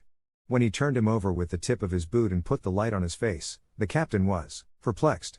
"Jesus Christ," he exclaimed. Other officers came over. "Look where this fellow turned up," the captain said. "It's Gregorio Stevenson." At dawn, after a summary court-martial, Arcadio was shot against the wall of the cemetery. In the last 2 hours of his life he did not manage to understand why the fear that had tormented him since childhood had disappeared. Impassive. Without even worrying about making a show of his recent bravery, he listened to the interminable charges of the accusation. He thought about Ursula, who at that hour must have been under the chestnut tree having coffee with José Arcadio Buendia. He thought about his 8-month-old daughter, who still had no name, and about the child who was going to be born in August. He thought about Santa Sofía de la Piedad, whom he had left the night before salting down a deer for next day's lunch, and he missed her hair pouring over her shoulders and her eyelashes, which looked as if they were artificial. He thought about his people without sentimentality, with a strict dosing of his accounts with life, beginning to understand how much he really loved the people he hated most. The president of the court-martial began his final speech when Arcadio realized that 2 hours had passed. Even if the proven charges did not have merit enough, the president was saying, the irresponsible and criminal boldness with which the accused drove his subordinates onto a useless death would be enough to deserve capital punishment. In the shattered schoolhouse where for the first time he had felt the security of power, a few feet from the room where he had come to know the uncertainty of love, Arcadio found the formality of death ridiculous. Death really did not matter to him, but life did, and therefore the sensation he felt when they gave their decision was not a feeling of fear but of nostalgia. He did not speak until they asked him for his last request. "Tell my wife," he answered in a well-modulated voice, "to give the girl the name of Ursula." He paused and said it again, "Ursula, like her grandmother. And tell her also that if the child that is to be born is a boy, they should name him José Arcadio, not for his uncle, but for his grandfather." Before they took him to the execution wall, Father Nicanor tried to attend him. "I have nothing to repent," Arcadio said, and he put himself under the orders of the squad after drinking a cup of black coffee. The leader of the squad, a specialist in summary executions, had a name that had much more about it than chance, Captain Roque Carnicero, which meant butcher. On the way to the cemetery, under the persistent drizzle, Arcadio saw that a radiant Wednesday was breaking out on the horizon. His nostalgia disappeared with the mist and left an immense curiosity in its place. Only when they ordered him to put his back to the wall did Arcadio see Rebecca, with wet hair and a pink flowered dress, opening wide the door. He made an effort to get her to recognize him. And Rebecca did take a casual look toward the wall and was paralyzed with stupor, barely able to react and wave goodbye to Arcadio. Arcadio answered her the same way. At that instant the smoking mouths of the rifles were aimed at him, and letter by letter he heard the encyclicals that Melquiades had chanted, and he heard the lost steps of Santa Sofía de la Piedad, a virgin, in the classroom, and in his nose he felt the same icy hardness that had drawn his attention in the nostrils of the corpse of Remedios. "Oh, God damn it," he managed to think. "I forgot to say that if it was a girl they should name her Remedios." Then, all accumulated in the rip of a claw, he felt again all the terror that had tormented him in his life. The captain gave the order to fire. Arcadio barely had time to put out his chest and raise his head, not understanding where the hot liquid that burned his thighs was pouring from. "Bastards," he shouted. Long live the Liberal Party. Chapter 7. The war was over in May. 2 weeks before the government made the official announcement in a high-sounding proclamation, which promised merciless punishment for those who had started the rebellion, Colonel Aureliano Buendia fell prisoner just as he was about to reach the western frontier disguised as an Indian witch doctor. Of the 21 men who had followed him to war, 14 fell in combat, 6 were wounded, and only 1 accompanied him at the moment of final defeat, Colonel Geronildo Marquez. The news of his capture was announced in Macondo with a special proclamation. "He's alive," Ursula told her husband. "Let's pray to God for his enemies to show him clemency." After 3 days of weeping, one afternoon as she was stirring some sweet milk candy in the kitchen she heard her son's voice clearly in her ear. It was Aureliano, she shouted, running toward the chestnut tree to tell her husband the news. "I don't know how the miracle took place, but he's alive and we're going to see him very soon." She took it for granted. She had the floors of the house scrubbed and changed the position of the furniture. 1 week later a rumor from somewhere that was not supported by any proclamation gave dramatic confirmation to the prediction. Colonel Aureliano Buendia had been condemned to death and the sentence would be carried out in Macondo as a lesson to the population. On Monday, at 10:30 in the morning, Amaranta was dressing Aureliano José when she heard the sound of a distant troop and the blast of a cornet 1 second before Ursula burst into the room with a shout, "They're bringing him now." The troops struggled to subdue the overflowing crowd with their rifle butts. Ursula and Amaranta ran to the corner, pushing their way through, and then they saw him. He looked like a beggar. His clothing was torn, his hair and beard were tangled, and he was barefoot. He was walking without feeling the burning dust, his hands tied behind his back with a rope that a mounted officer had attached to the head of his horse. Along with him, also ragged and defeated, they were bringing Colonel Gabriel Marquez. They were not sad. They seemed more disturbed by the crowd that was shouting all kinds of insults at the troops. "My son!" Ursula shouted in the midst of the uproar, and she slapped the soldier who tried to hold her back. The officer's horse reared. Then Colonel Aureliano Buendia stopped, tremulous, avoided the arms of his mother, and fixed a stern look on her eyes. "Go home, Mama," he said. "Get permission from the authorities to come see me in jail." He looked at Amaranta, who stood indecisively 2 steps behind Ursula, and he smiled as he asked her, "What happened to your hand?" Amaranta raised the hand with the black bandage. "A burn," she said, and took Ursula away so that the horses would not run her down. The troop took off. A special guard surrounded the prisoners and took them to the jail at a trot. At dusk Ursula visited Colonel Aureliano Buendia in jail. She had tried to get permission through Don Apolinar Mosquet, but he had lost all authority in the face of the military omnipotence. Father Nicanor was in bed with hepatic fever. The parents of Colonel Gabriel Marquez, who had not been condemned to death, had tried to see him and were driven off with rifle butts. Facing the impossibility of finding anyone to intervene, convinced that her son would be shot at dawn, Ursula wrapped up the things she wanted to bring him and went to the jail alone. "I am the mother of Colonel Aureliano Buendia," she announced. The sentries blocked her way. "I'm going in any case," Ursula warned them. "So if you have orders to shoot, start right in." She pushed one of them aside and went into the former classroom, where a group of half-dressed soldiers were oiling their weapons. An officer in a field uniform, ruddy-faced, with very thick glasses and ceremonious manners, signaled to the sentries to withdraw. "I am the mother of Colonel Aureliano Buendia," Ursula repeated. "You must mean," the officer corrected with a friendly smile, "that you are the mother of Mr. Aureliano Buendia." Ursula recognized in his affected way of speaking the languid cadence of the stuck-up people from the highlands. "As you say, Mr., she accepted, "just as long as I can see him." There were superior orders that prohibited visits to prisoners condemned to death, but the officer assumed the responsibility of letting her have a 15-minute stay. Ursula showed him what she had in the bundle: a change of clean clothing, the short boots that her son had worn at his wedding, and the sweet milk candy that she had kept for him since the day she had sensed his return. She found Colonel Aureliano Buendia in the room that was used as a cell, lying on a cot with his arms spread out because his armpits were paved with sores. They had allowed him to shave. The thick mustache with twisted ends accentuated the sharp angles of his cheekbones. He looked paler to Ursula than when he had left, a little taller, and more solitary than ever. He knew all about the details of the house: Pietro Crespi's suicide, Arcadio's arbitrary acts and execution, the dauntlessness of José Arcadio Buendia underneath the chestnut tree. He knew that Amaranta had consecrated her virginal widowhood to the rearing of Aureliano José, and that the latter was beginning to show signs of quite good judgment, and that he had learned to read and write at the same time he had learned to speak. From the moment in which she entered the room, Ursula felt inhibited by the maturity of her son, by his aura of command, by the glow of authority that radiated from his skin. She was surprised that he was so well informed. "You knew all along that I was a wizard," he joked. And he added in a serious tone, "This morning, when they brought me here, I had the impression that I had already been through all that before." In fact, while the crowd was roaring alongside him, he had been concentrating his thoughts, startled at how the town had aged. The leaves of the almond trees were broken. The houses, painted blue, then painted red, had ended up with an indefinable coloration. "What did you expect?" Ursula sighed. "Time passes. That's how it goes," Aureliano admitted, "but not so much." In that way the long-awaited visit, for which both had prepared questions and had even anticipated answers, was once more the usual everyday conversation. When the guard announced the end of the visit, Aureliano took out a roll of sweaty papers from under the cot.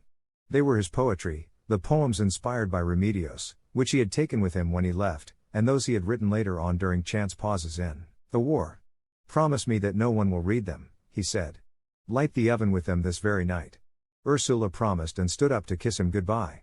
"I brought you a revolver," she murmured. Colonel Aureliano Buendia saw that the sentry could not see. "It won't do me any good," he said in a low voice, "but give it to me in case they search you on the way out." Ursula took the revolver out of her bodice and put it under the mattress of the cot. "And don't say goodbye," he concluded with emphatic calmness. Don't beg or bow down to anyone. Pretend that they shot me a long time ago. Ursula bit her lip so as not to cry. Put some hot stones on those sores, she said. She turned halfway around and left the room. Colonel Aureliano Buendia remained standing, thoughtful, until the door closed. Then he lay down again with his arms open. Since the beginning of adolescence, when he had begun to be aware of his premonitions, he thought that death would be announced with a definite, unequivocal, irrevocable signal, but there were only a few hours left before he would die, and the signal had not come. On a certain occasion, a very beautiful woman had come into his camp in Tucurinca and asked the sentries permission to see him. They let her through because they were aware of the fanaticism of mothers, who sent their daughters to the bedrooms of the most famous warriors, according to what they said, to improve the breed. That night Colonel Aureliano Buendia was finishing the poem about the man who was lost in the rain when the girl came into his room.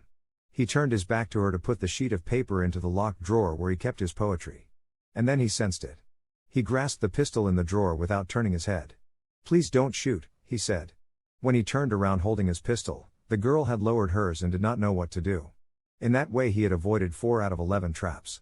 On the other hand, someone who was never caught entered the revolutionary headquarters one night in Monar and stabbed to death his close friend Colonel Magnifico Visbal, to whom he had given his cot so that he could sweat out a fever.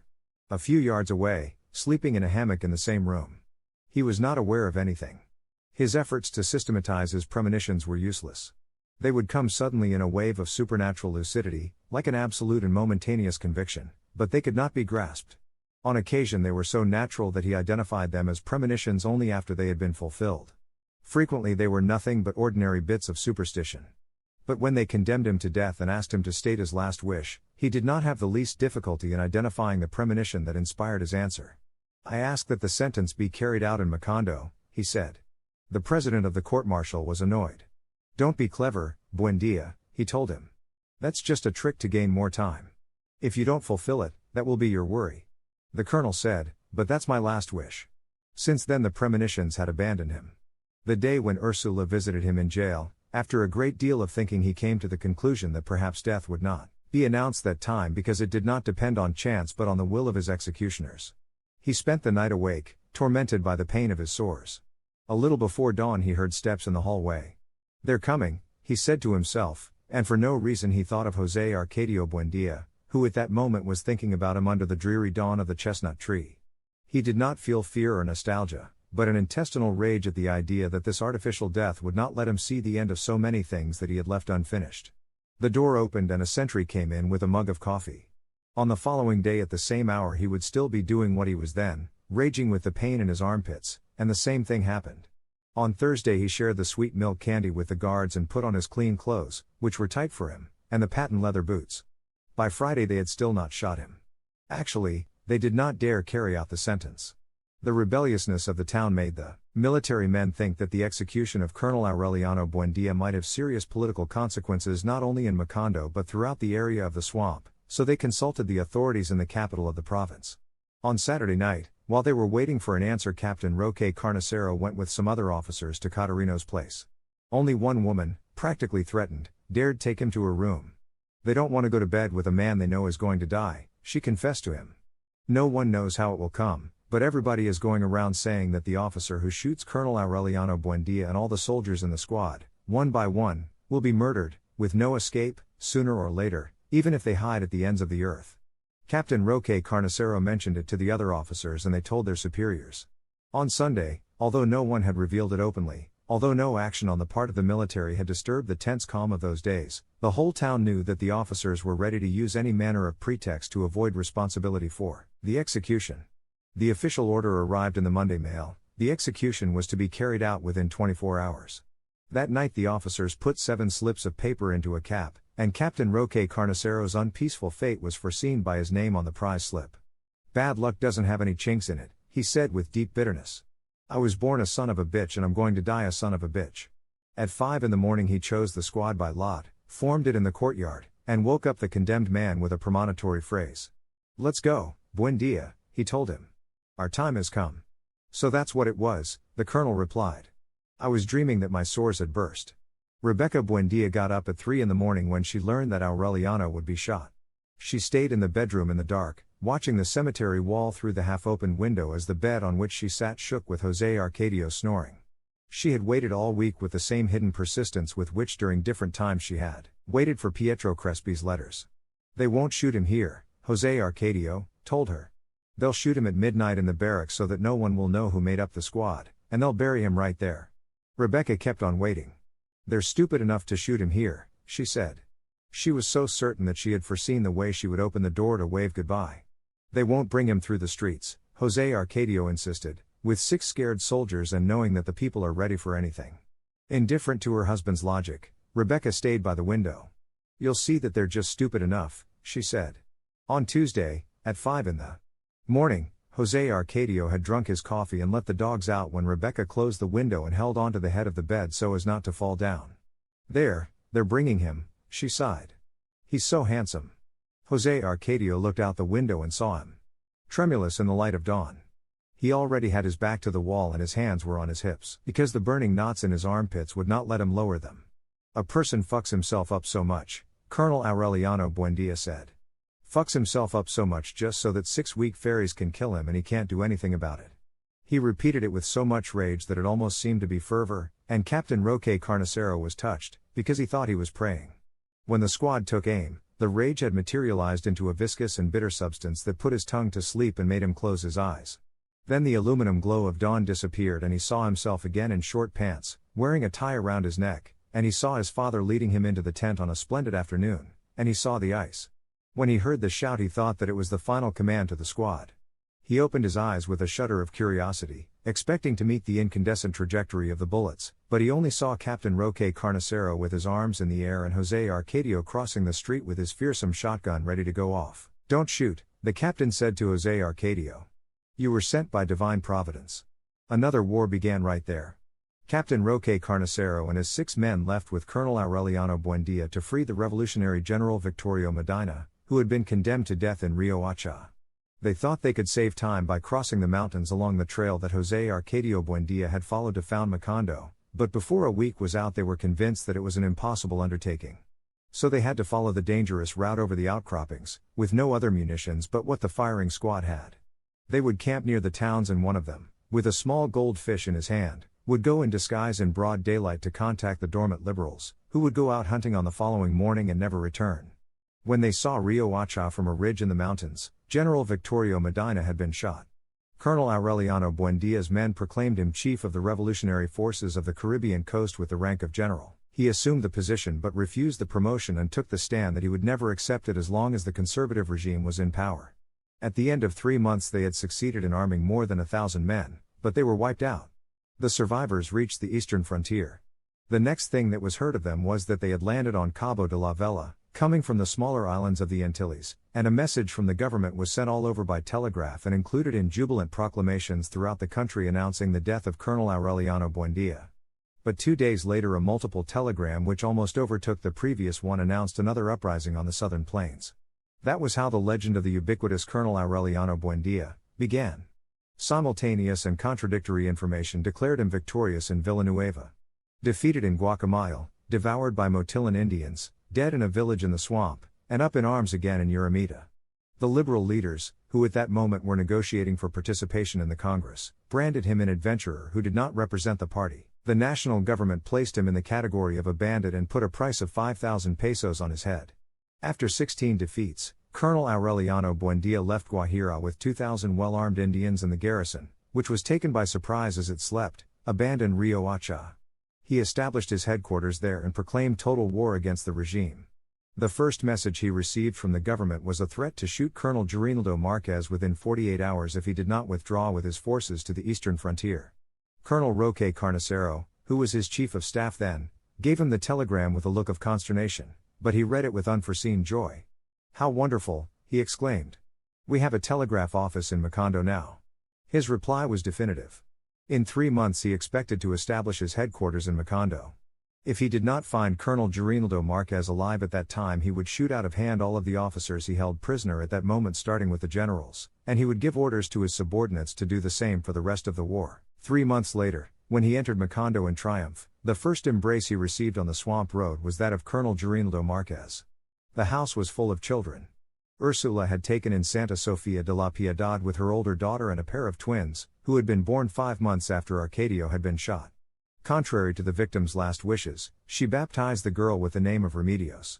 "I'm sure that was what Arcadio meant," she alleged. "We won't call her Ursula, because a person suffers too much with that name." The twins were named Jose Arcadio Segundo and Aureliano Segundo. Amaranta took care of them all.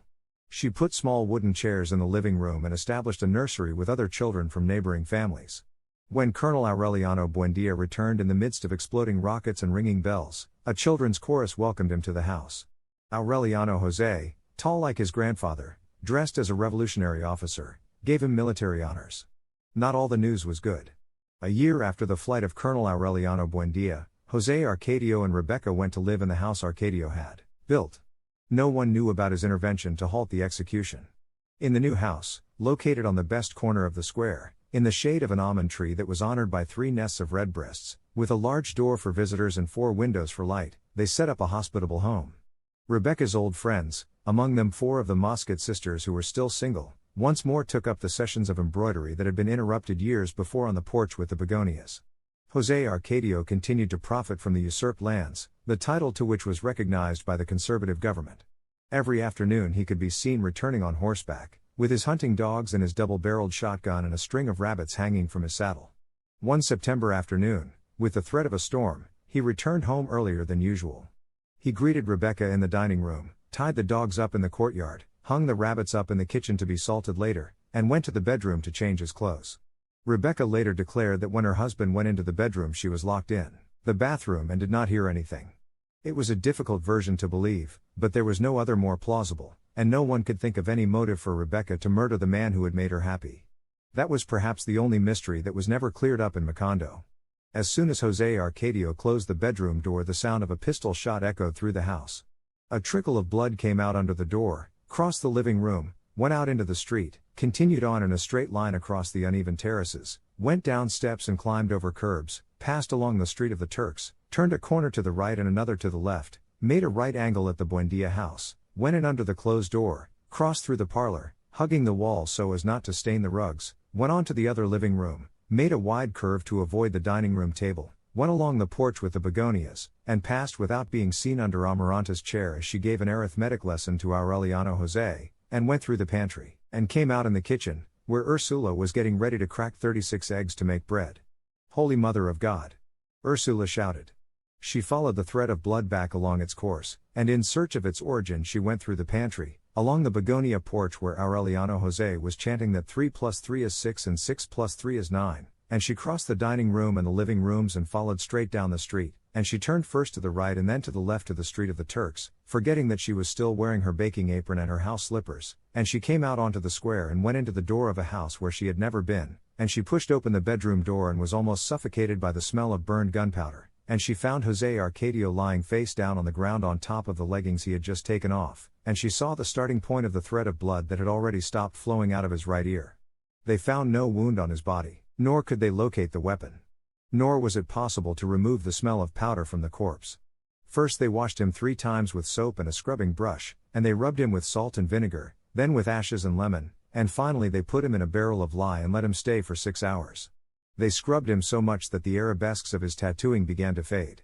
When they thought of the desperate measure of seasoning him with pepper, cumin seeds, and laurel leaves and boiling him for a whole day over a slow fire, he had already begun to decompose and they had to bury him hastily.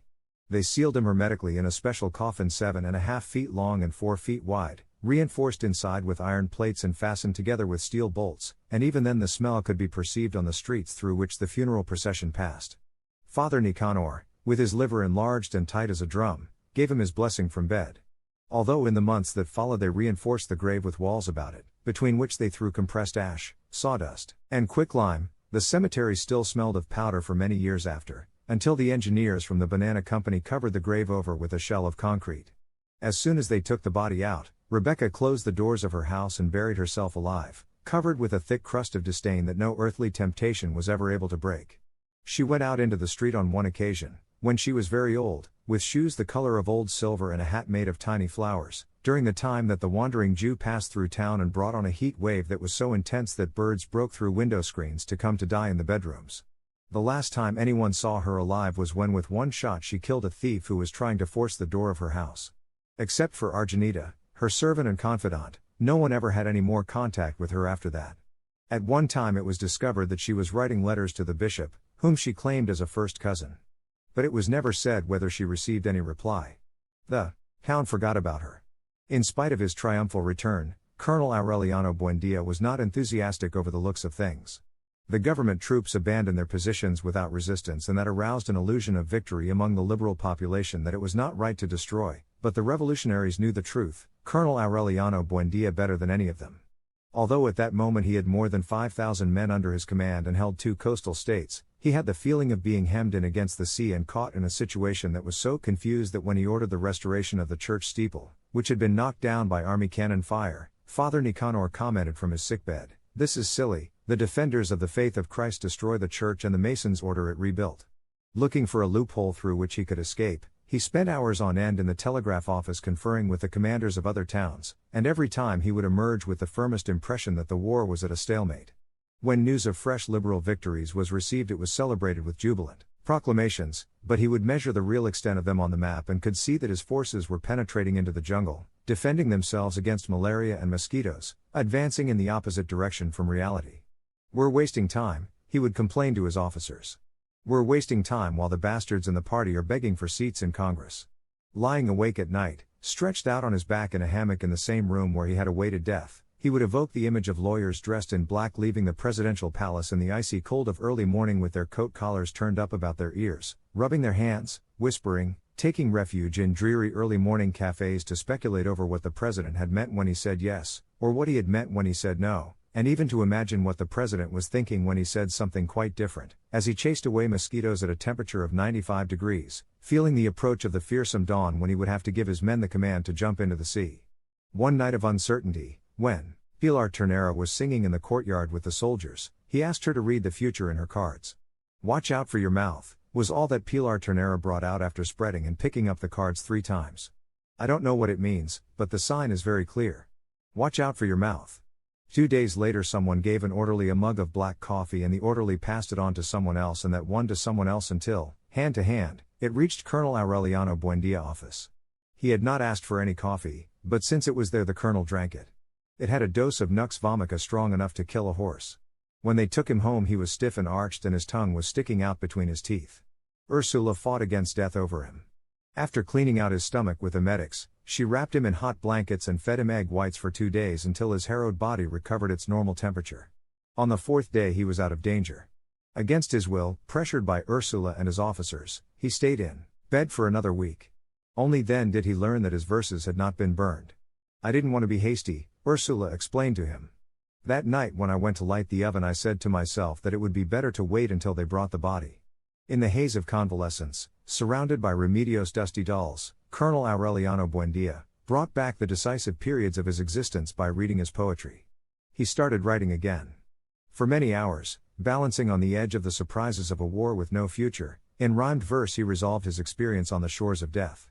Then his thoughts became so clear that he was able to examine them forward and backward. One night he asked Colonel Girinaldo Marquez, "Tell me something, old friend, why are you fighting? What other reason could there be?" Colonel Girinaldo Marquez answered, "For the great Liberal Party." "You're lucky because you know why," he answered. "As far as I'm concerned, I've come to realize only just now that I'm fighting because of pride." "That's bad," Colonel Girinaldo Marquez said. Colonel Aureliano Buendia was amused at his alarm. "Naturally," he said. "But in any case, it's better than not knowing why you're fighting." He looked him in the eyes and added with a smile, "Or fighting, like you, for something that doesn't have any meaning for anyone." His pride had prevented him from making contact with the armed groups in the interior of the country until the leaders of the party publicly rectified their declaration that he was a bandit. He knew, however, that as soon as he put those scruples aside he would break the vicious circle of the war. Convalescence gave him time to reflect. Then he succeeded in getting Ursula to give him the rest of her buried inheritance and her substantial savings. He named Colonel Girinaldo Marquez civil and military leader of Macondo and he went off to make contact with the rebel groups in the interior. Colonel Girinaldo Marquez was not only the man closest to Colonel Aureliano Buendia, but Ursula received him as a member of the family. Fragile, timid, with natural good manners, he was, however, better suited for war than for government. His political advisers easily entangled him in theoretical labyrinths, but he succeeded in giving Ursula to give him the rest of her buried inheritance and her substantial savings. He named Colonel Girinaldo Marquez civil and military leader of Macondo, and he went off to make contact with the rebel groups in the interior. Colonel Girinaldo Marquez was not only the man closest to Colonel Aureliano Buendia, but Ursula received him as a member of the family. Fragile, timid, with natural good manners, he was, however, better suited for war than for government.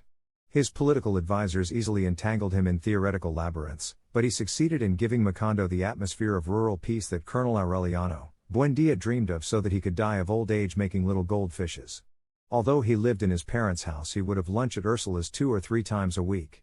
He initiated Aureliano Jose in the use of firearms, gave him early military instruction, and for several months took him to live in the barracks, with Ursula's consent, so that he could become a man. Many years before, when he was still almost a child, Girinaldo Marquez had declared his love for Amaranta. At that time she was so illusioned with her lonely passion for Pietro Crespi that she laughed at him. Girinaldo Marquez waited.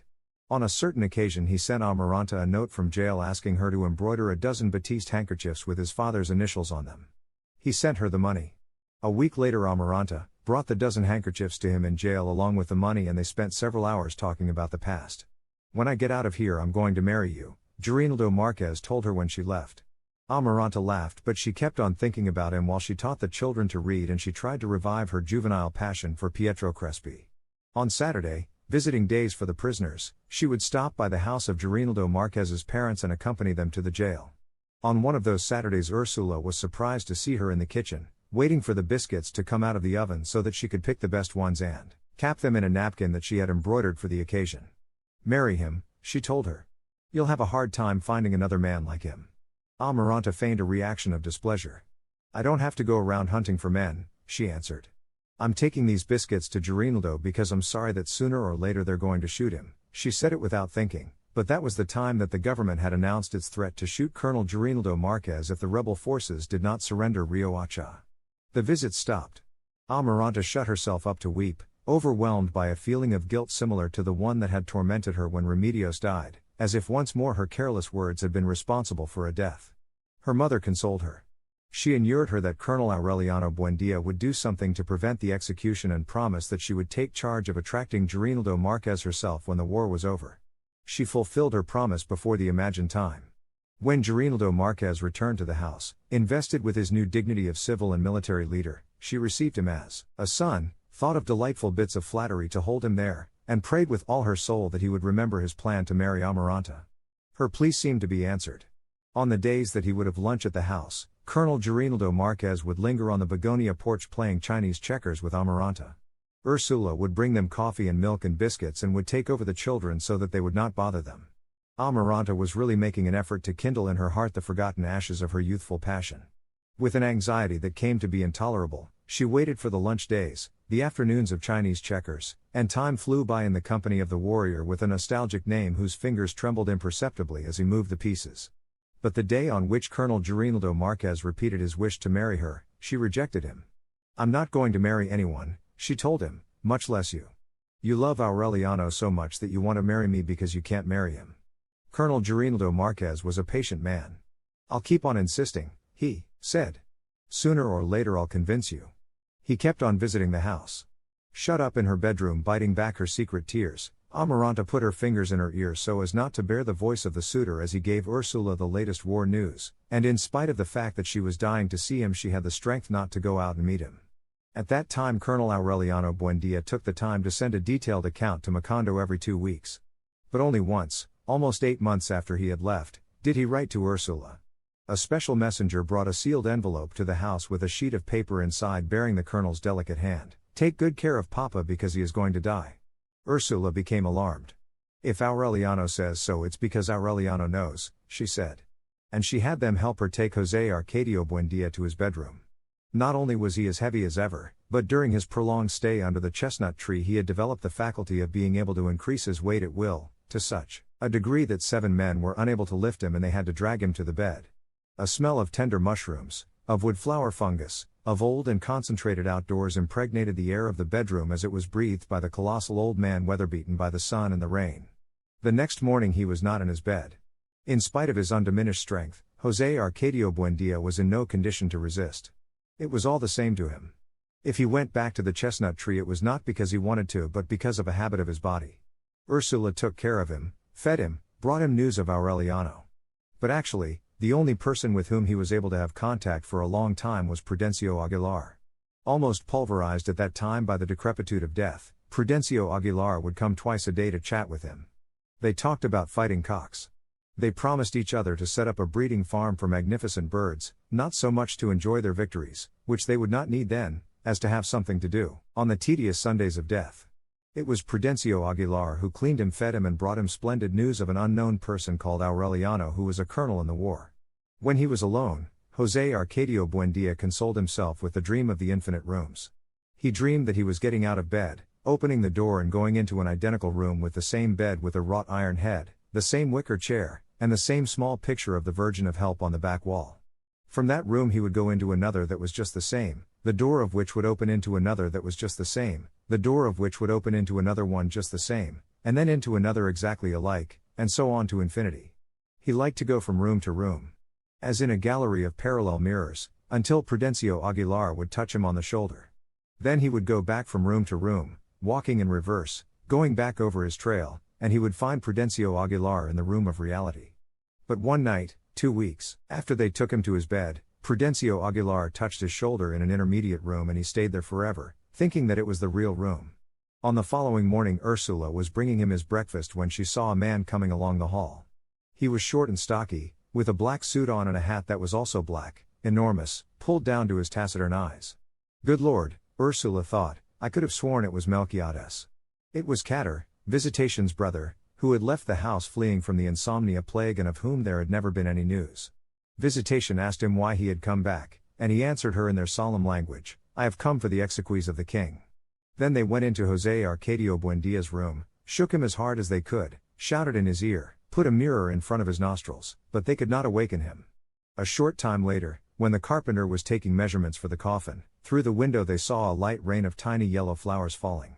They fell on the town all through the night in a silent storm, and they covered the roofs and blocked the doors and smothered the animals who department outdoors. So many flowers fell from the sky that in the morning the streets were carpeted with a compact cushion and they had to clear them away with shovels and rakes so that the funeral procession could pass by. Chapter 8. Sitting in the wicker rocking chair with her interrupted work in her lap, Amaranta watched Aureliano, José, his chin covered with foam, stropping his razor to give himself his first shave. His blackheads bled and he cut his upper lip as he tried to shape a mustache of blonde fuzz, and when it was all over he looked the same as before, but the laborious process gave Amaranta the feeling that she had begun to grow old at that moment. You look just like Aureliano when he was your age, she said. You're a man now. He had been for a long time, ever since that distant day when Amaranta thought he was still a child and continued getting undressed in front of him in the bathroom as she had always done, as she had been used to doing ever since Pilar Ternera had turned him over to her to finish his upbringing. The first time that he saw her, the only thing that drew his attention was the deep depression between her breasts. He was so innocent that he asked her what had happened to her, and Amaranta pretended to dig into her breasts with the tips of her fingers and answered, they gave me some terrible cuts. Some time later, when she had recovered from Pietro Crespi's suicide and would bathe with Aureliano José again, he no longer paid attention to the depression but felt a strange trembling at the sight of the splendid breasts with their brown nipples. He kept on examining her, discovering the miracle of her intimacy inch by inch, and he felt his skin tingle as he contemplated the way her skin tingled when it touched the water. Ever since he was a small child he had the custom of leaving his hammock and waking up in Amaranta's bed, because contact with her was a way of overcoming his fear of the dark. But since that day when he became aware of his own nakedness, it was not fear of the dark that drove him to crawl in under her mosquito netting but an urge to feel Amaranta's warm breathing at dawn. Early one morning during the time when she refused Colonel Geronildo Marquez, Aureliano José awoke with the feeling that he could not breathe. He felt Amaranta's fingers searching across his stomach like warm and anxious little caterpillars. Pretending to sleep, he changed his position to make it easier, and then he felt the hand without the black bandage diving like a blind shellfish into the algae of his anxiety. Although they seemed to ignore what both of them knew and what each one knew that the other knew, from that night on they were yoked together in an inviolable complicity. Aureliano José could not get to sleep until he heard the 12 o'clock waltz on the parlor dock, and the mature maiden whose skin was beginning to grow sad did not have a moment's rest until she felt slip in under her mosquito netting that sleepwalker whom she had raised, not thinking that he would be a palliative for her solitude. Later they not only slept together, naked, exchanging exhausting caresses, but they would also chase each other into the corners of the house and shut themselves up in the bedrooms at any hour of the day in a permanent state of unrelieved excitement. They were almost discovered by Ursula one afternoon when she went into the granary as they were starting to kiss. "Do you love your aunt a lot?" she asked Aureliano José in an innocent way. He answered that he did. "That's good of you," Ursula concluded, and finished measuring the flour for the bread and returned to the kitchen. That episode drew Amaranta out of her delirium. She realized that she had gone too far, that she was no longer playing kissing games with a child, but was floundering about in an autumnal passion, one that was dangerous and had no future, and she cut it off with one stroke. Aureliano José, who was then finishing his military training, finally woke up to reality and went to sleep in the barracks. On Saturdays he would go with the soldiers to Caterino's store. He was seeking consolation for his abrupt solitude, for his premature adolescence with women who smelled of dead flowers, whom he idealized in the darkness and changed into Amaranta by means of the anxious efforts of his imagination. A short time later, contradictory news of the war began to come in. While the government itself admitted the progress of the rebellion, the officers in Macondo had confidential reports of the imminence of a negotiated peace. Toward the 1st of April, a special emissary identified himself to Colonel Gabriel Marquez. He confirmed the fact to him that the leaders of the party had indeed established contact with the rebel leaders in the interior and were on the verge of arranging an armistice in exchange for 3 cabinet posts for the liberals, a minority representation in the Congress, and a general amnesty for rebels who laid down their arms. The emissary brought a highly confidential order from Colonel Aureliano Buendia, who was not in agreement with the terms of the armistice. Colonel Gabriel Marquez was to choose 5 of his best men and prepare to leave the country with them. The order would be carried out with the strictest secrecy.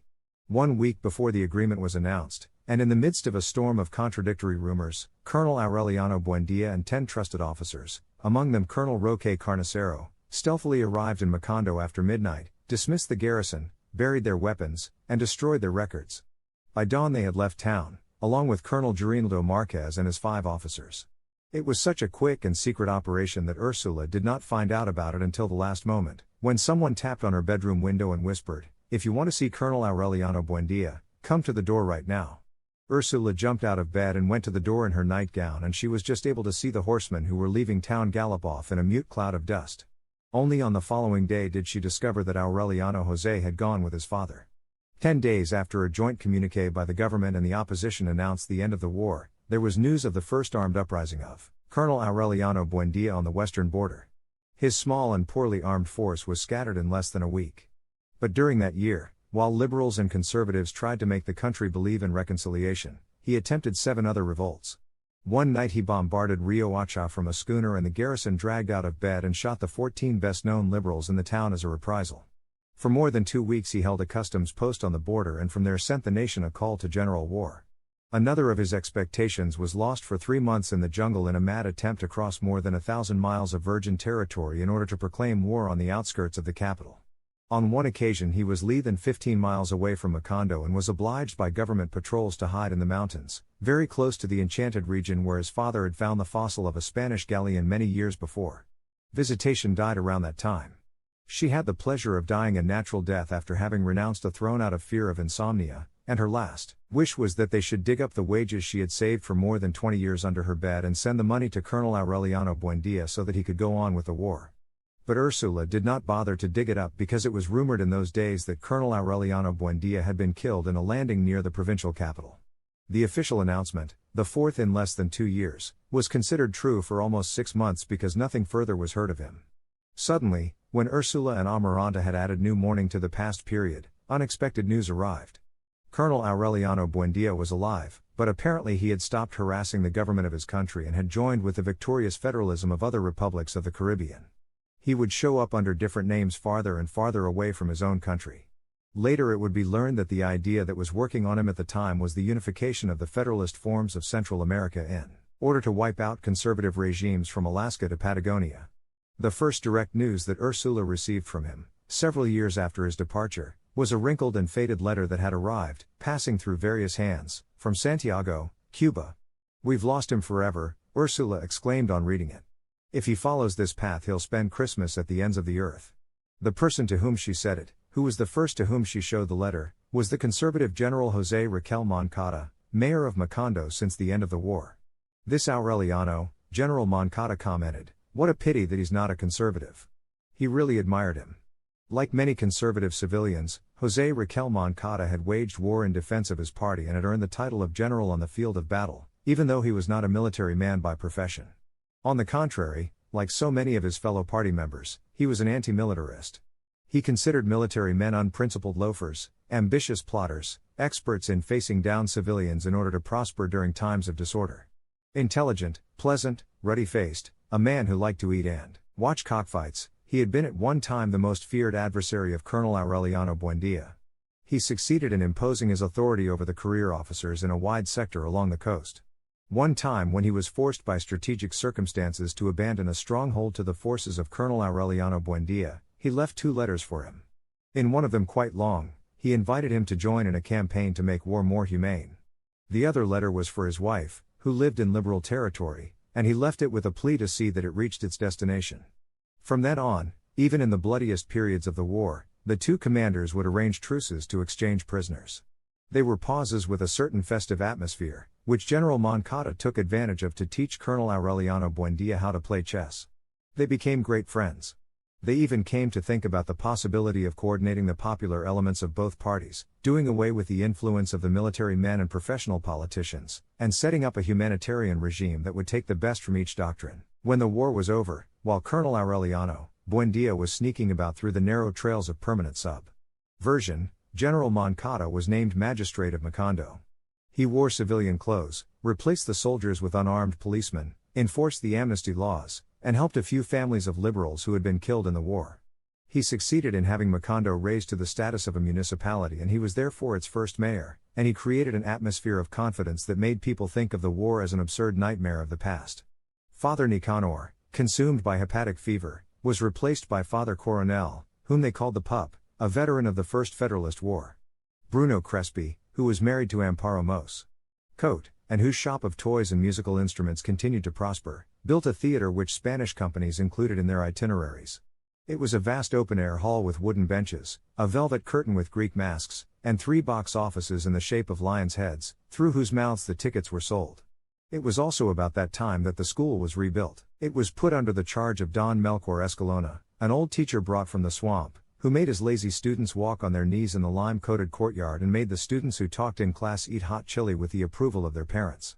Aureliano II and José Arcadio II, the willful twins of Santa Sofía de la Piedad, were the first to sit in the classroom, with their slates, their chalk, and their aluminum jugs with their names on them. Remedios, who inherited her mother's pure beauty, began to be known as Remedios the Beauty. In spite of time, of the superimposed periods of mourning, and her accumulated afflictions, Ursula resisted growing old. Aided by Santa Sofía de la Piedad, she gave a new drive to her pastry business and in a few years not only recovered the fortune that her son had spent in the war, but she once more stuffed with pure gold the gourds buried in the bedroom. "As long as God gives me life," she would say, "there will always be money in this madhouse." That was how things were when Aureliano José deserted the federal troops in Nicaragua, signed on as a crewman on a German ship, and appeared in the kitchen of the house, sturdy as a horse, as dark and long-haired as an Indian, and with a secret determination to marry Amaranta. When Amaranta saw him come in, even though he said nothing, she knew immediately why he had come back. At the table they did not dare look each other in the face. But 2 weeks after his return, in the presence of Ursula, he set his eyes on hers and said to her, "I always thought a lot about you." Amaranta avoided him. She guarded against chance meetings. She tried not to become separated from Remedios the Beauty. She was ashamed of the blush that covered her cheeks on the day her nephew asked her how long she intended wearing the black bandage on her hand, for she interpreted it as an allusion to her virginity. When he arrived, she barred the door of her bedroom, but she heard his peaceful snoring in the next room for so many nights that she forgot about the precaution. Early one morning, almost 2 months after his return, she heard him come into the bedroom. Then, instead of fleeing, instead of shouting as she had thought she would, she let herself be saturated with a soft feeling of relaxation. She felt him slip in under the mosquito netting as he had done when he was a child, as he had always done, and she could not repress her cold sweat and the chattering of her teeth when she realized that he was completely naked. "Go away," she whispered, suffocating with curiosity. "Go away or I'll scream." But Aureliano José knew then what he had to do, because he was no longer a child but a barracks animal. Starting with that night, the dull, inconsequential battles began again and would go on until dawn. "I'm your aunt," Amaranta murmured, spent. "It's almost as if I were your mother, not just because of my age but because the only thing I didn't do for you was nurse you." Aureliano would escape at dawn and come back early in the morning on the next day, each time more excited by the proof that she had not barred the door. He had not stopped desiring her for a single instant. He found her in the dark bedrooms of captured towns, especially in the most abject ones, and he would make her materialize in the smell of dry blood on the bandages of the wounded, in the instantaneous terror of the danger of death, at all times and in all places. He had fled from her in an attempt to wipe out her memory, not only through distance but by means of a muddled fury that his companions at arms took to be boldness, but the more her image wallowed in the dunghill of the war, the more the war resembled Amaranta. That was how he suffered in exile, looking for a way of killing her with his own death, until he heard some old man tell the tale of the man who had married his aunt, who was also his cousin, and whose son ended up being his own grandfather. Can a person marry his own aunt? He asked, startled. He not only can do that, a soldier answered him. But we're fighting this war against the priests so that a person can marry his own mother. 2 weeks later he deserted. He found Amaranta more withered than in his memory, more melancholy and shy, and, now really turning the last corner of maturity, but more feverish than ever in the darkness of her bedroom and more challenging than ever in the aggressiveness of her resistance. You're a brute, Amaranta would tell him as she was harried by his hounds. You can't do that to a poor aunt unless you have a special dispensation from the Pope. Aureliano, José promised to go to Rome. He promised to go across Europe on his knees to kiss the sandals of the pontiff just so that she would lower her drawbridge. It's not just that, Amaranta retorted. Any children will be born with the tail of a pig. Aureliano José was deaf to all arguments. I don't care if they're born as armadillos, he begged. Early one morning, vanquished by the unbearable pain of repressed virility, he went to Caterino's. He found a woman with flaccid breasts, affectionate and cheap, who calmed his stomach for some time. He tried to apply the treatment of disdain to Amaranta. He would see her on the porch working at the sewing machine, which she had learned to operate with admirable skill, and he would not even speak to her. Amaranta felt freed of a reef, and she herself did not understand why she started thinking again at that time about Colonel Gabriel Marquez, why she remembered with such nostalgia the afternoons of Chinese checkers, and why she even desired him as the man in her bedroom. Aureliano, José did not realize how much ground he had lost on the night he could no longer bear the farce of indifference and went back to Amaranta's room. She rejected him with an inflexible and unmistakable determination, and she barred the door of her bedroom forever. A few months after the return of Aureliano José, an exuberant woman perfumed with jasmine appeared at the house with a boy of 5. She stated that he was the son of Colonel Aureliano Buendia and that she had brought him to Ursula to be baptized. No one doubted the origins of that nameless child. He looked exactly like the colonel at the time he was taken to see ice for the first time. The woman said that he had been born with his eyes open, looking at people with the judgment of an adult, and that she was frightened by his way of staring at things without blinking. He's identical, Ursula said. The only thing missing is for him to make chairs rock by simply looking at them. They christened him Aureliano and with his mother's last name, since the law did not permit a person to bear his father's name until he had recognized him. General Moncada was the godfather. Although Amaranta insisted that he be left so that she could take over his upbringing, his mother was against it. Ursula at that time did not know about the custom of sending virgins to the bedrooms of soldiers in the same way that hens are turned loose with fine roosters, but in the course of that year she found out. 9 more sons of Colonel Aureliano Buendia were brought to the house to be baptized. The oldest, a strange dark boy with green eyes, who was not at all like his father's family, was over 10 years old. They brought children of all ages, all colors, but all males and all with a look of solitude that left no doubt as to the relationship. Only 2 stood out in the group. One, large for his age, made smithereens out of the flower pots and china because his hands seemed to have the property of breaking everything they touched. The other was a blond boy with the same light eyes as his mother, whose hair had been left to grow long and curly like that of a woman. He entered the house with a great deal of familiarity, as if he had been raised there, and he went directly to a chest in Ursula's bedroom and demanded, "I want the mechanical ballerina." Ursula was startled. She opened the chest, searched among the ancient and dusty articles left from the days of Melquiades, and wrapped in a pair of stockings she found the mechanical ballerina that Pietro Crespi had brought to the house once and that everyone had forgotten about. In less than 12 years they baptized with the name Aureliano and the last name of the mother all the sons that the colonel had implanted up and down his theater of war. 17. At first Ursula would fill their pockets with money and Amaranta tried to have them stay. But they finally limited themselves to giving them presents and serving as godmothers. "We've done our duty by baptizing them," Ursula would say, jotting down in a ledger the name and address of the mother and the place and date of birth of the child. Aureliano needs well-kept accounts so that he can decide things when he comes back.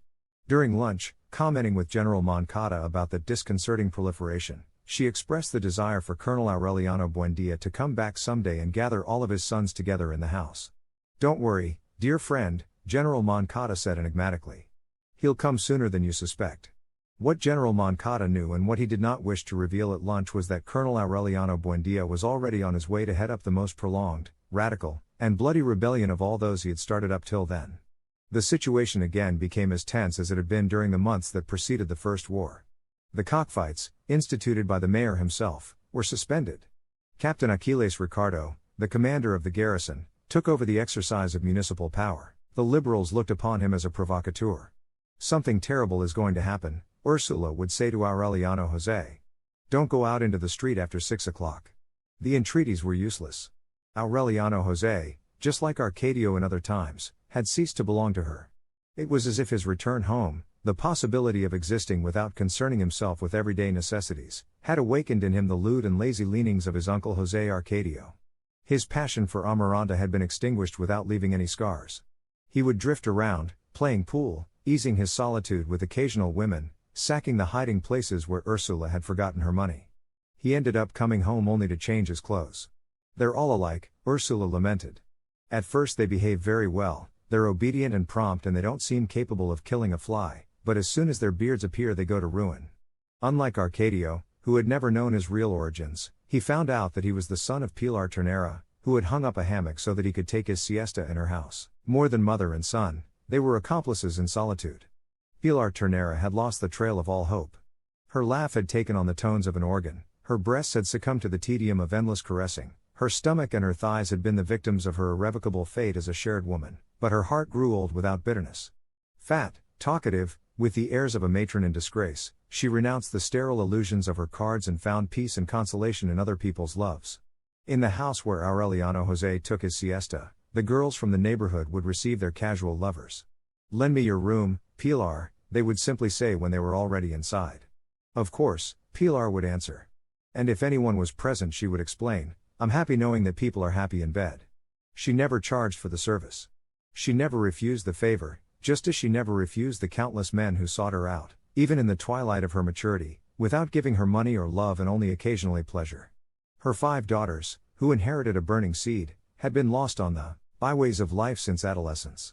Of the 2 sons she managed to raise, one died fighting in the forces of Colonel Aureliano Buendia and the other was wounded and captured at the age of 14 when he tried to steal a crate of chickens in a town in the swamp.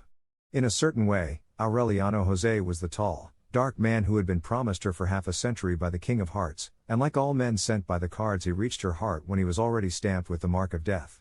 She saw it in the cards. "Don't go out tonight," she told him. "Stay and sleep here because Carmelita Montiel is getting tired of asking me to put her in your room."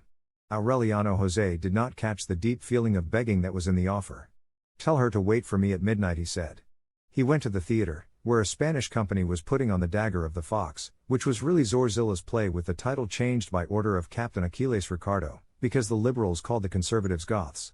Only when he handed in his ticket at the door did Aureliano José realize that Captain Aquiles Ricardo and 2 soldiers armed with rifles were searching the audience. "Be careful, Captain," Aureliano José warned him. "The man hasn't been born yet who can lay hands on me." The captain tried to search him forcibly and Aureliano José, who was unarmed, began to run. The soldiers disobeyed the order to shoot. "He's a Buendia," one of them explained. Blind with rage, the captain then snatched away the rifle, stepped into the center of the street, and took aim. "Cowards," he shouted. "I only wish it was Colonel Aureliano Buendia." Carmelita Montiel, a 20-year-old virgin, had just bathed in orange blossom water and was strewing rosemary leaves on Pilar Ternera's bed when the shot rang out. Aureliano José had been destined to find with her the happiness that Amaranta had denied him, to have 7 children, and to die in her arms of old age, but the bullet that entered his back and shattered his chest had been directed by a wrong interpretation of the cards. Captain Aquiles Ricardo, who was really the one destined to die that night, did indeed die, 4 hours before Aureliano José. As the shot was heard he was brought down by 2 simultaneous bullets whose origin was never established and a shout of many voices shook the night. Long live the Liberal Party! Long live Colonel Aureliano Buendia! At 12 o'clock, when Aureliano José had bled to death and Carmelita Montiel found that the cards showing her future were blank, more than 400 men had filed past the theater and discharged their revolvers into the abandoned body of Captain Aquiles Ricardo. A patrol had to use a wheelbarrow to carry the body, which was heavy with lead and fell apart like a water-soaked loaf of bread. Annoyed by the outrages of the regular army, General José Raquel Moncada used his political influence, put on his uniform again, and assumed the civil and military leadership of Macondo. He did not expect, however, that his conciliatory attitude would be able to prevent the inevitable. The news in September was contradictory.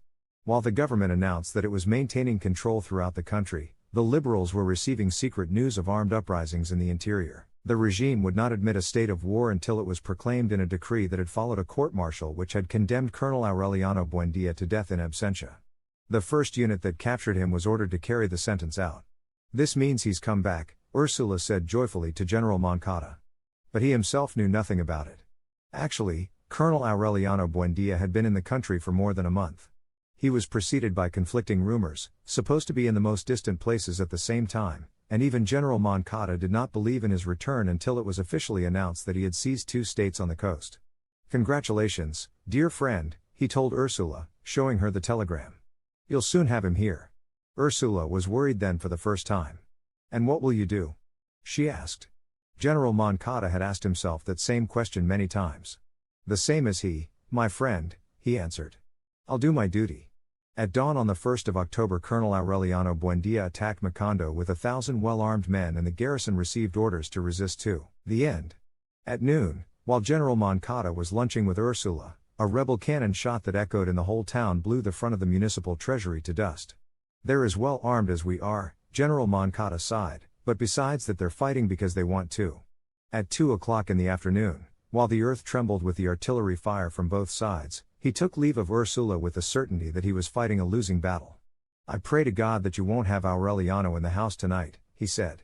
"If it does happen that way, give him an embrace for me, because I don't expect ever to see him again." That night he was captured when he tried to escape from Macondo, after writing a long letter to Colonel Aureliano Buendia in which he reminded him of their common aim to humanize the war, and he wished him a final victory over the corruption of the militarists and the ambitions of the politicians in both parties. On the following day, Colonel Aureliano Buendia had lunch with him in Ursula's house, where he was being held until a revolutionary court-martial decided his fate. It was a friendly gathering. But while the adversaries forgot the war to remember things of the past, Ursula had the gloomy feeling that her son was an intruder.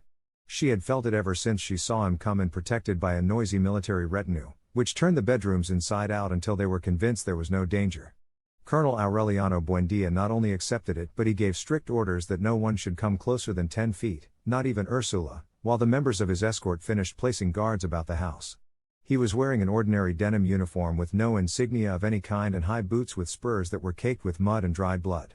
On his waist he wore a holster with the flap open, and his hand, which was always on the butt of the pistol, revealed the same watchful and resolute tension as his look. His head, with deep recessions in the hairline now, seemed to have been baked in a slow oven. His face, tanned by the salt of the Caribbean, had acquired a metallic hardness. He was preserved against imminent old age by a vitality that had something to do with the coldness of his insides. He was taller than when he had left, paler and bonier, and he showed the first symptoms of resistance to nostalgia. "Good Lord," Ursula said to herself. "Now he looks like a man capable of anything." He was. The Aztec shawl that he brought Amaranta, the remembrances he spoke of at lunch, the funny stories her told were simple leftovers from his humor of a different time.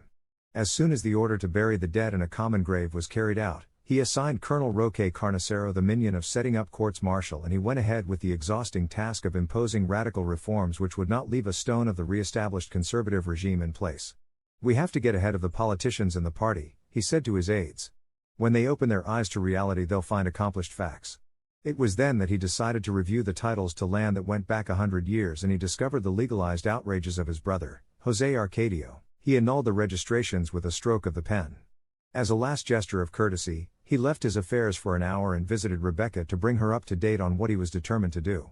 In the shadows of her house, the solitary widow who at one time had been the confidant of his repressed loves and whose persistence had saved his life was a specter out of the past. Encased in black down to her knuckles, with her heart turned to ash, she scarcely knew anything about the war. Colonel Aureliano Buendia had the impression that the phosphorescence of her bones was showing through her skin, and that she moved in an atmosphere of St. Elmo's fire, in a stagnant air where one could still note a hidden smell of gunpowder. He began by advising her to moderate the rigor of her mourning, to ventilate the house, to forgive the world for the death of José Arcadio. But Rebecca was already beyond any vanity. After searching for it uselessly in The Taste of Earth, in the perfumed letters from Pietro Crespi, in the tempestuous bed of her husband, she had found peace in that house where memories materialized through the strength of implacable evocation and walked like human beings through the cloistered rooms, leaning back in her wicker rocking chair, looking at Colonel Aureliano Buendia as if he were the one who looked like a ghost out of the past. Rebecca was not even upset by the news that the lands usurped by José Arcadio would be returned to their rightful owners. "Whatever you decide will be done, Aureliano," she sighed. "I always thought, and now I have the proof that you're a renegade." The revision of the deeds took place at the same time as the summary courts-martial presided over by Colonel Gabriel Marquez, which ended with the execution of all officers of the regular army who had been taken prisoner by the revolutionaries. The last court-martial was that of José Raquel Moncada. "Ursula. His government was the best we've ever had in Macondo," she told Colonel Aureliano Buendia. "I don't have to tell you anything about his good heart, about his affection for us, because you know better than anyone." Colonel Aureliano Buendia gave her a disapproving look. "I can't take over the job of administering justice," he replied. "If you have something to say, tell it to the court-martial." Ursula not only did that, she also brought all of the mothers of the revolutionary officers who lived in Macondo to testify. One by one the old women who had been founders of the town, several of whom had taken part in the daring crossing of the mountains, praised the virtues of General Moncada. Ursula was the last in line. Her gloomy dignity, the weight of her name, the convincing vehemence of her declaration made the scale of justice hesitate for a moment. "You have taken this horrible game very seriously, and you have done well because you are doing your duty," she told the members of the court. "But don't forget that as long as God gives us life we will still be mothers, and no matter how revolutionary you may be, we have the right to pull down your pants and give you a whipping at the first sign of disrespect." The court retired to deliberate as those words still echoed in the school that had been turned into a barracks. At midnight General José Raquel Moncada was sentenced to death. Colonel Aureliano Buendia, in spite of the violent recriminations of Ursula, refused to commute the sentence. A short while before dawn he visited the condemned man in the room used as a cell. "Remember, old friend," he told him. "I'm not shooting you. It's the revolution that's shooting you." General Moncada did not even get up from the cot when he saw him come in. "Go to hell, friend," he answered. Until that moment, ever since his return, Colonel Aureliano Buendia had not given himself the opportunity to see him with his heart. He was startled to see how much he had aged, how his hands shook, and the rather punctilious conformity with which he awaited death, and then he felt a great disgust with himself, which he mingled with the beginnings of pity. "You know better than I," he said, "that all courts-martial are farces and that you're really paying for the crimes of other people, because this time we're going to win the war at any price. Wouldn't you have done the same in my place?" General Moncada got up to clean his thick horn-rimmed glasses on his shirt-tail. "Probably," he said. "But what worries me is not your shooting me, because after all, for people like us it's a natural death." He laid his glasses on the bed and took off his watch and chain. "What worries me," he went on, "is that out of so much hatred for the military, out of fighting them so much and thinking about them so much, you've ended up as bad as they are. And no ideal in life is worth that much baseness." He took off his wedding ring and the medal of the Virgin of Help and put them alongside his glasses and watch. "At this rate," he concluded, "you'll not only be the most despotic and bloody dictator in our history, but you'll shoot my dear friend Ursula in an attempt to pacify your conscience." Colonel Aureliano Buendia stood there impassively. General Moncada then gave him the glasses, medal, watch, and ring, and he changed his tone. "But I didn't send for you to scold you," he said. "I wanted to ask you the favor of sending these things to my wife." Colonel Aureliano Buendia put them in his pockets. "Is she still in Monor?" "She's still in Monor," General Moncada confirmed, "in the same house behind the church where you sent the letter." "I'll be glad to, José Raquel," Colonel Aureliano Buendia said. When he went out into the blue air of the mist his face grew damp as on some other dawn in the past, and only then did he realize that he had ordered the sentence to be carried out in the courtyard and not at the cemetery wall. The firing squad, drawn up opposite the door, paid him the honors of a head of state. "They can bring him out now," he ordered. Chapter 9 Colonel Gabriel Marquez was the first to perceive the emptiness of the war.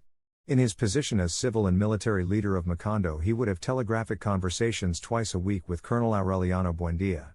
At first those exchanges would determine the course of a flesh and blood war, the perfectly defined outlines of which told them at any moment the exact spot where it was and the prediction of its future direction.